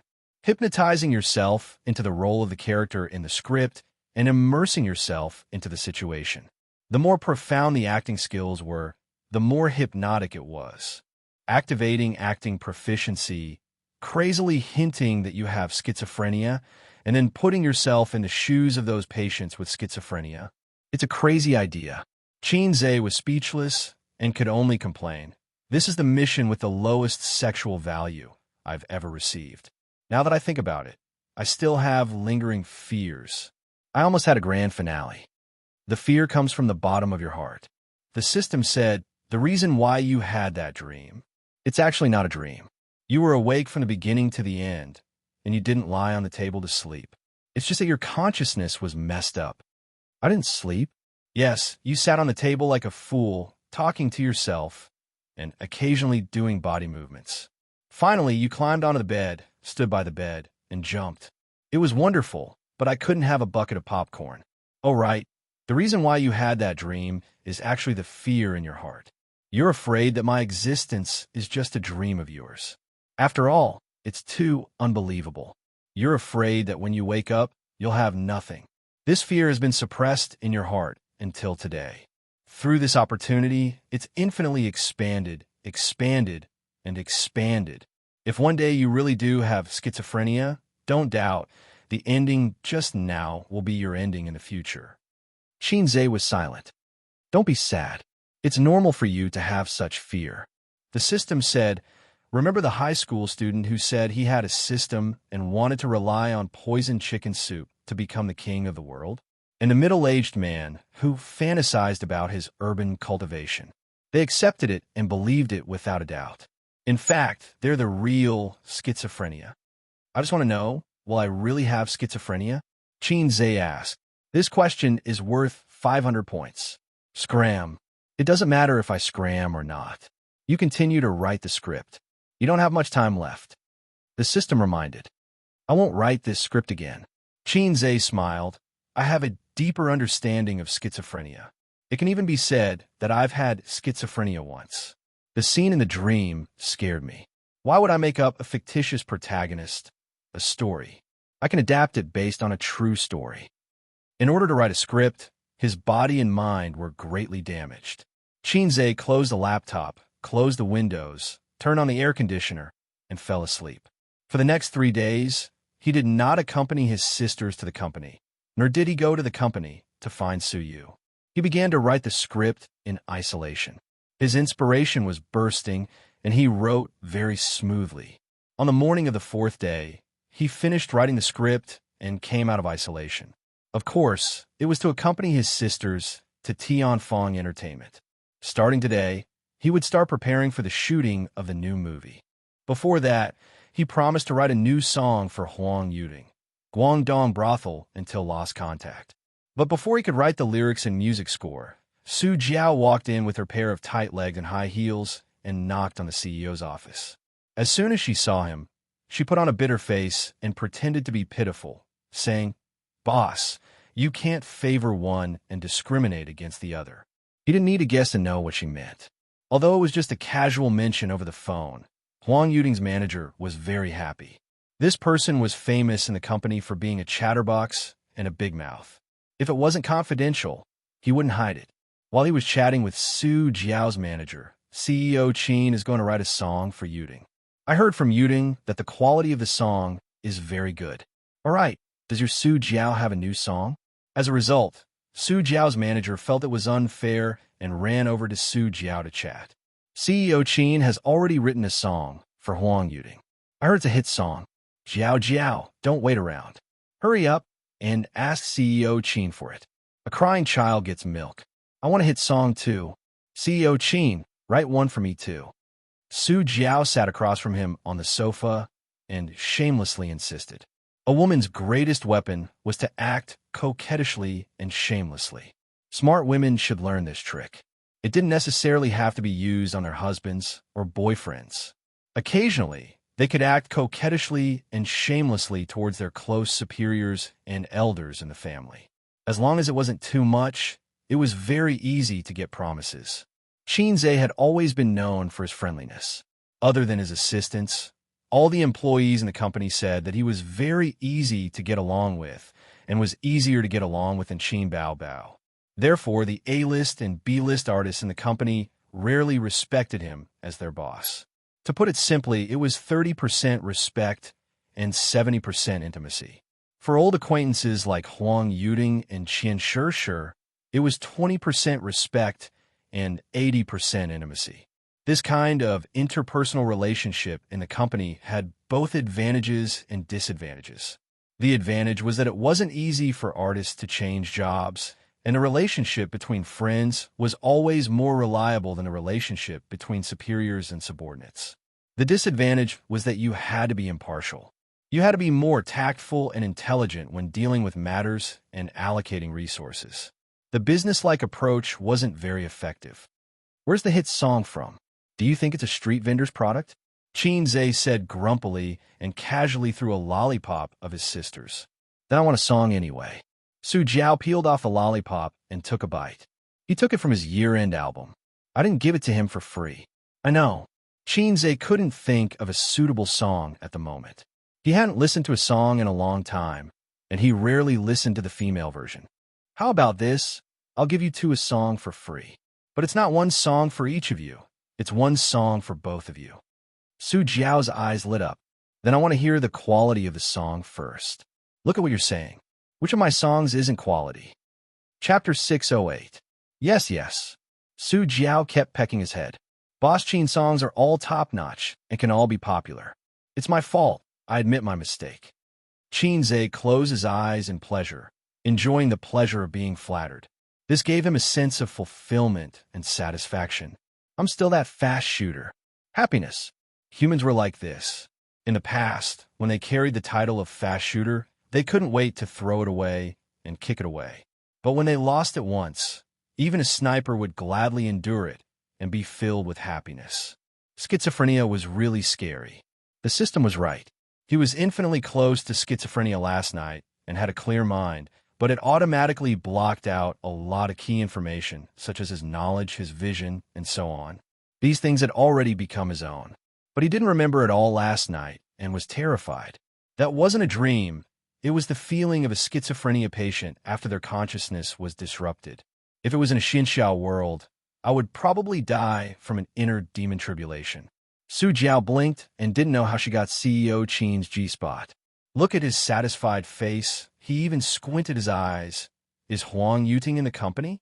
After reminiscing, Xianxia suppressed the satisfaction and happiness in his heart and recovered his composure. Yeah, he pushed away all the unimportant jobs in order to wait for you to come to the company. He's anxiously waiting. Now that you're here, he's probably looking forward to it in the office, Su Jiao said. Xianxia asked his sister's assistant to call Huang Yuting over. Huang Yuting was dressed in high-end casual clothes. Even if he didn't go on stage or perform, his hairstyle was still very handsome. The man was 30 years old and didn't have any wrinkles, but he had a more mature temperament. His figure was also very well maintained. He was the top handsome guy in his age group. Yo, why are you here? Huang Yuting sat beside Su Jiao and crossed his legs comfortably. He tossed a cigarette to Xianxia. When Xianxia put the cigarette in his mouth, he took out his lighter and leaned over to light the cigarette for the boss. Don't smoke in my office. Not far away, Qin Bao, who was flipping through documents at her desk, frowned. Huang Yuting's hand paused in the middle of lighting the cigarette. He couldn't help but look at Xianxia. When men talk about things, smoking is to improve their relationship. What are women blabbering about? Unexpectedly, Xianxia quickly put the cigarette on the coffee table and was very obedient. He even coughed to cover it up. I don't smoke. My throat is uncomfortable. Huang Yuting. All right. Yuting, Jiao asked me for a song, but I've been busy with the script recently, so I don't have the energy to compose a song. So, I'll compromise and let you guys sing a duet. Xianxia asked, what do you think? Actually, that was not the case. One song only cost 30 points, and two songs cost 60 points. If they sang together, Xianxia could save 30 points. Wait, Su Jiao had a flash of inspiration. Boss Qin, you said you want to shoot a new movie? Yes. Then can I sing the theme song? Huang Yuting beat him to it. Hey, I asked first. Su Jiao glared at him. Are you sure you asked first? Huang Yuting glanced at her from the corner of his eyes. Su Jiao puffed up her cheeks and glared hard. Huang Yuting didn't budge and glanced at her from the corner of his eyes. She rolled her eyes and said sweetly, Boss Qin, ladies first, right? Let me sing the theme song. Then you still want a duet? Su Jiao pursed her bright red lips and said weakly, Yes. Huang Yuting gave her a thumbs up. I'll spit on you with a mouthful of salt soda. Xianxia rolled his eyes. I plan to use the song I sang before for the script's theme song. You must give me the rights to the cover song, Huang Yuting said. We'll talk about it later. I'll write the duet song first. You guys try to record a demo. Xianxia said. They prepared the staff and 2B pencils. Huang Yuding and Su Jiao watched in high spirits. The former had once watched Xianxia compose a song on the spot. His pen flew without any pause as he finished writing the lyrics. Huang Yuding liked to watch Xianxia's rough composing process. As a composer who often had trouble with lyrics, watching Xianxia compose on the spot was undoubtedly a blessing. It was Su Jiao's first time, and she was dumbfounded the whole time.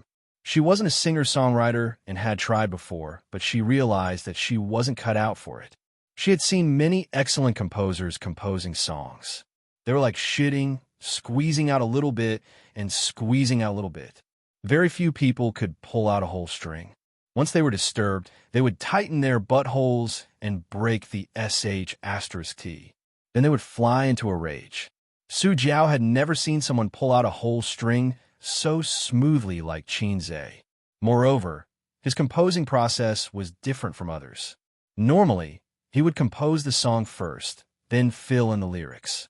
But Xianxia started from filling in the lyrics. If he had already written the song beforehand, how is that possible? A fast shooter always composes the lyrics and music on the spot. Otherwise, how could he be worthy of such a dazzling title? Su Jiao was shocked beyond words. While composing the song, Xianxia paused and raised his head to look at the sky at a 45-degree angle. Su Jiao and Huang Yuding looked at each other, thinking that he finally got stuck. In fact, Xianxia was looking at the interface of the point store. He remembered that there were several versions of this song. The song he clicked on now was another version, a failed version that was shackled by the dynamic soundtrack of online songs. It was clearly a song with a sad tone, but it had to be paired with a very dynamic tune. It didn't match at all. The other version's soundtrack was very good. It was mellow, melodious, and had a hint of sadness. Just like the song Perfume is Poisonous that he once copied for his sister, there were also 2 versions of the soundtrack. One was the typical ping, ping, ping, ping, and the other was very good. It matched the song's theme very well, and the tune was soft and sad. His fingers moved, and he switched songs. After finding the correct tune, he lowered his head again and started writing rapidly. I'm done. Take a look. Xianxia pushed the song over. Huang Yuding and Su Jiao sat next to each other. They were very close and couldn't wait to see the song title. Let the whole world know I love you. A male and female duet. After going through the song and lyrics, Su Jiao said disappointedly, CEO Qin, is it a saliva song? Huang Yuding said, to be precise, it's an online song. There were still differences between online songs and normal songs. From a professional point of view, the characteristics of online songs were, the vocal structure was fixed, the tune was fixed, and the lyrics were forced. 10 online songs that talked about the bitterness of love, from depression to climax. The tune was similar. At the climax, there would always be a FGC harmony. In layman's terms, it was like the difference between online novels and traditional novels. Online novels were all the same. They just changed the background and characters. Traditional novels, on the other hand, had many types and expressed different ideas. Therefore, the latter could be passed down for decades or centuries, while the former could only be popular for a few years. But online songs are easy to get popular. They're catchy, and they're easier to be accepted by the public than songs with deeper meaning. For celebrities, it's easier for them to become famous, Xianxia said. It was just like how there weren't many people who could calm down and read literary novels, but there were many people who liked to read online novels. You guys sing, Xianxia said again. I no longer have the right to love you. We can't go back to the past. Goodbye. You're both strange and familiar. I cry because I'm happy. After singing the song once, they stumbled a little. Sing again, Xianxia said. The second time they sang the song, it was much smoother. The catchy characteristics of online songs were reflected. When they sang the song for the third time, Su Jiao said, it's so magical. My head is full of this song now. Huang Yuding was pleasantly surprised. After singing for a while, your emotions will be stirred up. It feels not bad, especially when you sing to the climax. Xianxia, right? It's not a problem to let you guys be popular for a while. Huang Yuding and Su Jiao left happily. Xianxia lay on the sofa and stretched. Beloved concubine, come over and massage my waist. Beloved concubine, you're so young, but your waist is failing? Xianxia, young people need to take care of their health. They don't know how expensive their waists are when they're young, and they'll be haggard when they're old. Sister was in a good mood today and happily agreed to help her brother take care of his waist. She lay on the edge of the sofa and rubbed Xianxia's waist with her two small hands. In the hot summer, she was only wearing a shirt with 2 buttons on the collar. If Xianxia was lying down instead of lying on his stomach, he would be able to observe her breasts up close. The 2 white and round hemispheres were exposed. Sister, make a movie with me. Xianxia repeated the same old tune. No, get lost. Qin Bao Bao spat. No, I changed the script. I feel like I can't do it without you. Oh, you can't do it without me, right? Now you know how important I am. Qin Bao Bao smiled with her eyes squinted. Uh-huh. Xianxia groaned twice. This job should be handed over to Suyu. After all, she was the one enjoying life, and she was also the one collecting public grain. Is there a kissing scene? It can be added. What about a bed scene? It can also be added. Then I'll think about it. Chapter 609. Late at night, in an inconspicuous restaurant. The location of the restaurant was not remote, but it was not very good. It was not even as good as the ordinary hotels in Xianxia. However, there were a lot of customers here. The store had countless loyal diners. Could you imagine that an inconspicuous store would have people lining up from morning to night? The popularity of the store was no less than that of a specialty food store with a good reputation in the CBD. But tonight, after the young store manager closed the store, he left 2 more hours for the crew and promised to play a cameo role that didn't need to talk. The camera slowly moved from the brightly lit neon building to this small shop on this street. After work, Qin Hao, who was 28 years old, asked his friend out for a drink. He ordered 2 bowls of noodle soup and a bottle of wine.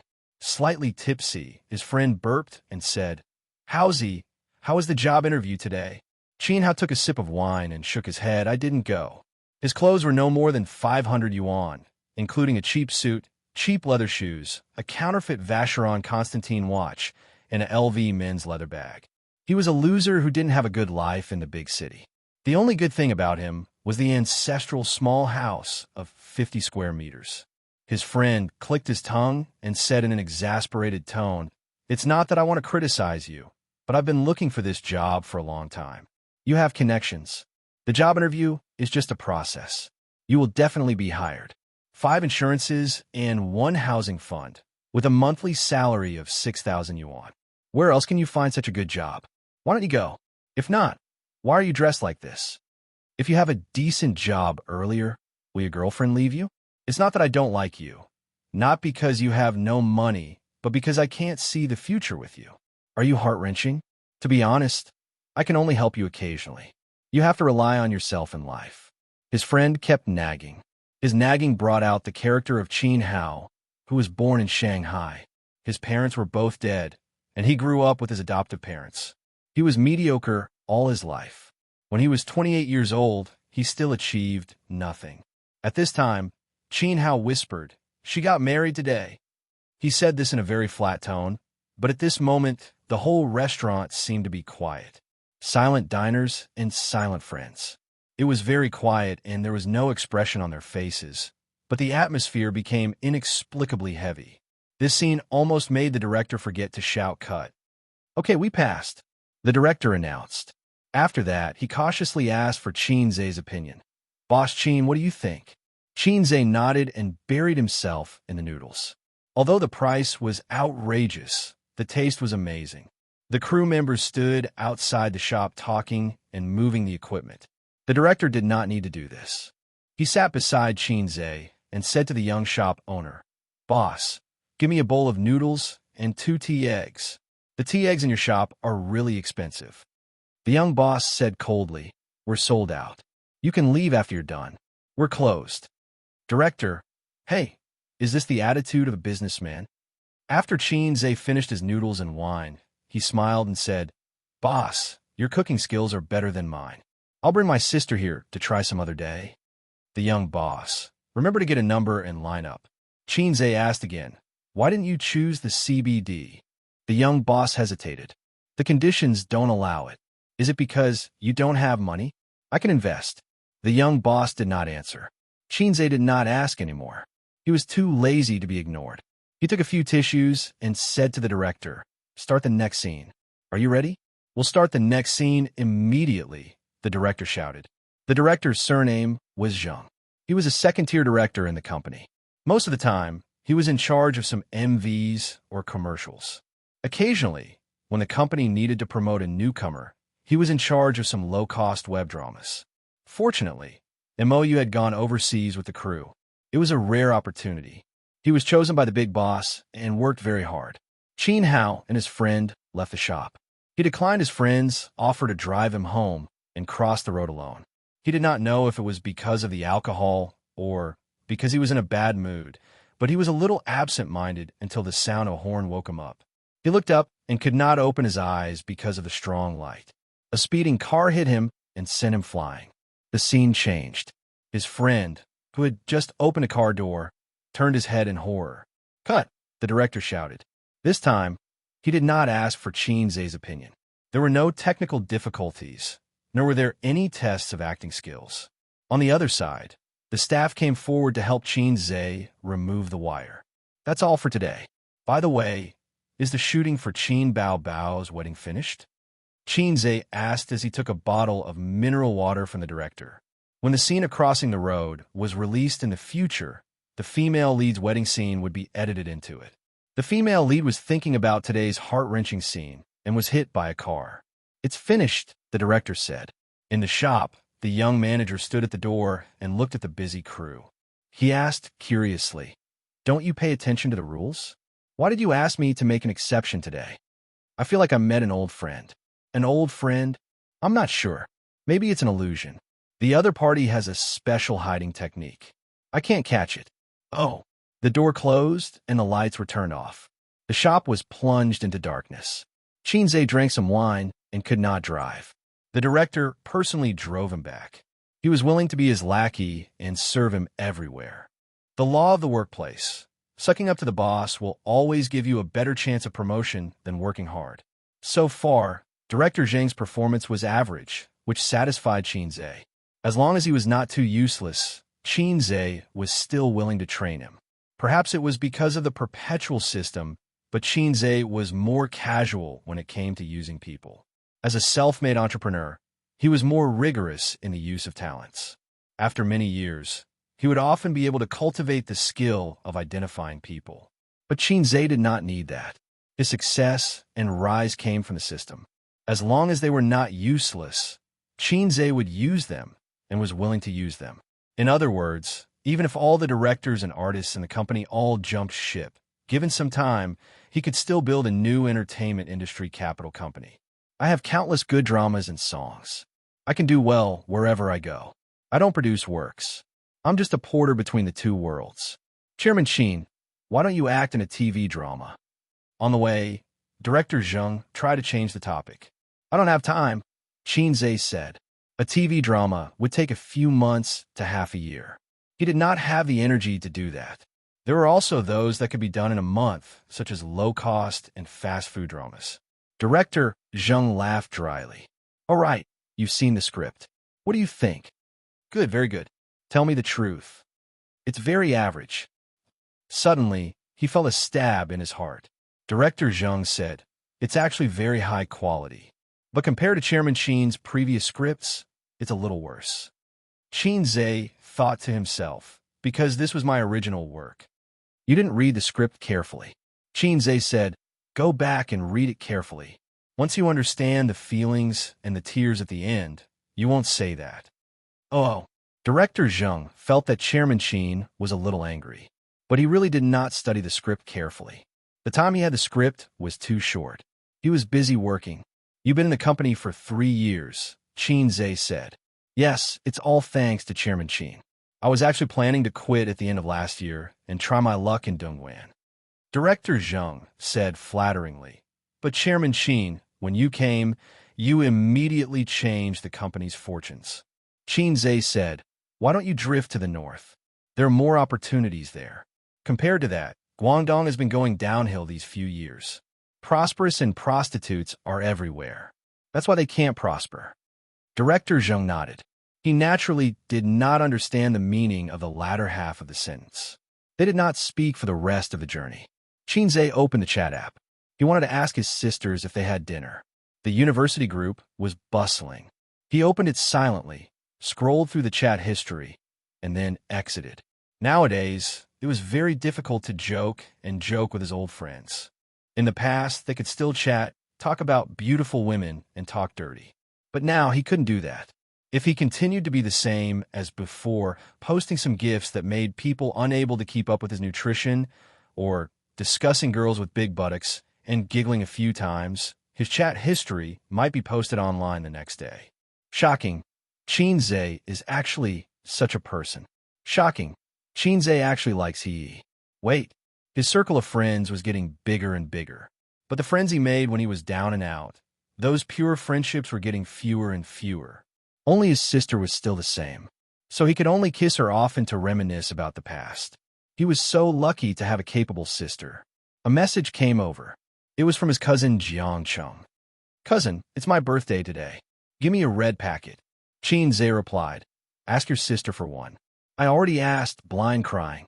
His cousin sent a screenshot. It was a conversation between him and Qin Bao Bao. Xianxia, cousin, it's my birthday. Red packet. Qin Bao Bao. Wrong name. I'll give you another chance. Xianxia. Beautiful, invincible, and adorable cousin. Please give younger brother a red packet. Qin Bao Bao. Say it again. Also, it's cousin, not younger brother. Xianxia. Beautiful, invincible, and adorable cousin. Please give younger brother a red packet. Qin Bao Bao. Say it 3 more times. Xianxia. Sent it 3 more times. Qin Bao Bao. Good boy. Touching head. Xianxia. Cousin, where's the red packet? Shy. Qin Bao Bao, no, get lost. Xianxia. Qinzhe couldn't help but laugh. So it was his cousin's birthday today. In the past, Qinzhe didn't care about his birthday. At that time, he didn't have money. But it was different now. He was a big shot with a net worth of 10 billion yuan. Qinzhe sent a 5 yuan red packet generously. Chapter 610. Xianxia. You're really my brother. You're so stingy. Qinzhe. Nonsense. I'm not your real brother. So 5 yuan is already your greatest love. Xianxia. 1,000 mountains and 10,000 rivers are always love. Can't you give me more? Qinzhe. No. Your sister is in charge of all my money. Xianxia. Funny. Why is she in charge of your money? Cousin. Can't you make up an excuse earlier? I'll believe you if you say it's in charge of your girlfriend. Qinzhe. You don't understand. Your sister's money is used for marriage first. It'll be useful in the future. Xianxia, what's the use? Qinzhe. That's why you don't have a sister. You won't understand even if I tell you. In the end, Qinzhe transferred him 500 yuan. Xianxia had just started high school not long ago, so it wasn't appropriate to give him too much money. Raising a poor boy and raising a rich girl was to raise a poor girl's temperament and mentality. He wouldn't be cheated with a lollipop. After all, in a morally bankrupt society, there were too many uncles who liked young children. Boys had to be raised poor because their material life was too rich. It was easy for them to become useless, not knowing how to improve and work hard. Take his sister as an example. She didn't have to worry about food and clothing since she was young. She had everything she wanted. Even if she wasn't rich, her life was very comfortable. That was why she didn't get cheated of her lollipops when she was young. In addition, Xianxia was already half useless. His aunt spoiled him too much, causing his cousin to have a rebellious personality. If he didn't spend his money on his girlfriend, he would spend it on games. Out of his cousin's love, Qinzhe wanted to help his aunt educate his son, but his sister said, "It's hopeless, give up." According to his sister, people who were already in high school would have a fixed personality and temper. Unless there was a big change, they could see the future. Qinzhe thought about it and felt that it made sense. After all, not everyone had a crush like him and gave him a system. This wasn't a Xianxia world where families would be destroyed at the slightest provocation. You wouldn't even have a chance to explode, even if you wanted to. Unless it was like what those losers on the internet said. Men realize their poverty, but women don't realize their dirtiness. It sounded like a Chinibu, abandoned by the female voice and then exploding. Although her cousin was not tall, rich, and handsome, he was still a local. His family was well off, and he was handsome. This trick would not work.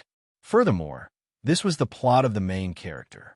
His cousin's fate wasn't good enough. If he forced the plot, it would shorten his lifespan. Cousin is still the best. Cousin loves me. Xianxia said something mushy. Can red packets represent true love? Of course.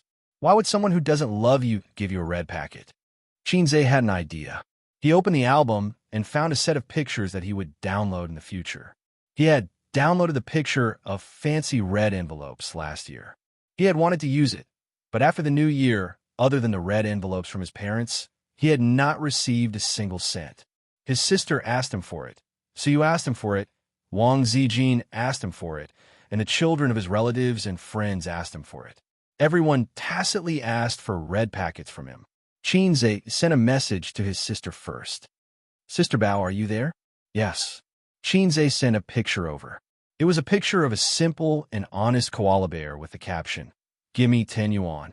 His sister happily sent a red packet of 10 yuan. She didn't talk nonsense and didn't scram.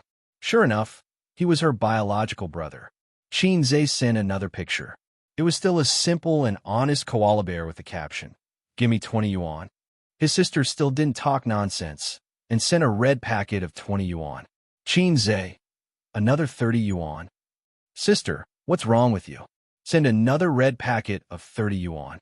Xianxia, I'm poor. I don't have any money. I have to rely on my sister to help me. Give me another 40 yuan. A red packet of 40 yuan was received. Xianxia, sister is the best.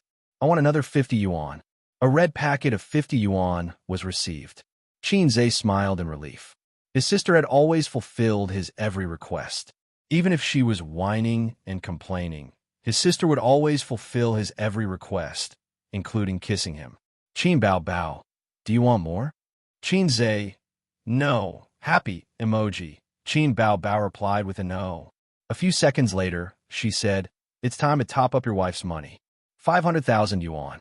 It's up to you whether you want to give it or not. Xianxia, this was very Qin Bao Bao. 50 yuan for 500,000 yuan. It was a good deal. Xianxia helplessly and reluctantly agreed to top up his sister's wife's money. When it came to wife's money, it had to be topped up.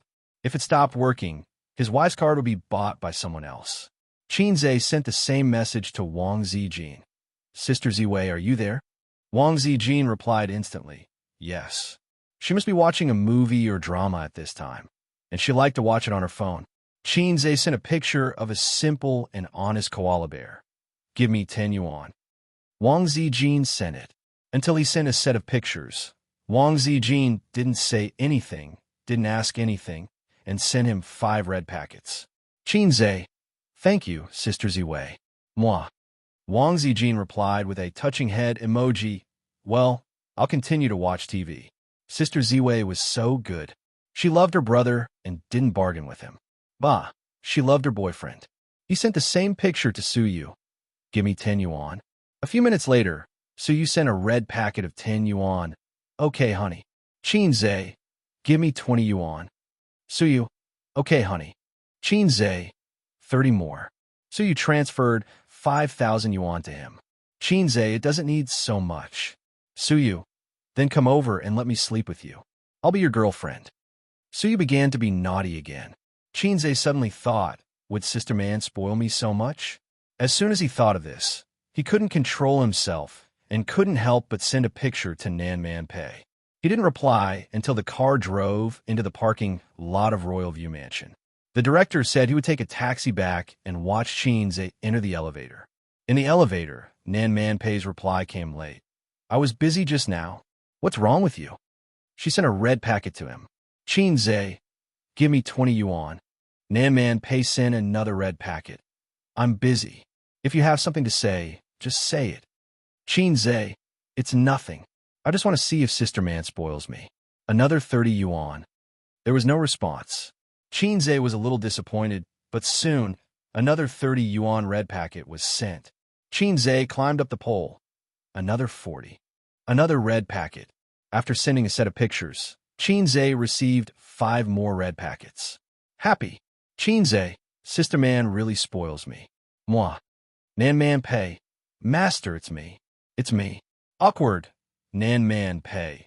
It's not your aunt who spoils you. It's your lovely disciple. Xianxia, damn it. Xianxia said angrily. Li Donglai? Where's your aunt? Nan man pay. Aunt said she didn't have time to deal with a psycho like you. She threw the phone to me. Was this the so-called feeling good about oneself? Nan man pays psycho. Xianxia was melancholy for a moment and typed. Forget what you said just now. We can still be master and disciple. Nan man pay. You want to be my uncle, don't you? Xianxia, scram. After you scram, delete the chat history. I can't afford to lose face. Nan man pay. Ziki was watching from the side. She looked at me with disdain and disdain. Do you want me to take a picture for you? Xianxia. Chapter 6:11. Xianhao woke up from his dream and opened his eyes. He was in a small, dark room with a single bed. The curtains were drawn, and the sun shone through the gaps in the curtains. He stared at the bikini photos of the 90s Hong Kong actresses on the wall, as well as the popular cartoons. After a few seconds of confusion, he suddenly sat up from the bed. In the dark room, there was a quilt embroidered with mandarin ducks playing in the water. There was an old-fashioned desk opposite the bed, and he was wearing boxers. Xianhao hadn't worn boxers for many years. Memories flooded his mind, and his face was full of disbelief. This is my home when I was in high school. He couldn't wait to open the window. The sun shone on him, and he squinted subconsciously. After adjusting to the strong light, he saw an old neighborhood. This was the neighborhood where Xianhao lived in high school with his adoptive parents. After college, he moved away and hadn't come back for many years. There was a calendar hanging by the desk. It was March 2008. When he woke up, he had returned to 10 years later. The door of the room was pushed open. A young woman in a short-sleeved shirt and shorts was holding a cucumber with one hand on her waist. She said while eating, "Xianhao, are you awake? Go out and buy groceries. It's already 10:30. The woman was very beautiful. She was tall and bright, with long legs and a slim waist. She had the signature foxy face and black phoenix eyes. Xianhao ignored her and strode out of the room, bumping into her. The woman held the door frame and looked at his back. She said angrily, "What are you doing?" The camera kept following Xianhao's figure. He left the residential building, left the neighborhood, and ran to the street. There was a mobile phone store opposite the neighborhood, and it was broadcasting a Weibo. China, leading the life of 3 prostitutes. He opened his arms, took a deep breath, and enjoyed the air of 2008. It couldn't be wrong. 3G started in 2008. During that time, Xianhao heard this advertisement every day when he went home. He had been longing for a smartphone for a long time. Unfortunately, his family wasn't rich enough to fulfill his dream when he was a student. In March 2008, the Beijing Olympic Games hadn't started yet. In March 2008, the fast shooter Xianxia had just entered junior high school. In March 2008, the World Financial Center hadn't been built yet. 2008, my world. Xianhao raised his arms and shouted. The camera froze on his ecstatic face. After a few seconds, it slowly pulled up, and the whole old street was reflected in the camera. Ka! Director Zheng shouted as he sat on the elevator that was more than 10 meters high. The lift slowly landed on the ground. Director Zheng's face was full of smiles. CEO Qin, that was great. That scene just now was perfect. The director wasn't trying to flatter Xianxia. He was truly shocked by the scene. In the camera, Xianxia's expression changed little by little. His blank and shocked expression gradually faded away and was replaced by excitement, and sadness. As a professional director, that scene was worth reminiscing about for a long time. His sister walked over from the side. She had a cucumber in her mouth and another in her hand. She passed it to him. "Do you want some?" Xianxia took the cucumber and sized it up. He thought, "It's even longer than mine." The director asked the crew to move the equipment back to the neighborhood to prepare for the next scene. On the way back, Qin Bao held her brother's arm and looked down at her phone. Only in this way could she ensure that she did not go astray. "What are you looking at?" Qinze asked. Li Yanhong sent a few good seedlings. "They're all young and handsome." Qin Bao showed the photos to Qinze. They were indeed handsome. The masculine type, the feminine type, and the sissy type. Qinze was jealous. "Handsome? Sister, what are you blind about?" Qin Bao smiled. Yes. They're not as handsome as my A's." Qinze was satisfied. "Sister, you really know how to talk. We're both tall and handsome. A perfect match." Qin Bao blushed. She was shy and happy. "A perfect match." Qinze shook his head. "No, just tall and handsome. I have big boobs, and you're handsome."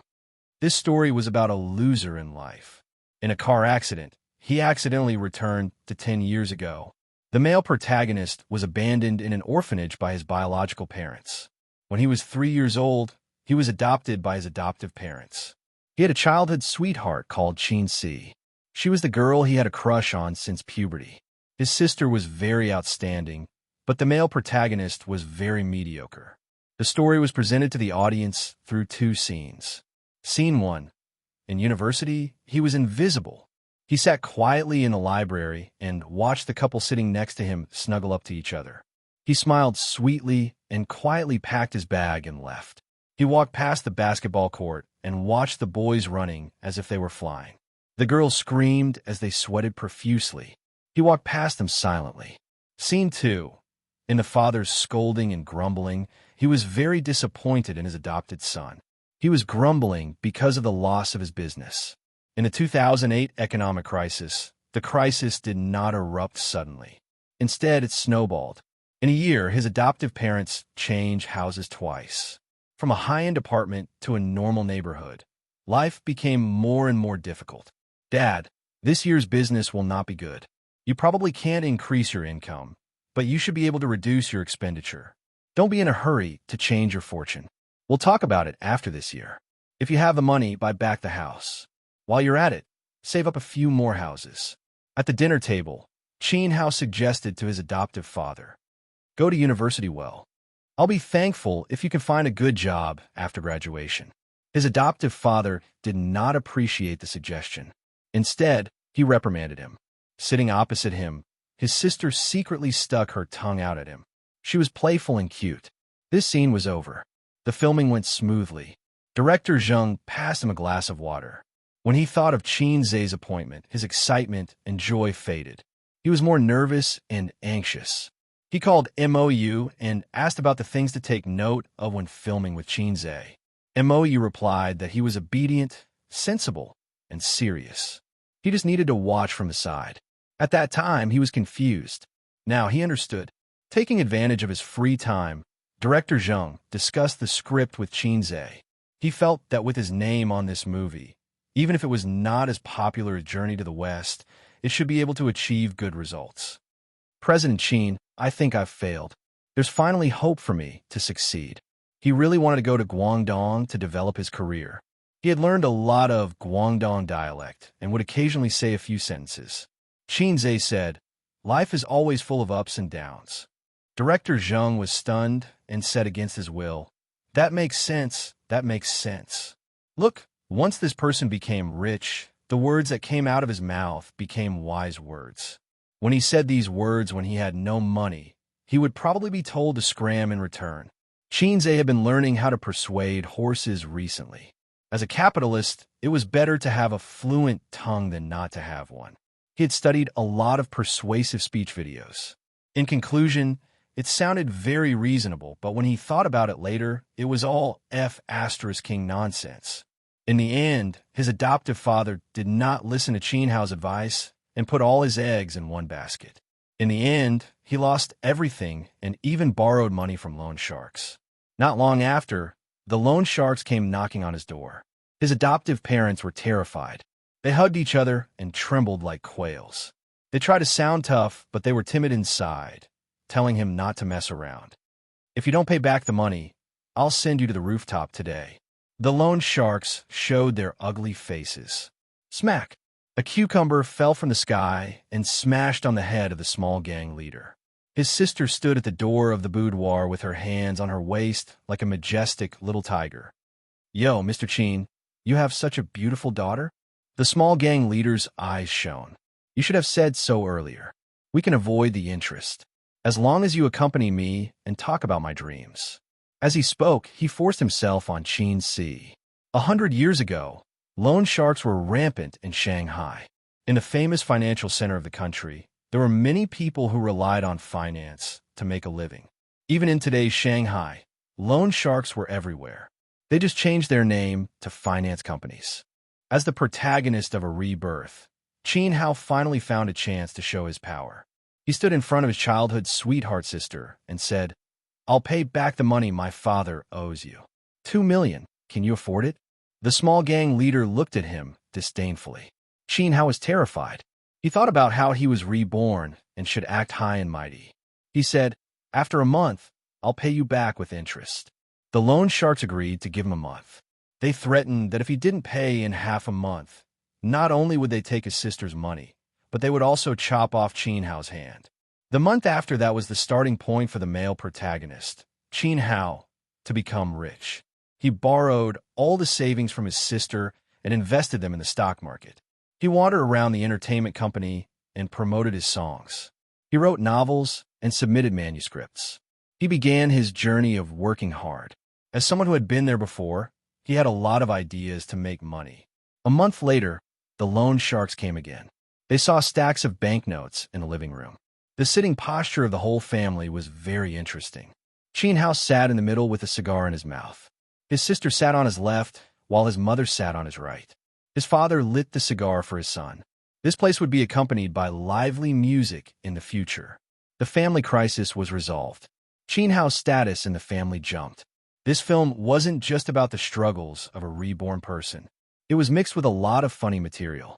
Xianxia specially invited a famous crosstalk actor from Beijing to give him advice. It was relaxed, funny, humorous, and had a strong sense of the times. The above elements were the core of this film. Many people had fantasized about how they would change if they could go back to middle school or high school.